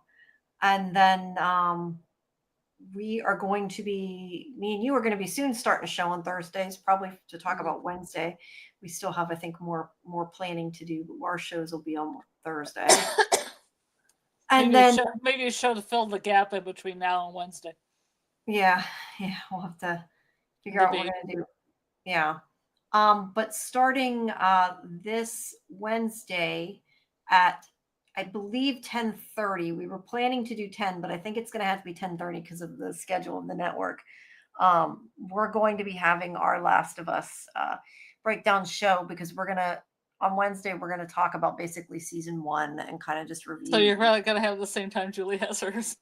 I don't know, but yeah, ours is going to be 10:30 on Wednesday. We're going to talk about The Last of Us, and we're going to do like a wrap up of season 1, and then it'll be every Wednesday. Okay. Yeah, I didn't know when yours was, but yeah, ours is going to be on Wednesday. I'm not doing it. Oh, you're just doing it the 1 week then. I'm not doing it at all. Oh, I thought you said you were doing Last of Us. Yeah, I don't really want to watch us. Well, my boyfriend played a video game. I know the twist at the end of season 1. I don't know. It follows a video game, so I already know what happens. Yeah, well, that hasn't happened yet. It's going to be in season 2, but okay. Well, anyway, I'm assuming what you're talking about. I don't want to spoil it, but but we're going to be covering it every week. Yeah. And we also, I think, are going to be having. It's not like one of the main cast or anything, but I do think that we're going to be having a Last of Us person at some point coming on, setting it up. So yeah, we got lots of stuff, and you can, of course, check all that in Discord, and make sure too that you subscribe to both channels, really, and like the videos. And also, I know we got to go back and finish the rest of the episode. We kind of got sidetracked when I went to pee, but the other thing I thought that was pretty much the end, though. Going into those colors. Yeah, I guess it was. I'm sorry, that was and the glycerin cover. If you want to, well, no, I mean, we can go through the chat yet. But I was going to say, make sure you guys, as always, comment outside of the chat because it does help the algorithm. But I also found out today, because I've been looking up on things, to do to help YouTube, that if you see a video pop up in your feed, click it and click like, even if you don't watch it, just clicking on it and clicking like it's like a click-through rate or something, and it somehow helps the algorithm. So if you see this stuff, always click on it. Even if you don't take the time to watch every single video, it does help. Now, let us go through the chat a little bit, and then we can wrap up. Sound good? Yeah, sure. Okay. So Fletcher said, I think we will get more than one pit girl. That pit girl in the pilot episode, I think it'll be like a final sacrifice before getting rescued, and they're still a few months away. I'm hoping that they show the rescue next week. I mean, I don't know if they will or not, but kind of hoping. Yeah, I wonder. I always thought maybe it was the beginning of the pit girl thing, and they were just going to cut it before that happened. They might, but I think they've been kind of leading up to it, or at least making people think that it might happen. So I don't know. Well, it's called full circle too. Yeah. Yeah. Black Cherry had said, this is what we were talking about earlier today, said Maury does talk about alternate universes when she's in the cave with Ben. In another universe, bad things happen. So yeah, are they really dead in this universe? Are they in purgatory? Are they just in a completely different universe? Are they in a between place? I don't know. There's lots of things it could be. Or it could all be in their heads. AA says Javi's friend is the same woman with antlers Lottie saw when she was hallucinating her therapist. Could be. Shauna is seeing moths that are more deadly than Yellowjacket wasps. Are they? If that's the case, that's interesting. The dust-headed hawk moths. Or are they more deadly? They can take over beehives and stuff. Wow. So yeah, maybe the moth then does represent Shauna because she's destroying. She's a herring that's eating the frogs. Yeah, she's killing them all. Talking about the butterfly and Shauna being the moth. Yes. Let's see. I don't know what this was in reference to. I think we're all going to find Shauna is the same one. I think the wilderness will always be a question. I like the idea of Hannah being Antler Queen. I'm not sure what they mean by Shauna being the same one. I'm not sure what that was in reference to. I don't know either. Something we were talking about a couple hours ago. And sorry, guys, that we're getting something so late. We're talking about a couple hours ago. It's been a long show. Yeah, it's been a long show. Johnny said Crystal definitely wasn't real because during the summer solstice celebration, they listed all the people who died and her name wasn't included. Yeah, we questioned why they didn't do that before. We had talked She about wasn't that. real. She might not have been real. Samuel says Crystal lived and she's the Antler Queen. Oh, she's real. Gary says it's fun to guess. We love a good mystery. Yes, we do. She's not real. Forever Autumn says I'm here to be a Cody is alive truther. I hope. In my dreams. In our dreams. Samuel said there's an article about what the moths could mean. Let's see. Chris, they ended up eating. Will they save his bones for the soup? I like that. Yes. Yes. I've heard that one. Chris is also saying that Hannah's name is a palindrome, means the same backwards and forwards. Does it mean something? I think it's just a palindrome. It means it's a palindrome. It means it's a palindrome. Shannon said they have to know Shauna wouldn't hesitate to kill all of them. I agree. You would think that they would be a little more wary of her, but they're not. Black Cherry Art, I meant to put this up earlier and I forgot, said there's also panel screening in NoHo, which is separate from what they were talking about earlier. AA said, does anyone think Jen is Barbara? Could be. It could be Barbara. I mean, this is getting to the everybody is Martin, but I don't know. Maybe Martin's Barbara. Yeah, maybe Martin's Barbara. AA says, I think we're getting Jeff and Shauna's wedding. I hope so. I do. That'd be great. It would be great. And sorry, guys, I'm just going through fast. AA says, what if Melissa needed a sacrifice and that's why she sent the tape to Shauna? She seems like she still believes in the wilderness and it makes no sense to fake her death and then send the tape. That's a good point. Like, why would she decide suddenly to come into her life? Ty is about to lose her mind even more that she already has. I don't think it will be reversible. I think it's best if the girls just go back to the wilderness at this point. I don't know. I hope they don't, but I don't think they're going to. Yeah, I don't think so either, but I think we're going to have to see. I think it's more about the bad things that happened in 1998 once they're rescued. Yeah. More bad things happen. Yeah.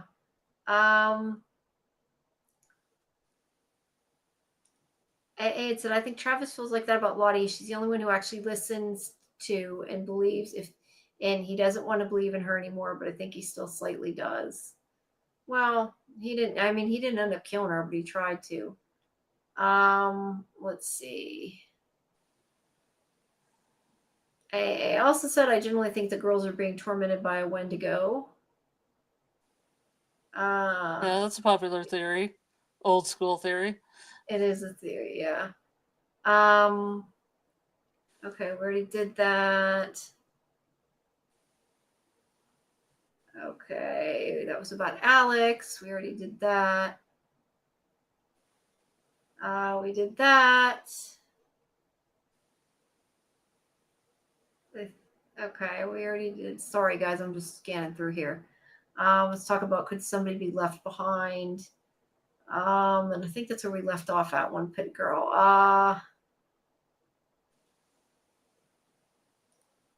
Now that we see more of Akila and Lottie's relationship this season, that would make sense. It's her. I'm not sure if that was in regards to pit girl or what. Maybe Barbara as a therapist? Maybe. Well, I don't know.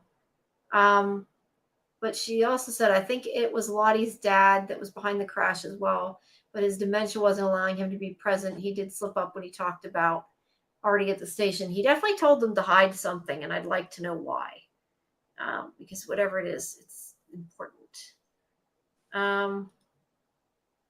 Fletcher said, I think Lottie's death was an accidental death. She probably had an argument with Shauna and Callie later.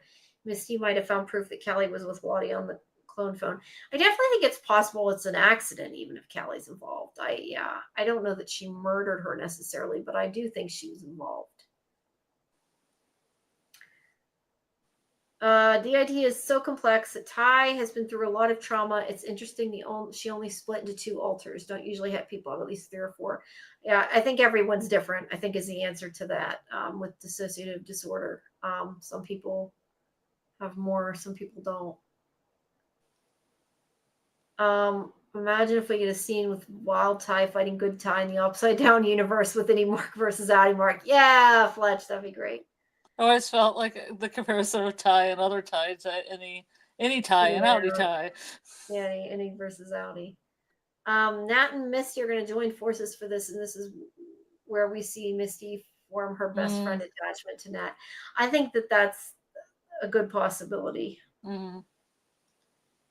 Shauna would try to smash the radio, or Lottie would, or Dark Ty would try to destroy it at night. This is talking about why they won't tell them about the radio. You might be right. You guys are probably right. She'll probably sneak.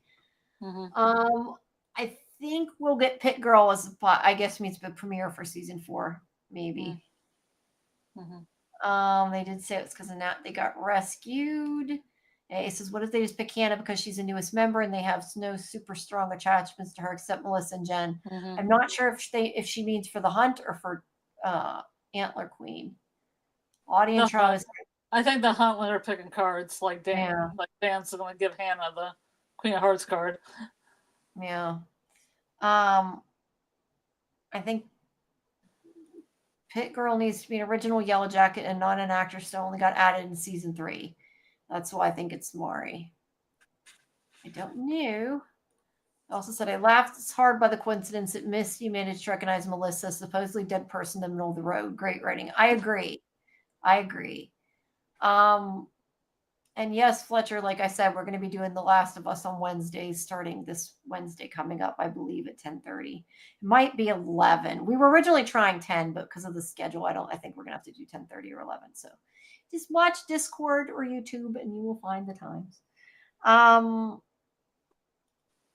The twist is in the second game, not the first. I'm not sure what we're talking about. A different show. Oh, about Last of Us. Yes, the twist is in the second game. I think it's going to be in the second series. If it's the same. I have other reasons I don't want to watch it just because of that. No. I'm just saying if you're talking about the same twist, I'm assuming you're talking about it's in the second one because it hasn't happened yet. I mean, I just don't. It's a little bit too depressing for me. I know people will fight me on it, but it's it's not really my flavor. Yellowjackets can be depressing too. I don't know. Honestly, it is depressing, but there's also some like comedic moments. I think their relationship can be funny at times. Like there's a lot of funny quotes between the two of them. I also think it's one of the best written shows on television. So if you can get over that it is kind of like depressing the end of the world, I think it's worth a watch because it is really good. Well, Melanie Linsky's in it. Melanie Linsky's also in it, yes. Playing her kind of innocent savage type again, right? Yeah. I mean, look, I think there's a lot of moments that are funny in it. I mean, I wouldn't necessarily call it dark comedy, but there are some funny moments in it. People read the seller books and watched the show. It's the same gist. It adds more elements to the story. It's not literally the game story. No, there is a lot added to it. Will I be covering the movie 28 days later when it comes out? I could, although I need to see the original first. But yeah, I mean, if you guys want to see it. The other two? The other two? Okay, we'll see. That's how much I know. Well, it's 28 days later and 28 months later, right? I mean, zombie movies aren't really my flavor. That's why I'm like, eh. Well, Last of Us isn't zombies. Last of Us is about a virus. They kind of... It's about the same. No, look, they promote it that they're zombie-like, I think, because when it came out, Walking Dead was so big. But it's not They did say zombie. No, I know, but I'm saying they promote but it. not zombie. It's not zombie. I'm just telling you, it's not zombie. It is a fungal infection. It's really... That makes people zombies.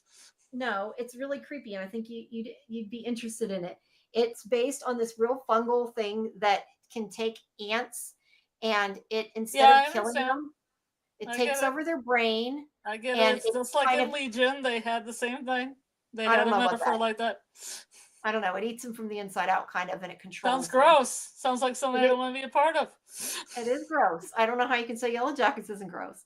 But I love Yellowjackets. I love some good folk horror. Is it folk horror? I don't know, but it's about an infection and a pandemic. Yeah. It's not about zombies. Yeah. I think we'll see him getting rescued at the end of season 4. We could get it mid-4, but I think he'll wait till the finale of season 4. I'm hoping we get it at the end of the season too, but I don't know. They should try to look for Crystal again. I agree. Yeah. And I agree, Fletcher. It is amazing, but it is also some depressing. I mean, I won't lie. It is sad. I just did a rewatch because I'm reviewing the 4K DVDs. They sent them to me late. I'm actually going to put that up tomorrow. Yeah, nice. I'm going to put that up tomorrow, but I just got done doing a rewatch, but it's good. Mm-hmm. I like it at any rate. Mm-hmm. And it's short. I'm actually really surprised that you or Julie didn't do a rewatch of the first season. Well, yeah, I was going to say if people want to do like a watch party, I'm down with that. But we're not going to do a live stream rewatch. We're only doing we're doing one next Wednesday, but we're just going to talk about season 1 all in one show. We're not going to do every single episode for the live show. They don't want to invest quite as much time as I'm willing to invest. But anyway, I think you might like it if you tried it. I think you should try it and see. I tried Yellowjackets. Yeah, but I try similar zombie stuff, and I'm just not into it. I know you say it's not zombie, but it's just like The Walking Dead. I can't get into it. No, I tried several times to get into it. No, it's just not my flavor. But I'm just telling you, it's absolutely nothing like The Walking Dead. Just from somebody who watches The Walking Dead. It's not. He watches. How can he watch The Last of Us? No, it's not like The Walking Dead. It's one of the best written shows, on all honesty, and I think you should try it. Not that you have to, but I think you should. But no, they're not zombies. It's a fungal infection. It's more of a pandemic, and it's like a post-apocalyptic. It kind of changes them into zombies. It's not. Yeah, you're right. It's definitely not than The Walking Dead. It's definitely way better. Walking Dead is not. Yeah, I watch The Walking Dead. We won't go there. But anyway, so I'm just saying, if I want zombies, I want full-on zombies. Yeah. Well, I want the zombies. But not a fungal infection, just pure on zombies. Yeah. Well, at any rate, so I guess. Oh, Fletcher had asked, do we have any predictions for next week? We talked about Nat and Misty keeping it a secret, and Nat phoning on the phone while they're out hunting. It's As far as Lottie goes, I think it might have been an accident. Maybe Kelly was there watching and left before she died. If it's not that, maybe it could be Adela Keela that Misty sees on her phone. Just somebody out of the blue. Yeah, I do think we're going to get an answer about Lottie next week, though. Yeah, yeah. And maybe we'll see them get rescued. We don't know. It does make it sound like it by the episode title. I was also told by somebody who had a screener that I should watch a pilot and the episode Old Wounds. That will heighten my watching the finale experience. What season is that? The pilot is the first episode, and Old Wounds, I do believe, is the 4th episode of the 2nd season, but I could be wrong. That's why I said the name of it. Season. Okay, well, that's what I was saying. 2nd season. All right. Yeah.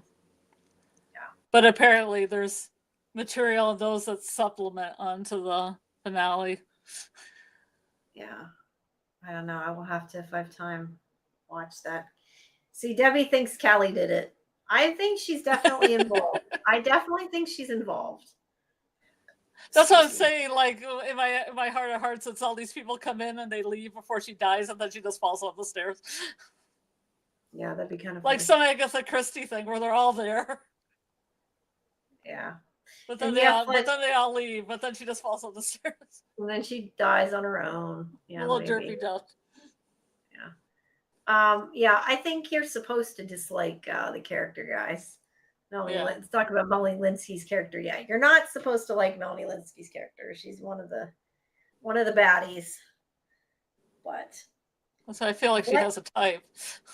Yeah, she's playing a type. I always knew her from 2.5 Men, which is completely not that. Yeah, but she was kind of like a stalker in that too, right? Like kind of like. That's a good point. She was, but she was still wasn't evil.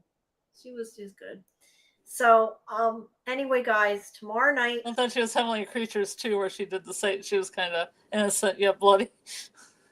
So she just plays evil people, huh? So anyway, tomorrow night, watch party, Surreal Estate. Guys, go in like the watch. I think don't they have a room that's like for watch party suggestions or something? Well, yes, I do. It's called Watch Party Suggestions. Go into the Watch Party Suggestions channel and tell me what time. If you guys have a time preference for tomorrow, because I can try to make it a time that works for everybody. But otherwise, tomorrow night we will watch the 3rd season premiere of Surreal Estate, so that Tuesday on our live stream at 10 p.m. Eastern. Everybody will have seen it. So we will watch that. And if you haven't seen, of course, 9 Bodies and Daredevil, make sure you watch, and Wheel of Time, make sure you watch that for Tuesday as well. And then, like I said, we will be back Wednesday to talk about Last of Us. It will be sometime between 10 or 11, but I will put in Discord what time it is. I have to discuss with the person who runs this channel. Are you having a watch party for that? We have not discussed it, but like I said, if you guys would like to, I mean, obviously we're not going to have a rewatch of the whole 1st season before Wednesday, I don't think, but that would be crazy. Yeah, that would be crazy. But, we have a week. If you guys want to watch, do a watch party for Last of Us, please tell me in the suggestions. If you want to do, a Doctor Who thing or something, let me know, because we'll be starting to cover Doctor Who next week. Or after next week as well. And also, if you haven't seen it yet, make sure you go to scifivision.com and check out my interview with Nshudi and Verada for Doctor Who that went up. I'm really excited that I got to share that finally. And my Doctor Who review, non-spoiler review, should be up tomorrow if I can get enough sleep to get it finished. So that's coming. And I should have leverage and all kinds of stuff up soon. Okay. Debbie says, Last of Us is really an important show to watch, though. Seriously, in my own opinion, the zombie element is not that prevalent and definitely not anything like The Walking Dead, which I would never watch. I agree. The truth is, and that's the other thing, Scarlett, the truth is the show really isn't about the infection. The show is about the relationship between Joel and Ellie and what you're willing to do for the person you love. What, how far. I know what that is. Yeah. Well, I already know what that is. No, but if you're maybe you're not talking about the same twist I am then, because that kind of confuses me. You say that, but you must mean the end of the first season then, which is not the twist I was talking about. There's another twist coming. But yeah. Well, it's one in the video game they're going to show in the series, or already have. Yeah, the end of the video game, what happens at the place that they're traveling to, that's at the end of season 1. That's something different than what I was talking about. But at any rate, the show really is about their relationship more so than about anything else. It is a sad show, though. I mean, I'm not going to lie. It is kind of depressing, because I thought that too when I rewatched it. I didn't remember it being quite that sad, but it has funny moments too. I still love Ellie's pun. I still crack up every time I hear the one pun. That what is it? Did you know diarrhea is genetic? It runs in your genes. That's such a bad joke, but it makes me laugh when she says it. I don't know. I think it's funny anyway. It's a dippy joke, but it's like a dad joke, but it still makes me laugh. Well, it's elementary school age humor. Yes, it is. That's like a lot of kids in my school are just like, hey, you know what? You're American, but why are you in the bathroom? And I'm like, why are you in the bathroom? European. Yeah. So it's along that line.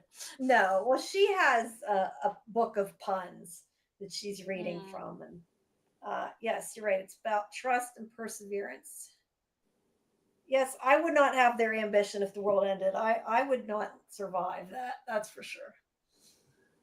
All right, guys. Well, I guess that is about it. I hope to see you tomorrow night for the watch party. I did put Discord link in the chat. If you have not, please join our Discord and can find out everything you missed and all the schedule. And thank you once again for our... Is that a goat? No. What was that? Nothing. What did you do? It sounds like a goat. Okay, now I'm hearing lots of sound effects. Anyway, yeah, that is most definitely a goat.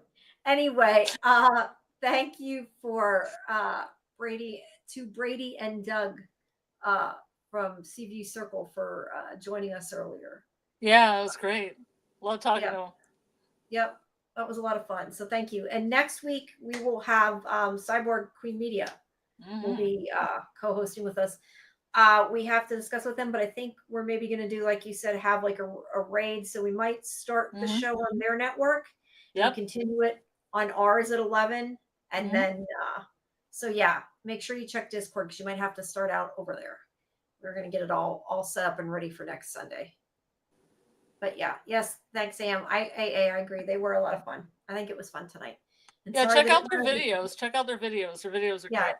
Yeah, make sure you check out their channel. It's Seaview Circle is the name of the channel. So yeah, thank you everybody. If you hung around this long, we appreciate it. And yeah, thanks a lot. And we hope to see you next time.